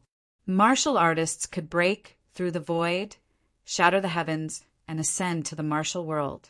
The martial world ruled over billions of continents, and even an insect could destroy the world. The Devil's evolution of this world used many settings that Chenong had seen before. After the father and son of the Wu clan went through hundreds of years of life and death, he casually smashed this world and absorbed it into another world of Confucianism. After going through several lifetimes like this, he finally exhausted the inner devil thoughts and released the two of them. After this encounter, the father and son of the Wu clan had almost forgotten all of their memories in the great Ming dynasty. It was only when Chen Ong casually pointed at them that they remembered. The memories of the illusory world in their minds were slightly blurred due to the passage of time. However, the terrifying image of River Styx destroying the world and reshaping the world in the blink of an eye was deeply imprinted in their minds. After scaring the two of them with the power of sky magic, River Styx did not care if their values were firm or if their souls were firm. He continued to speak to his 3 disciples. "I have 3 items to give to you, so that you can survive this calamity." Chapter 537. River Styx turned another spell into white light and sent it into their minds. He said, "This is the great killing technique of the Blood Sea River Styx's Azura Demon Path. Originally, there were 1,296,000,000 ways to kill. I've extracted 1,008 of them, including poison, curse, grudge, massacre, army, and so on. They are all spells that you can use. This is the essence of the Blood Sea Azura when he massacred the worlds. He killed all living beings in the worlds, studied their weaknesses, and slaughtered them. This is the essence accumulated over billions of years. As long as you can comprehend a fraction of it, even a strand of hair can be used to kill. It's just 10,000 elite soldiers. I'm afraid it's not enough for you to kill." He sighed and pretended to be concerned. "Some of them are especially cruel. You can't use the bloodbath methods. It's too cruel, too bloody. It's cruel, it's cruel." Hearing the words of a demon like Mingi, although they didn't know how much of it was true and how much was false, when Li Ning and the other 2 looked at each other, their eyes were somewhat cautious. How terrifying was the art of killing that even old Demon Mingi was afraid of. Just thinking about it sent chills down their spines. In reality, River Styx had not developed the great killing technique to this level. He used the heavenly demon drawing to create all living beings. The evil thoughts and the endless distracting thoughts were turned into killing thoughts and evolved into sentient beings. Through killing each other, he had honed an endless number of killing techniques. Every one of them was cruel and extraordinary. They could be said to be the best killing techniques in the world. They included all kinds of tools like knives, spears, swords, halberds, embroidery needles, and all kinds of tactics. They included all kinds of schemes, military formations, and all kinds of spells like poison curses, ghosts, and witchcraft. It was more than enough to extract the 1,008 that Lin Ning and the others could use. No matter how highly Lin Ning regarded this terrifying technique that could turn evil into righteousness that River Styx had bestowed upon him, when he actually touched the records of the great art of killing, he was still shaken by the spirit of endless slaughter that was recorded in it. Looking at the general principles, it was definitely not the kind of evil path that Lin Ning had imagined, one that was cruel beyond measure and took pleasure in killing. Instead, it was an upright description of how the heavenly Tao operated on all things, ending with death. Killing was a myriad of methods. It recorded that all things in the world fought and killed, evolved into living creatures, and all of them were proficient in the art of killing. They fought for their lives, and those who didn't kill well would die. From small things like the survival of ants and the killing of other living beings, to medium things like the operation of a country and the ending of conflicts through killing, to large things like the life and death of the universe and the courage to kill all others. Regardless of whether it was an ignorant ant, a plant, a sentient being, the spirit of all living things, even if it was a cultivator seeking for the truth, an immortal with a mortal life, they all had the Tao of killing.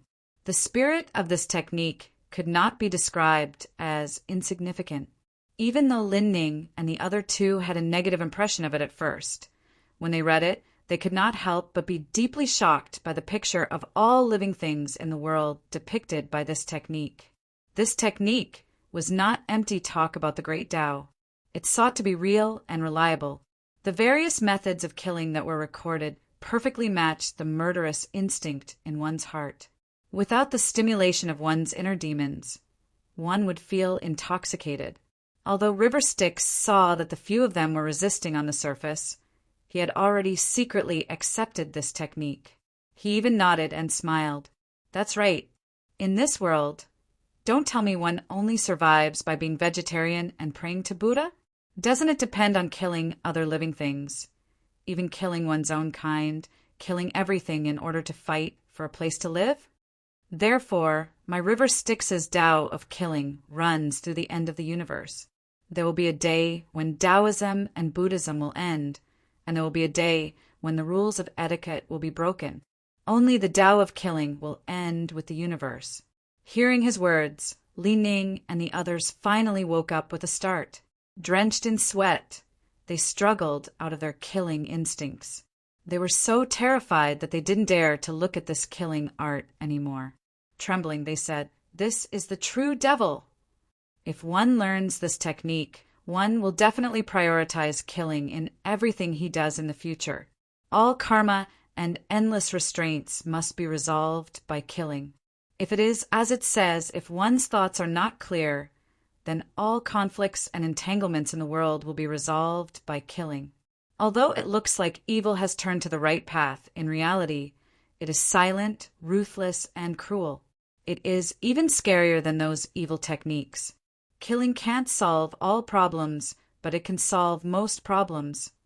River Styx only smiled and did not say anything else. Initially, he had planned that if one of the three elites of Qilu could learn this Tao of killing, Chinong would become River Styx's disciple and become River Styx's disciple of the Tao of killing. However, it seemed like the three elites of Qilu were closer to Qin Eng's orthodoxy. They could not inherit this demonic Tao that was destined to ignore everything. Perhaps I can establish a sect based on this and call it the Sky Demon sect of killing. With this as the doctrine, I will select the most talented people and nurture them carefully. With this Tao of killing, River Styx's Tao of killing passed down to me. River Styx thought to himself.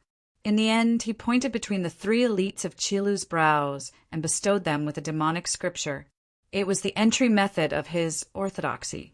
After all, he and Chinong were originally one. Based on the idea that the deity's disciple was his disciple, he gave them the entry method test. River Styx smiled and said, "With such a method, wouldn't it be easy for you to break through the formation tomorrow. Lin Ning and the other two smiled bitterly in their hearts. It was easy, but accepting the bestowment from these three sects was probably the same as betraying their sections. Their honored master was a person who hunted down River Styx. If they really accepted the bestowment, their honored master would punish them in the future. It would be worse than today. However, River Styx did not care too much. He had already broken through this trial. Tomorrow would be the day of Yang Da's death. The fate of the three of them was connected, and they would bear this trial together. They had also received a bit of fate from River Styx and bestowed the Tao of killing. If they died due to the trial, even if they were useless, Chenong would not feel the pinch. This was River Styx's way of doing things. If Chenong was here, it would be more appropriate. As he thought about this, River Styx looked to the south. In the South Sea beyond the endless void, there was a similar gaze that met his. Chenong was sitting beside the furnace in the celestial abode. Inside the furnace, a golden crow supported the furnace. The golden flames formed by the Nanming Li fire formed a lianhua. More than 10 items that were concealed by different colors floated in it. Among them were fans, mirrors, stones, bells, rings, gourds, pouches, and other oddly shaped objects. They were all top-notch treasures. They were connected with the aura of karma and were nourished in the furnace. When the two of them looked at each other, under the operation of the heavenly Tao, for treasures broke through the restriction and flew out of the furnace. They turned into a stream of light and rushed out of the ocean, disappearing into the northern horizon. Chenong did not organize them. Instead, he calculated in his heart, the first furnace of treasures will come out in response to the trial. With the operation of the heavenly secrets, they will definitely fall into the hands of the fated person. They will be the vanguard to start the trial. They say fated chances. Do you think my fated chances, Chenang's, are so easily taken? You took my fated chances today. Tomorrow, I'll make you sell your life to me. Chapter 538. After what happened last time, Wu Sangue and his son feared Mingi to the core. They didn't dare to bother him at night. Mingi was sitting in mid-air on a cloud and practicing his qi. Suddenly he sensed something. Along the river, a golden light streaked across the sky from the south. Mingi's cloud was like a lotus covering 100 miles. The golden light hit the cloud, somersaulted, and fell into the camp below. From River Styx's point of view, it should have entered the Wu father and son's tent when he sensed Wu Sangue's unusual breath. From afar, one could vaguely see that there was a golden halo within the crimson aura. This Wu Sangue is indeed lucky. Among the treasures in my cauldron, there were only 4 that were disturbed by the Liaodong disaster. He just happened to get the Ring of Stars. No wonder he was the one with the most qi in the Guanning army. Even though this war has escalated into one of the preludes to the 4-9 calamities of the immortals, no one can underestimate him. River Styx calculated with his fingers. Unfortunately, even though I am not as decisive in killing as I am still a ruthless person. I'm afraid Wu Sangue will not end well. Apart from this accident, there was nothing else that could be said to have happened tonight. River Styx also left his cloud for the night. The celestial and demon drawing turned into a long banner and fluttered behind him. With this place as the center, the skyscraping demon could sense people's hearts within a radius of hundreds of thousands of miles. Even though most people had fallen into a dream, their thoughts in the dream were still sensed by the skyscraping demon. They turned into endless demon thoughts and gathered behind River Styx to form a 9-layered demon banner. Inside the layers of demon banner, countless demons and ghosts formed a circle, chanting demonic chanting, turning the space they were in into a demonic kingdom of hell. Inside the 9-layered demon banner, there were rows upon rows, and there were 9 layers of hell stacked in the shape of pagodas. After being tempered by the demon banner, these scattered thoughts gradually gave birth to a subtle demonic consciousness. With intelligence and cunning, the endless chaotic and scattered demons turned into demons that truly had their own consciousness and were controlled by the Nether River. The demons of these countless people's distracting thoughts were tempered and accumulated by magic. They absorbed endless psyche power and wisdom. After being purified day and night by the celestial demon diagram, only 1 out of 1,000,000 demons would transform into the free-form heavenly demon and become the heavenly demon power of the Netherworld River. The Sky River magic power was formed by the 9 true talisman seeds after absorbing the essence of water. Even if it was just a rough embryo, it was still the highest level of magic power in the mystic door. Later on, Chun-Ong created a method of tempering it with 7 types of innate true water, which improved it to the next level. In the future, when he mastered 7 types of innate true water magic power, he could be called a top-notch inheritance in this world.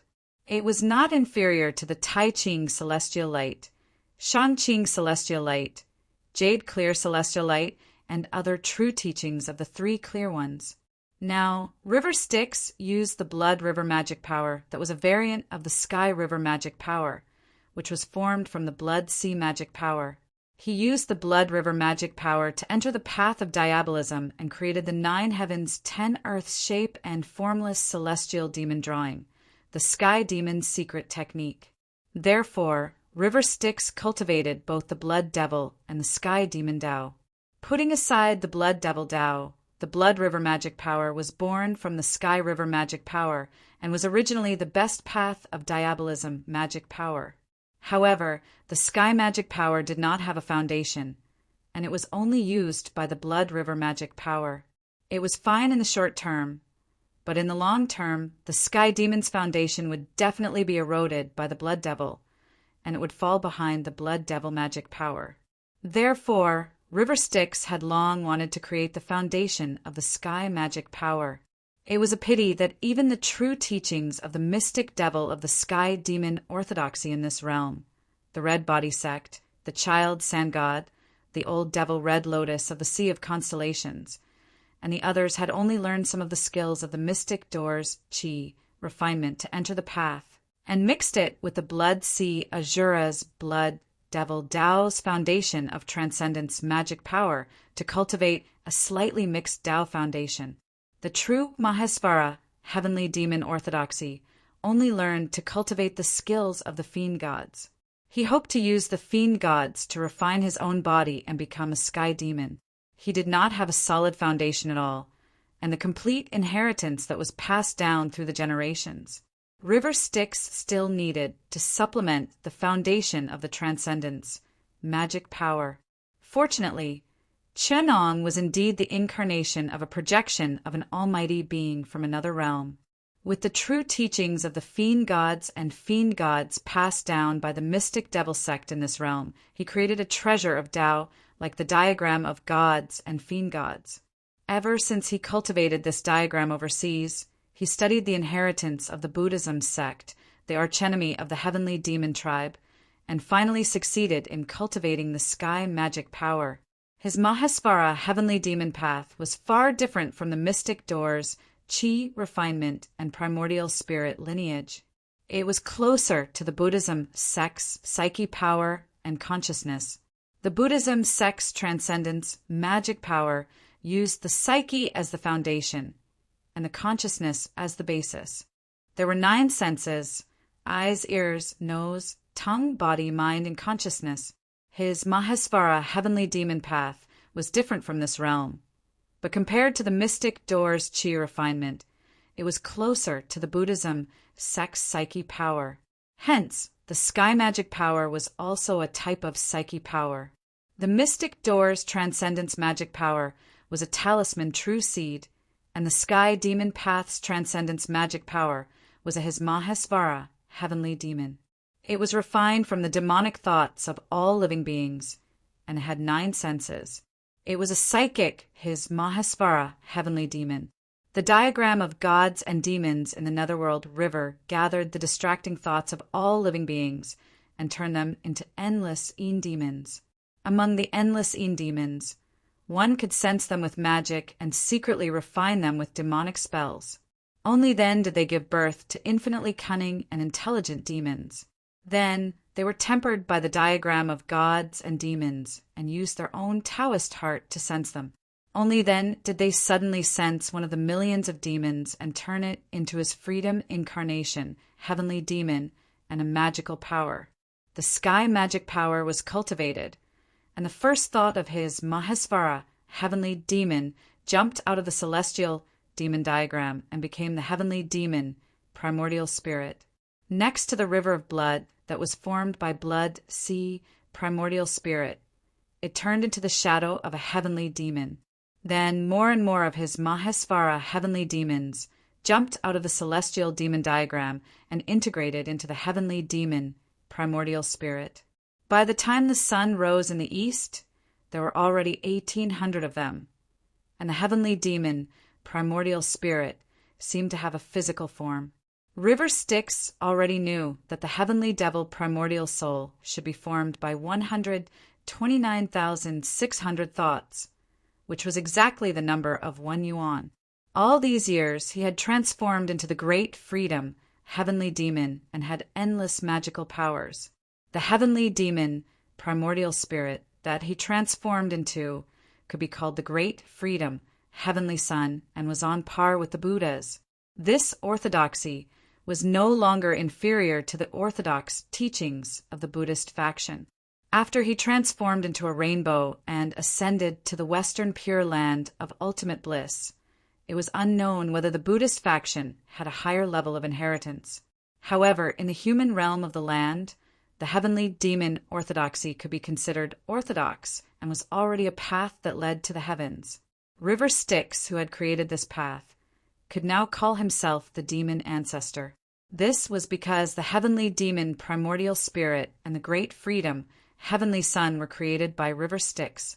Therefore, as long as he had 129,600 thoughts, he could achieve the highest realm of this technique, which was equivalent to the great freedom, heavenly sun of Buddha.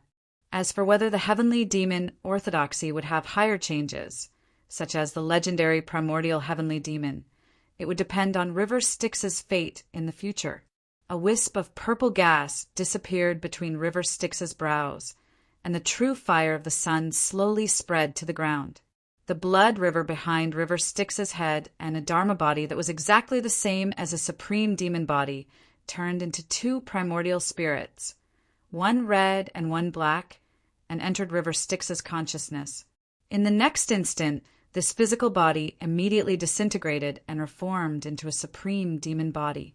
With another turn, it transformed into a demon lord with a dragon's head and a human's body, and its eyes contained the sun, moon, and stars. Then it transformed into a demon god with a human's head and a snake's body. This happened 9 times in a row, and it became slower and slower. Finally, it transformed back into River Styx's original body. Chapter 539. River Styx retracted the cloud. The soldiers below were initially interested in the cloud that stretched for hundreds of miles, like Lianhua. In the blink of an eye, the cloud descended to the ground and shrunk to the size of an acre. They were so frightened that they dispersed. River Styx shook his head secretly. This was the most elite Guaning army of the Ming dynasty. If they were so weak, it was obvious that their armaments had been neglected. He landed on the drill ground and went straight to the tent where the father and son of the Wu family were. Along the way, no one dared to stop him, and he saw Wu Sangui directly. Wu Sangui hadn't slept all night, and his spirit was strangely excited. Mingi naturally knew why, but he didn't want to expose Wu Sangui's scheme. So he just pretended not to know.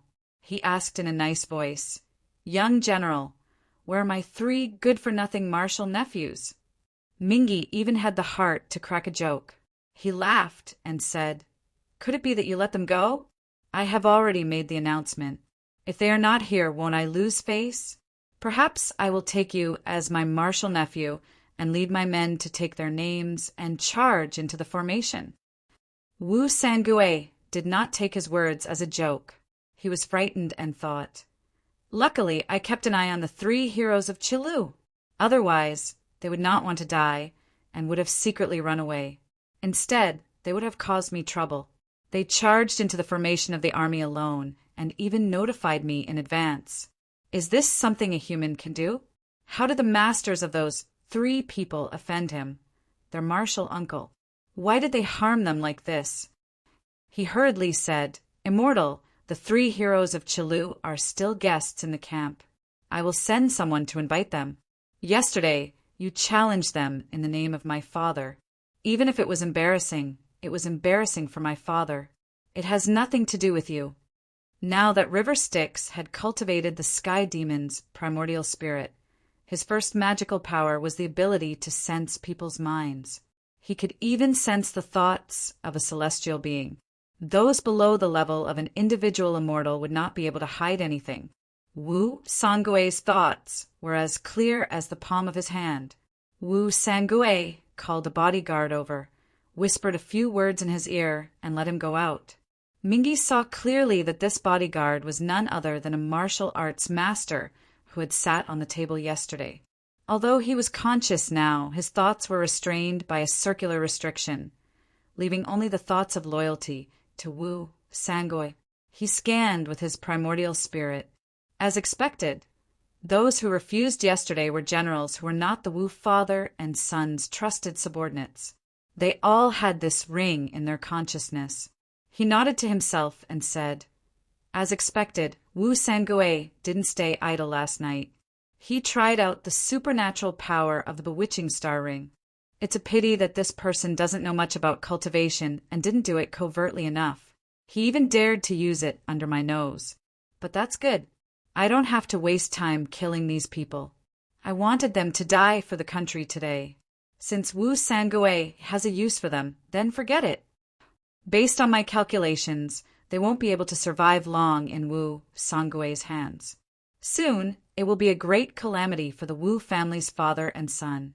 It was originally a disaster that would cause them to lose their positions, but now that I've helped him, it's like adding oil to the fire, turning it into a great calamity of life and death. I just don't know if it's the credit of my voice or my own calculations." River Styx pinched his fingers to verify. "Anyway, the angry Huang Taiji will not let Wu Zhuang go back alive. Wu Sangue. To be the main character of this disaster, it's better to die than to get rich and get promoted. It's not good for your luck to be suppressed by Wu Zhuang. Only when Wu Zhuang is dead will you have the chance to make a name for yourself. Don't thank me. If you want to thank someone, thank me, Chenong." After a while, the bodyguard brought Li Ning and the others over. River Styx's eyes were sharp. Not only did Li Ning not learn the 3 great skills that he had passed on to him yesterday, but he was even more proficient in the skills that Chenong had passed on to him. He even used the power of the devil path to make his martial arts even more refined. There was a faint murderous aura on Yangda, but it was because he had been influenced by River Styx's devil path. However, he still mainly used the skills that Chenong had learned as a reference. Only Zhou Chun did not have the murderous aura of the devil path. Instead, he had a bit of the Buddhist psyche power. River Styx's eyes narrowed. He sneered in his heart. Where did this bald Buddhist monk come from? How dare he try to bewitch my disciple? It must be the old bald Buddhist monk by Mei who predicted Li Ning's fate. He knew that his daughter would be the key to Mei's prosperity in the future, so he sent his disciples and grand-disciples to bewitch her. However, Li Ning is experienced and prudent. He knows how powerful it is, so he did not dare to learn these outer Tao skills. Thus, he used Zhou Chun to take a detour. You damn bald Buddhist monk by Mei. Even Bai Gai did not dare to interfere, but you came out. Zhou Chun was bewitched by the outer Tao. His Taoist heart is still not clear enough. He still needs to be polished. River Styx had casually planted a demonic thought in Zhou Chun. Not only would this demonic thought appear when he was cultivating qi to polish his Taoist heart, it would also clash with the Buddhist psyche power. Anyone who saw Zhou Chun would feel hatred for him for no reason. This was the ability of the heavenly devil of resentment. This halo of resentment was usually useless. However, when he fought with others, he would bear the brunt of most of the attacks that were aimed at his two sworn brothers. In this test, Zhou Chun was destined to go through more hardships than the others. This was River Styx's painstaking effort to make up for his impure Taoist heart.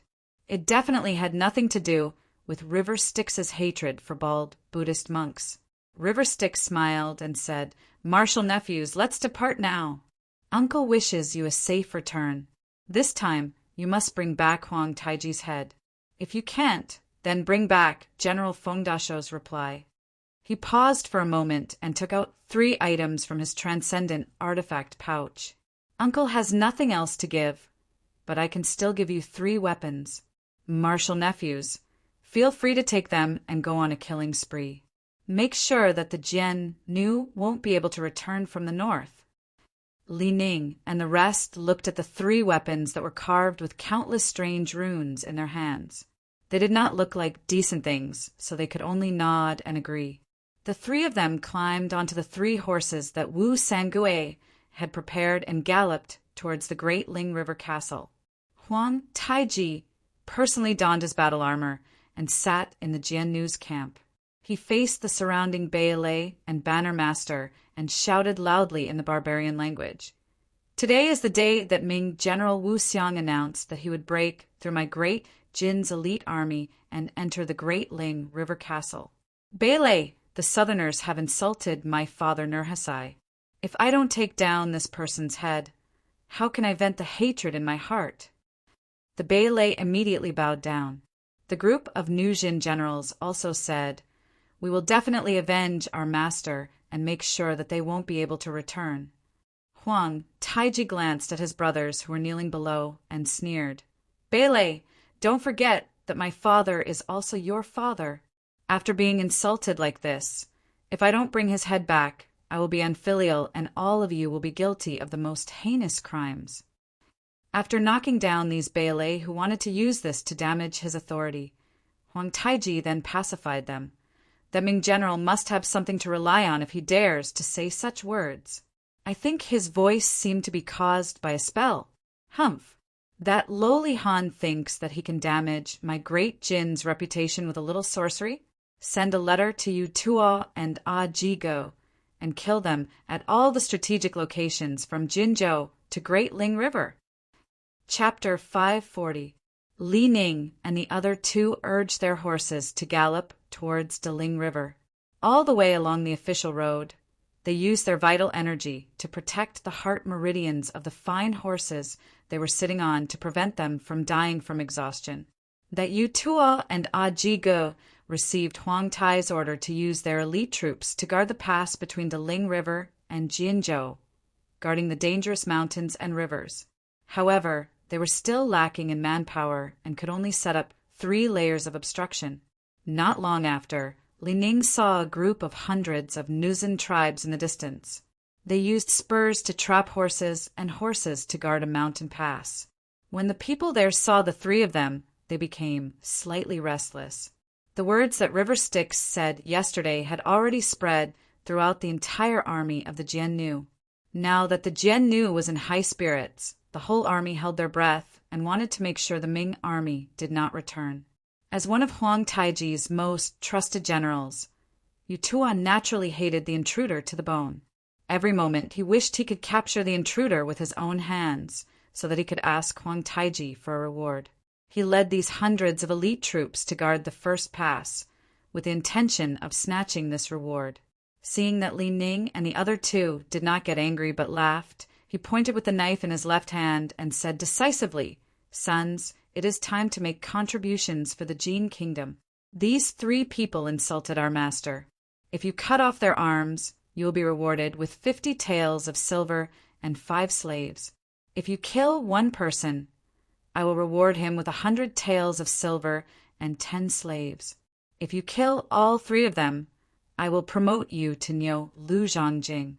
I will report to our master, and I will not go back on my word." Such a generous reward was unprecedented since the founding of the later Jin kingdom.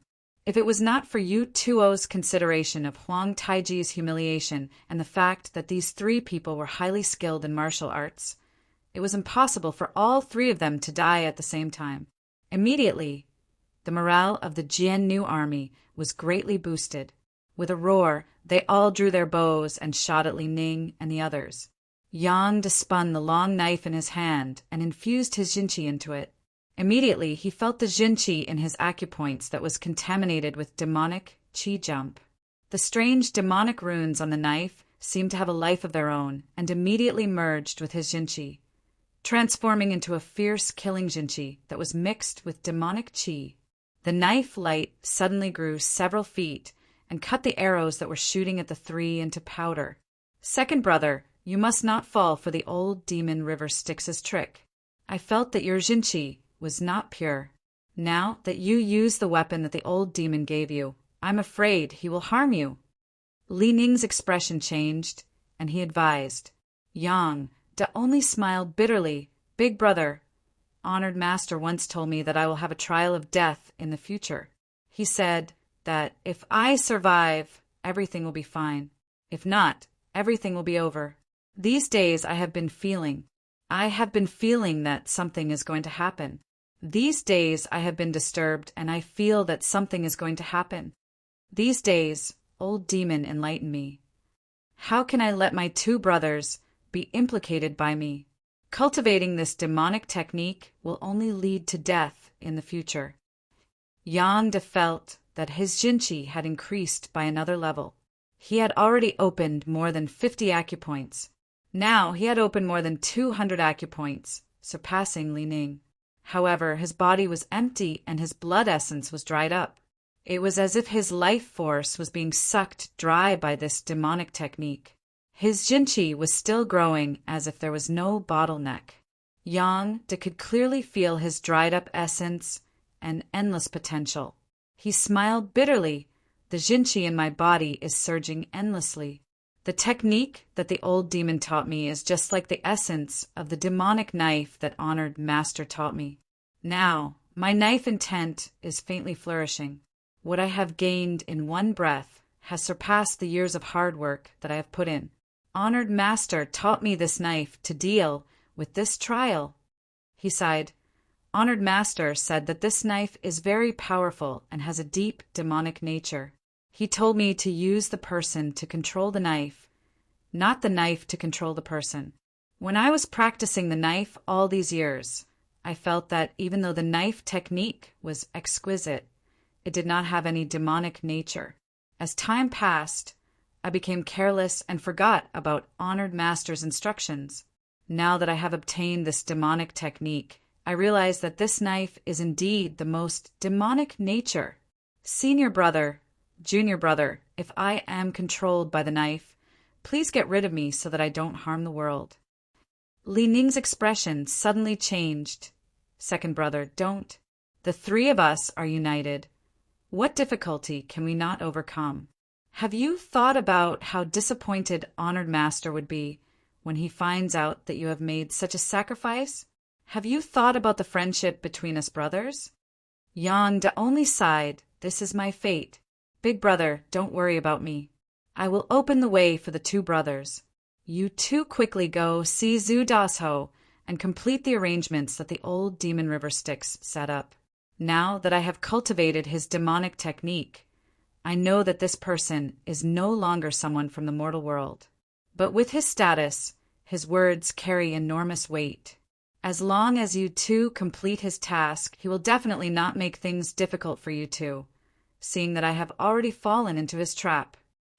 As he said this, he struck out a ray of blood light. The two horses that Li Ning and Zhou Chun were sitting on suddenly grew scales and tiger teeth, looking like flood dragons. It was obvious that they had been reborn and were no longer of the mortal bloodline.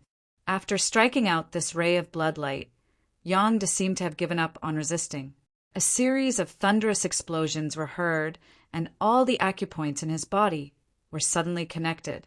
While speaking, Li Ning and Zhou Chun saw the 8 elements genuine qi appear in front of Yang red, orange, yellow, white, cyan, blue, purple, and black. They twisted and intertwined with each other.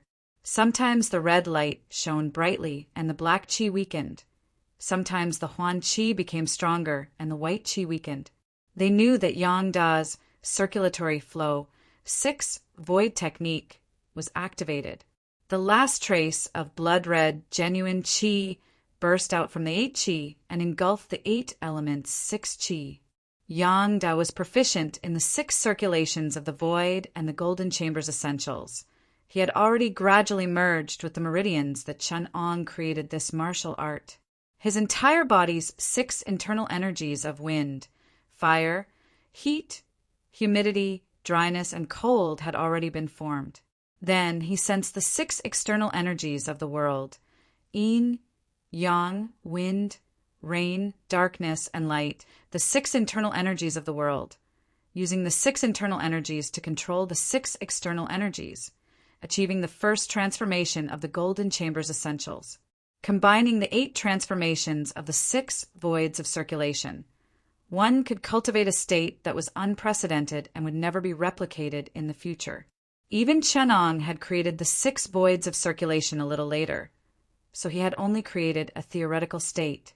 Or it could be said, if a man rides on the righteousness of the heavens and the earth and controls the debate of the 6 qis, he can travel without end. Then he can wait for it. The 6 voids of circulation originated from Qin Ang's dark north divine technique, while the debate of the 6 qis originated from the golden chamber's essentials. In terms of Chinese medicine, the 6 qis of the 6 inner qi were cultivated, and this stage was known as free and unfettered wandering. Unfortunately, the 6 internal energies evolved into the qi of blood, and the 6 external energies swallowed the qi of evil. With the demonic skill passed down by ancestor River Styx as the pivot, it gradually engulfed the 2 divine martial arts that Yang Da cultivated. The essence of the fledgling free and unfettered wandering that he cultivated was also completely absorbed. Now the blood lotus was restless, as if it was nurturing something and was about to sprout. Chapter 541. With the talismans, the saber chi became more and more spiritual. Yang Da was only one with the saber for a few breaths before he could use the saber chi to protect his body. He flew up and pounced towards where Yu Tuo and the female elite soldiers were. Kill! Although the female elite soldiers were surprised, they still had courage. The 20 to 30 elite soldiers let out a roar, and dozens of sabers surrounded Yang Da. Yang Da floated in the air, and saber lights flashed in all directions. Now that his hands were empty, he put his palms together and pulled out a bloody saber gleam that was 10 feet long. He swept it around, and dozens of people were cut into 2. A night of listening to the spring rain in the small building, a long saber in the killing field in the morning. As the saber gleam bloomed, dozens of heads flew up. The bloody light in Yang Da's hand swept through the killing formation. With one breath, he killed dozens of female soldiers. When he separated his hands, 2 saber gleams followed him. His footsteps were like God's, and with a slight flash he was in another world. The saber in his hand was like a demon, and those who died under the saber had their blood essence sucked dry.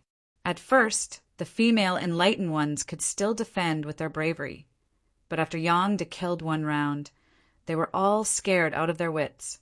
Then Yang Da let out a long roar, and his body was filled with blood essence. He recovered from his skinny state. The blood essence that was absorbed by the demonic saber was refined by the collapsing black hole in his body and became extremely pure. It flowed into the bloody Lianhua and instantly replenished Yang Da's essence. The demonic true qi in his body surged, and in a breath he stepped into another realm. He opened the acupoints outside his body, and his martial path surpassed the limit. He stepped into a peak that no one had reached before.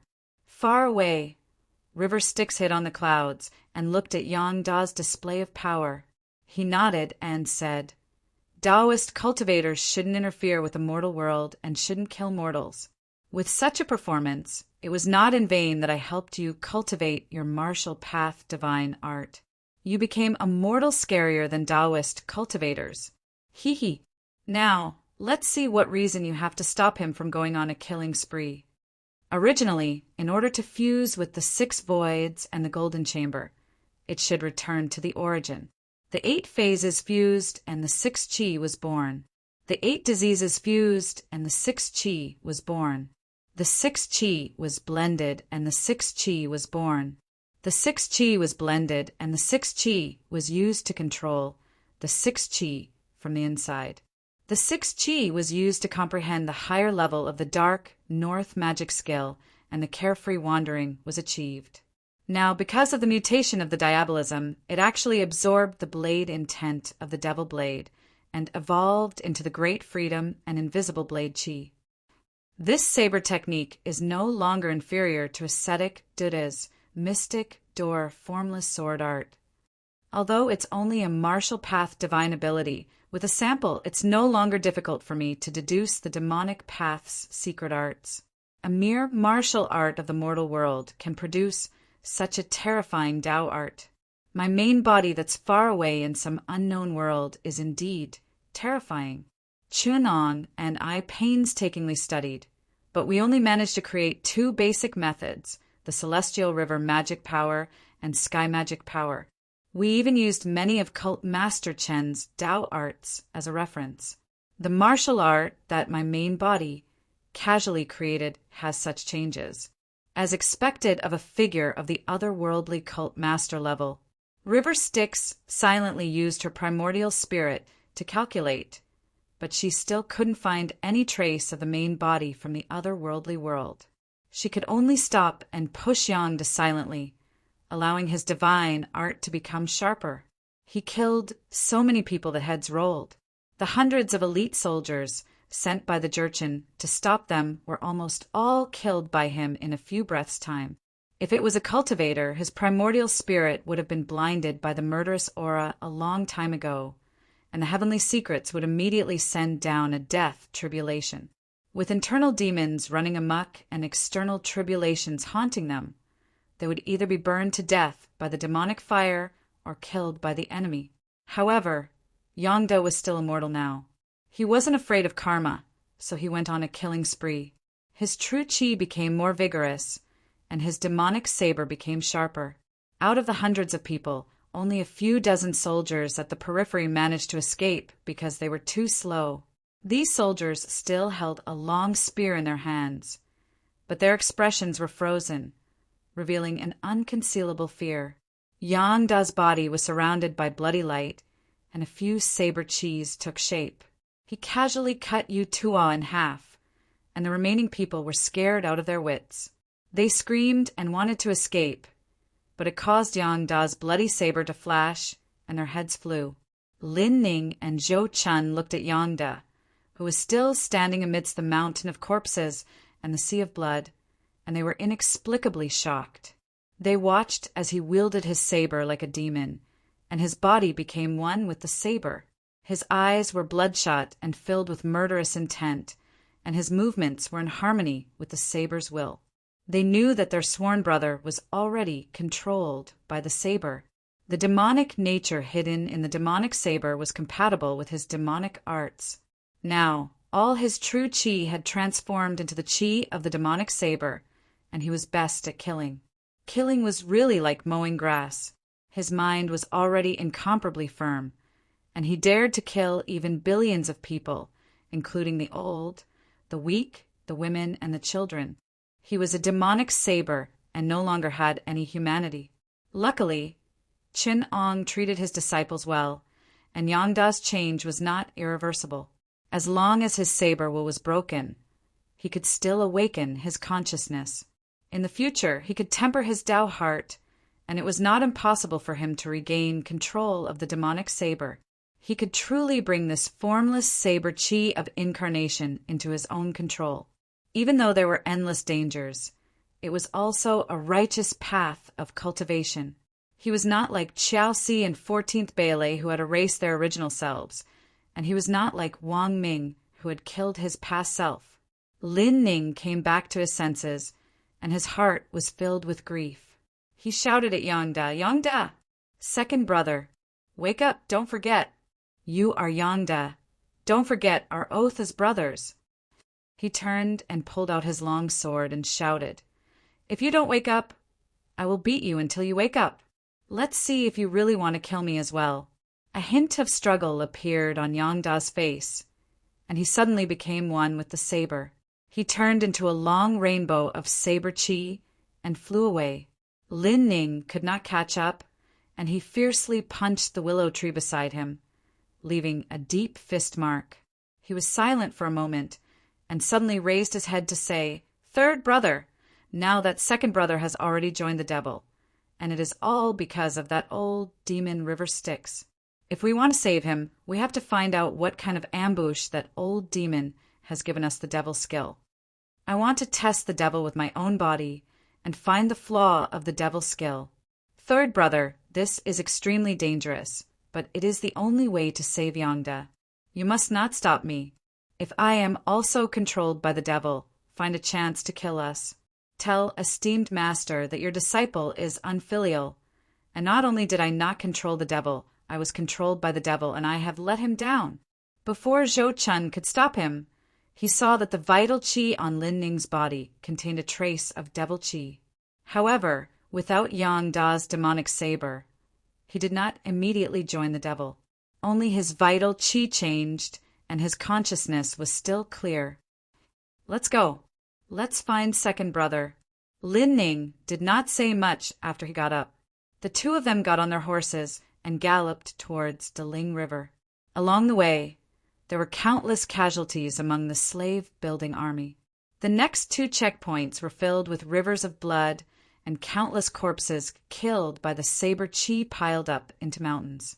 Even the last virgin Jurchen general, Ajij, who personally led an army of 5,000, was killed by Yangda Lin Ning, only found Ajij's withered head in a ditch. A bloody path led from Jinzhou to the Ling River. Just thinking about the scene made Lin Ning shudder. After Yang did join the devil, when he killed, the enemy's blood would be sucked dry by the demonic saber, turning into his own vital qi, nourishing his vital qi, strengthening his physique, and at the same time eroding his will to a deeper level. There was almost no bottleneck for him to improve, and he would become stronger with each person he killed.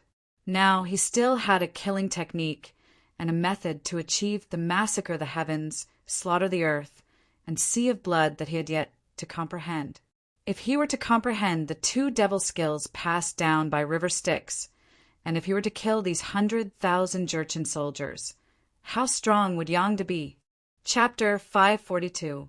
Below the great Ling River City, Huang Taiji followed a foreign monk up the high platform and looked at the great Ling River Castle in the distance. That foreign monk wore a coxcomb hat, held a skull bowl, and was chanting. Looking at his body, he looked like an ordinary person, only his muscles and bones were especially thick. Obviously, he was not a fraud who deceived the world, but an expert whose mana had returned to the original state. The Lama was holding a crystal ball in his right hand.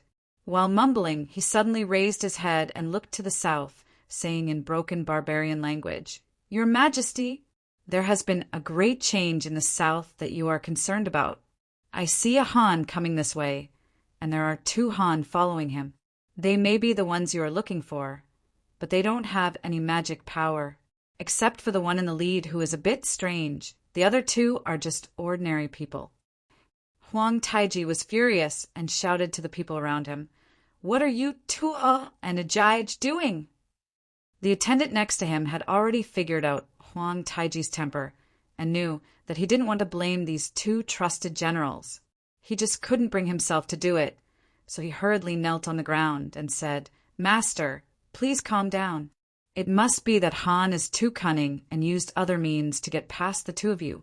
But now that your Majesty is here, they can't cross the great Ling River in front of your Majesty, no matter what evil methods they use."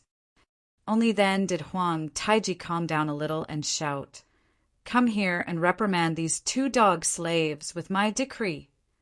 When the people next to him heard this, they knew that this matter had been brought up and put down gently, thinking that Yutua and Ajij were indeed Huang Taiji's trusted subordinates. Unexpectedly, the foreign monk next to him said, "Your Majesty, there is no need to send more people." The crystal ball in his hand suddenly emitted a burst of light, projecting the situation of a Jai's camp dozens of miles away. The battlefield was covered with bones, and a Jai's withered head opened his mouth as if he was silently complaining and roaring. If Huang Taiji hadn't recognized his helmet decoration, he wouldn't have been able to tell that it was his appearance. For the first time, Huang Taiji's face became so ferocious. He roared, "Who dares to kill my great Jin warrior?" He almost couldn't stand steadily. This was even more of a blow to him than when he insulted Nurachi yesterday.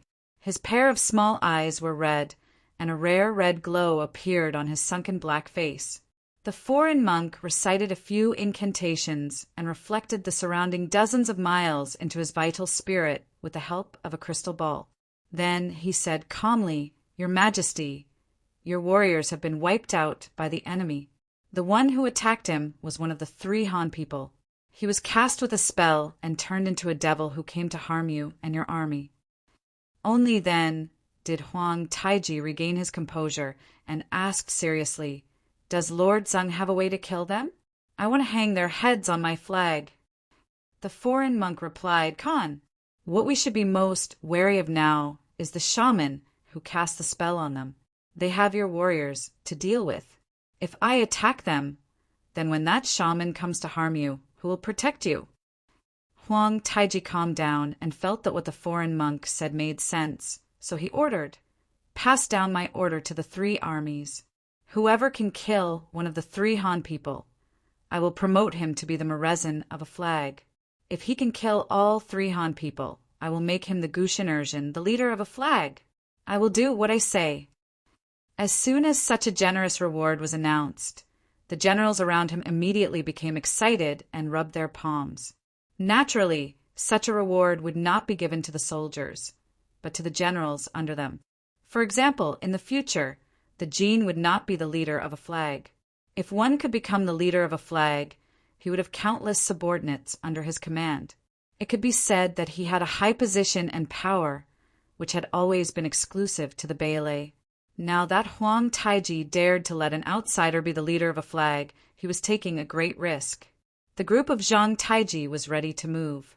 Their eyes became as sharp as a wolf's, exuding a bloodthirsty aura.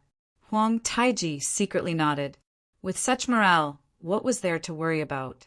The warriors under his command were like wolves. Only then could they tear and bite the weak Han people.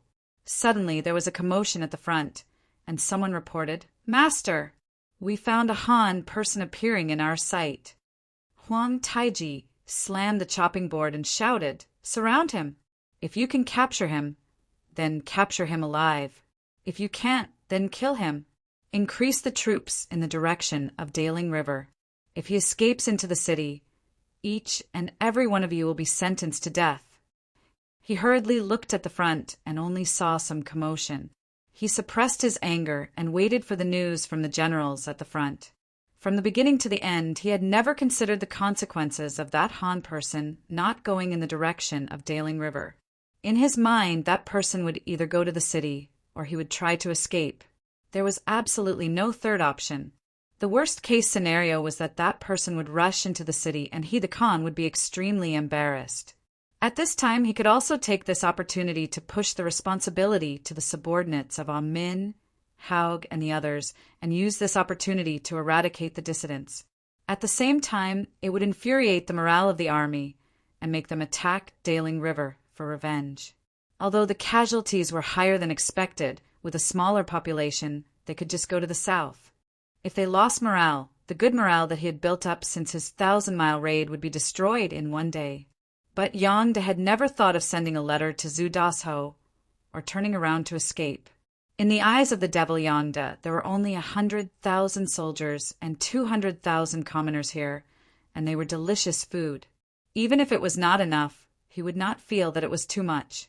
His freedom transformation had absorbed the blood essence of more than 10,000 people, and he had advanced to a completely unfamiliar stage.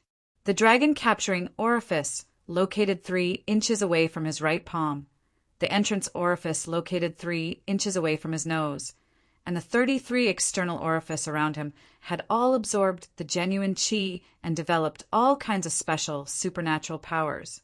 These supernatural powers were combined with his freedom, transformation, and invisible knife aura, and turned into a stream of knife aura that seemed to have a substance and could be divided and combined at will. Saber energy could break through his body at any time, and he could even condense chi into a weapon that was sharper than a real divine weapon. With 2 blood-red long sabers in his hands, he suddenly leaped 300 feet, the saber energy expanding and contracting indeterminately. With one breath, dozens of lives would be taken, and with just a scratch, all the essence and blood in the body would be lost. At first, there were still people shouting to kill, but after a quarter of an hour, there were only withered corpses left on the ground, screaming and running for their lives. It was not more than 10,000 Jin soldiers besieging him, but Yangda alone chasing after these 10,000 or even 100,000 soldiers. In order to kill him, Huang Taiji had set up a reward for Meilersen, but now there were already 3 Meilersen who had died under Yangda's saber. It was the remaining people who saw that the situation was not in their favor, so they asked others to protect them and escape. In Yangda's eyes, they only had slightly more essence and blood, which was not worth the essence and blood of 2 people. That was why he did not care about the pursuit, otherwise more people would die. Those Jian knew were still savages. Apart from a few aristocrats who were more civilized, the others were still like livestock, barbarians who hugged pigs to survive the winter.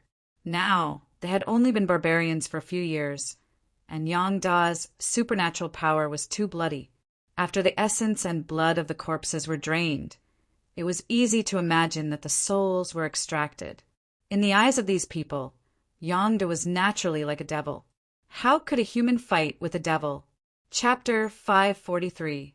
After the previous battle, Deling River Castle was behind Yangda, but now that his demonic aura had seeped into his heart and lungs, he was cold and merciless. He only knew how to kill as soon as he found someone, and did not care about this mission. Seeing the Jin army retreating to the main camp and giving him the road to the Ling River, he did not hesitate and rushed to the main camp with the most people. The Jian Nu elites were scared out of their wits. One of the warriors, "Oh boy," shouted, "You knew the Khan ordered us to surround Deling River Castle and stop the Han people from entering Deling River. Why did you withdraw your troops? If there are no troops to protect the trench walls, once your side is in chaos, Garrison Tulish will also be in chaos. How can just 2 trench walls stop the Han people? If that person leaves, you will be the first sinner of our army." Yi Nu was still shocked. Hearing Oh Boy's words, he retorted, "Oh boy, that demon is so fierce. Even you, the #1 warrior of Manchuria, do not dare to stop him. Why do you brothers want to die? So what if we let the Han people enter the city? Do you think he can escape from the city just because he's in there?" After Yi Nu finished speaking, he didn't pay any more attention to him. Under the cover of the soldiers, he carefully peeped in Yangda's direction. Yangda cast a cold glance at Deling River Castle, then turned around and transformed into a stream of light, charging into their formation. Yi Nu was scared out of his wits. He wailed and wanted to continue running for his life, but before he could take 2 steps, he was pierced through the back of his heart by a long spear. Oh Boy coldly let go of the spear in his hand. Seeing Yi Nu fall to the ground, he pulled out his saber and shouted, "Brothers, warriors, follow me, Oh Boy, and kill them. Those who disobey and those who run are like Yi Nu." The surrounding Jin soldiers shouted together and reorganized themselves. Their morale was slightly boosted. Kill. Yang Da's figure was wrapped in a circle of blood light. Oh Boy raised his saber and wanted to resist, but Yang Da did not even look. A circle of saber chi separated from his protective blood light. With just one slash, Oh Boy's saber was broken and he was slashed diagonally into 2. Yang Da had no idea who he had killed with his blade. Along the way, he had already killed a lot of people like this. Now the surging blood chi in his body rushed into the blood lotus above his head, condensing the void into reality. Suddenly, he comprehended the principle of the first layer of blade light division. He could turn the invisible blade chi into hundreds of blade lights, which could be divided at will, making it even easier to kill people. On the other side, Yang put his hands together and slashed out hundreds of saber lights. It was like a waterfall of the Milky Way that slowly swept through the army. Everywhere the slave-building soldiers passed by, their blood essence would dry up and they would turn into dried corpses. In a normal war, only after losing 30% of the army would they collapse. They were already extraordinary elites. Now, Yang Da's methods were unpredictable and cruel. It was to say that the superstitious female Jin soldiers could survive until now was because they could not to believe them. Now that they had reacted, they could not control themselves and could only run for their lives. Yang Da was leisurely reaping lives from behind them. He killed people too quickly, and no one could withstand the demonic blade. His speed was even faster than the deserters. Huang Taiji, who was on the high platform, was shocked to discover that when the front line of soldiers collapsed, there seemed to be an invisible force quietly hiding behind the fleeing soldiers. Without a sound, he could no longer see the dust that was created when the soldiers moved. Huang Taiji's camp was not far from the front line. After a while, Huang Taiji could see a lone figure using his movement technique and killing towards the camp. Although Yang Da saw the camp, he did not care and went straight to the place with the most people. The defense in the camp was even tighter. Huang Taiji's younger brother, Duo, was personally holding the line.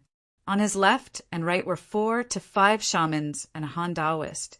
When they saw Yang Da stepping into the camp and walking towards them, they were filled with killing intent. Seeing the scene, Yang Da still smiled and said, "I wonder if you unorthodox people can stop me for half an hour?" Duo did not answer because Yang Da was speaking in Han. How could the Jiannu barbarians understand him? The Han cultivator among the 5 suddenly opened his mouth and sneered. What a big tone! A mere mortal who has only been refined with some magic. Yet he dares to be so arrogant. You have killed countless people and have already violated the harmony of heaven. Dying in this Taoist's hands can be considered a form of merit. The Taoist stirred the long banner, and a black gas descended from it, turning into a dragon bearing its fangs and brandishing its claws. This fog was refined from miasma. The surrounding Manchu soldiers all smelled a fishy sweetness in their mouths and nostrils before turning into pus. Duo's expression changed. The shaman behind him muttered in barbaric language, and suddenly a few phosphorescent flames rose from the bone chi in his hand, protecting Duo and the others. Yang Da did not dodge and allowed the black fog to spread. Very soon, he was lost in the black fog and could not be seen. The Taoist laughed and said, "I can't believe there are such fools in this world," allowing my soul and bone eroding 5 poison miasma to be used. This miasma contaminates magic power. After 3 breaths, I'm afraid even a piece of refined iron will turn into pus. Duo was all smiles and said in barbaric language, "Master's magic is indeed formidable. I will definitely write to the Khan and ask for your credit." Before his voice had died away, a red light suddenly flashed in the black fog, and a 10 feet long, great, boundless saber chi pierced through the void. With a flash of light, the Taoist's expression changed greatly. The protective light from the long banner in his hand was split open, and a faintly discernible saber chi pierced into his chest, along with his soul and blood essence. It broke out of his body and killed all the shamans who were close to him. Only the great shaman, standing behind Duo had for phosphorescent flames destroyed. He summoned a white bone pagoda that floated above the 2 men's heads. The other shamans and generals on the left and right were killed with a single breath of the saber chi. The great shaman's expression changed, and he spat out a mouthful of blood. He said in a panic, "Baylor, that Han man's magic is formidable. I'm afraid I can't defeat him. Master Baylor, quickly go to the Khan for help. I'll stay here and stop this Han man for you. Master Baylor, go quickly. Only Lord Zhangjia, who serves the Khan, can kill this Han man. Baylor, quickly go and ask him for help." Duo had only run a few steps when he saw the pagoda protecting the great shaman behind him shatter, and he was also dismembered by a saber light. The next moment, Duo felt his body lighten, and he suddenly flew up. His vision suddenly turned to a strange angle, and he could see a headless corpse wearing the same clothes as him, its blood essence sucked away by the saber light. He suddenly understood. So that's me. He felt his soul being swallowed up by a bloody light, and he fell into boundless darkness. Huang Taiji, who was on the high platform, suddenly heard someone report, "The Khan! The central army has been breached. All the consecrated shamans have been killed by that Han man. Duo and Baylor have unfortunately died. Now the four armies are in chaos. The soldiers are in a mutiny. They're already in a mess, killing each other and running for their lives. That Han is killing anyone he sees. Another two Baylor and a banner commander have died in his hands. There are even more casualties. The 50,000 troops are almost wiped out." Huang Taiji felt as if he had been struck by lightning. He stood up straight and his footsteps swayed. He then spat out a mouthful of blood. The guards around him hurried forward to support him. Huang Taiji was still struggling and said with difficulty, "Go and ask the Buddha. Go and ask the great shaman. Take my martial seal and make a decree to worship the Buddha as living Buddhas.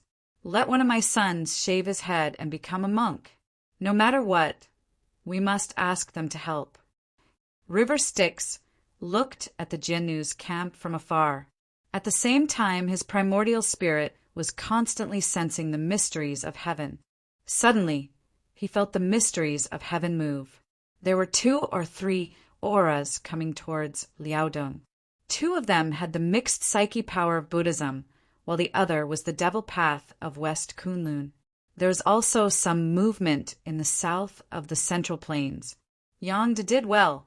Now it's time for me to take action. The Battle of Daling River is the great tribulation of the immortals. If 17 or 18 bald donkey devils, heterodox sects, and even the mystic door of the righteous path don't die, how can it be called the great tribulation of the immortals in 500 years? Chapter 544. The closer the few breaths got, the clearer River Styx's deduction became. He gradually figured out their origins. The 2 barbarian monks were the living Buddhas of the yellow sect of the Great Snow Mountain, and the other one was a devil path cultivator of West Kunlun. The 3 of them were quite friendly with each other. It was a joke to say that the 2 monks from the esoteric sect had already cultivated to the Vajra realm of Buddhism, and they had the hope of ascending into the heavens. However, their cultivation was not pure. It was not the authentic great way of Buddhism, but was mixed with many witchcraft, heterodoxy, and even the secret teachings of the devil path. They were surrounded by the reincarnated bodies of the monks from the Great Snow Mountain, and the Dharma protectors refined from the demonic creatures from the Tibetan border. Others might not be able to tell, but River Styx was the ancestor of the devil path. So how could he not see that these things were refined from the secret teachings of the devil path? However, they had modified some parts that were too cruel and used the Dharma and psyche power to cleanse them. However, their foundation was still not pure, and that was why they could not ascend to the upper paradise realm. Saki's method was far from the Central Plains chi cultivation, but it was very compatible with the devil path. It could be said that it was a thought of Buddhism. When the devil path cultivators converted to Buddhism, and when the eminent monks of Buddhism entered the devil path, they could change their own foundation in a very short period of time. This was inconceivable to the mystic door of Taoism. But when it came to River Styx, he knew that the foundation of Buddhism and devil path were the same, and they had to work on their thoughts, while the mystic door of Taoism was rooted in qi. Whether it was meditation, qi cultivation, or guided visualization, it was all about qi. However, after qi cultivation was successful, the Taoist heart and primordial spirit were tempered and tough. Turning to Buddhism could naturally push the boat along with the current, and there was another benefit. However, the path of Buddhism was full of dangers and hardships.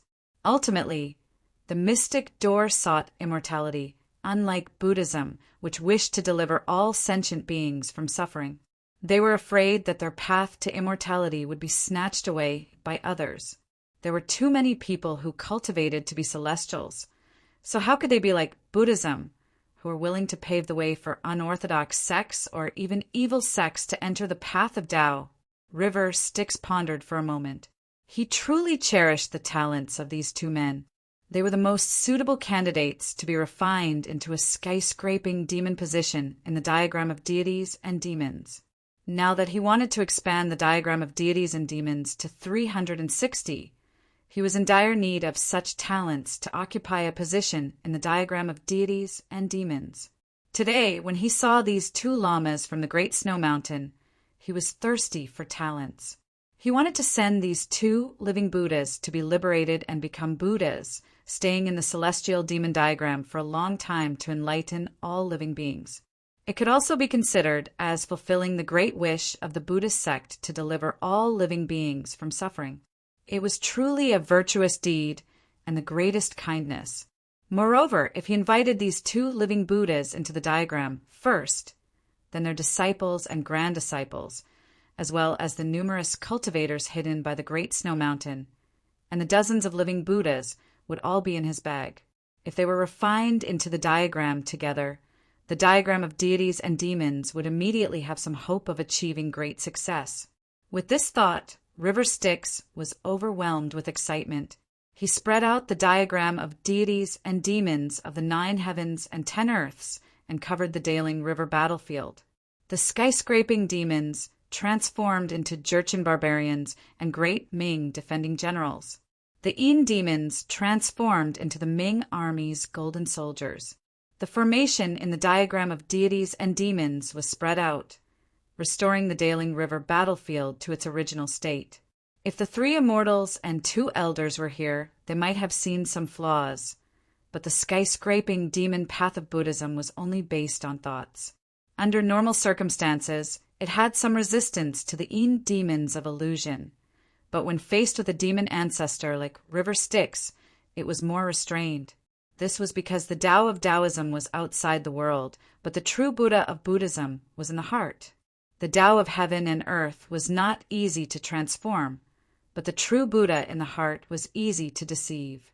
Therefore, the first difficulty of Buddha was always the illusion of skyscraping demon, the sins of all living beings.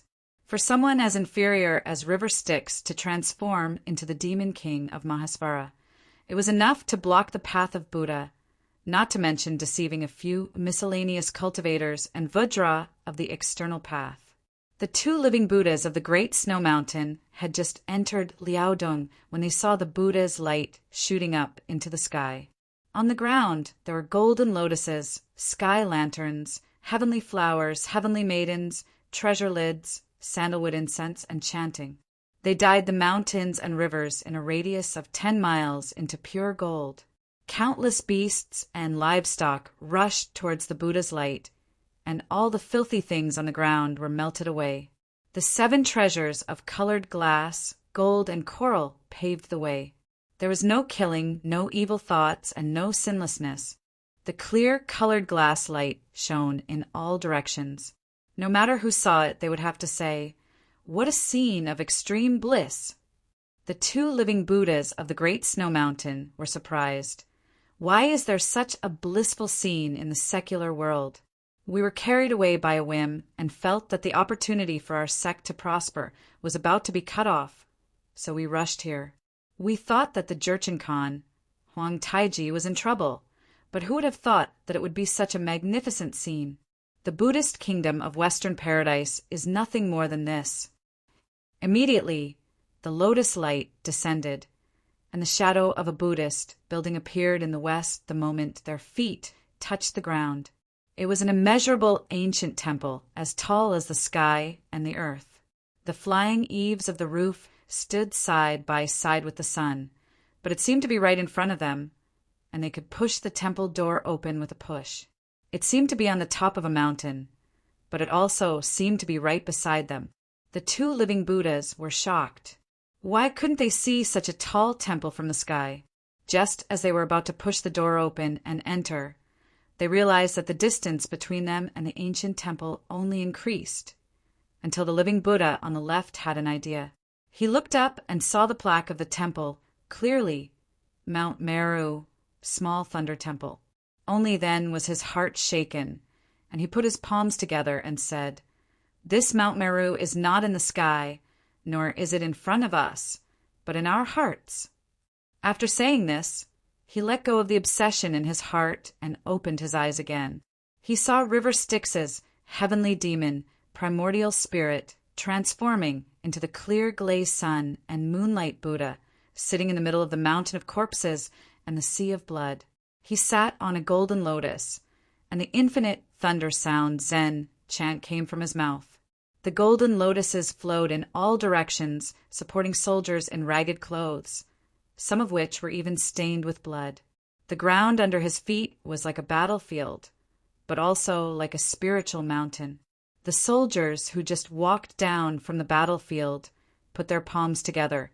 There were Jurchens, and there were also soldiers from the great Ming dynasty. They were devoutly chanting along with the Buddha in the middle. There were also bears, tigers, jackals, rabbits, deer, and small animals. All of them were kneeling at the feet of the Buddha, listening attentively. Even though the jackals were hungry and the deer was just beside them, they did not show their bestial nature. Just as he was in a daze, the other living Buddha also entered the Mount Meru Thunder Temple. He was also inexplicably shocked, and he could not help but sit down cross-legged to listen to the Buddhist sound Zen chant. However, when they listened carefully, they only felt that the Buddhist sound was sometimes loud and sometimes soft, sometimes by their ears and sometimes at the sky. Even though they were immersed in the boundless essence, they could not remember a single word. The two of them were so anxious that they scratched their ears and cheeks in extreme pain. When they saw the peaceful faces of the people around them, as if they had understood something, they became even more anxious. River Styx sang for a total of 3 days, planting the heavenly demons' demonic sound firmly in their thoughts, infecting and demonizing them. Gradually, it controlled a bit of their original selves, and through the anxiety and scratching feeling, it sensed the restlessness, anger, and other external demons in their hearts.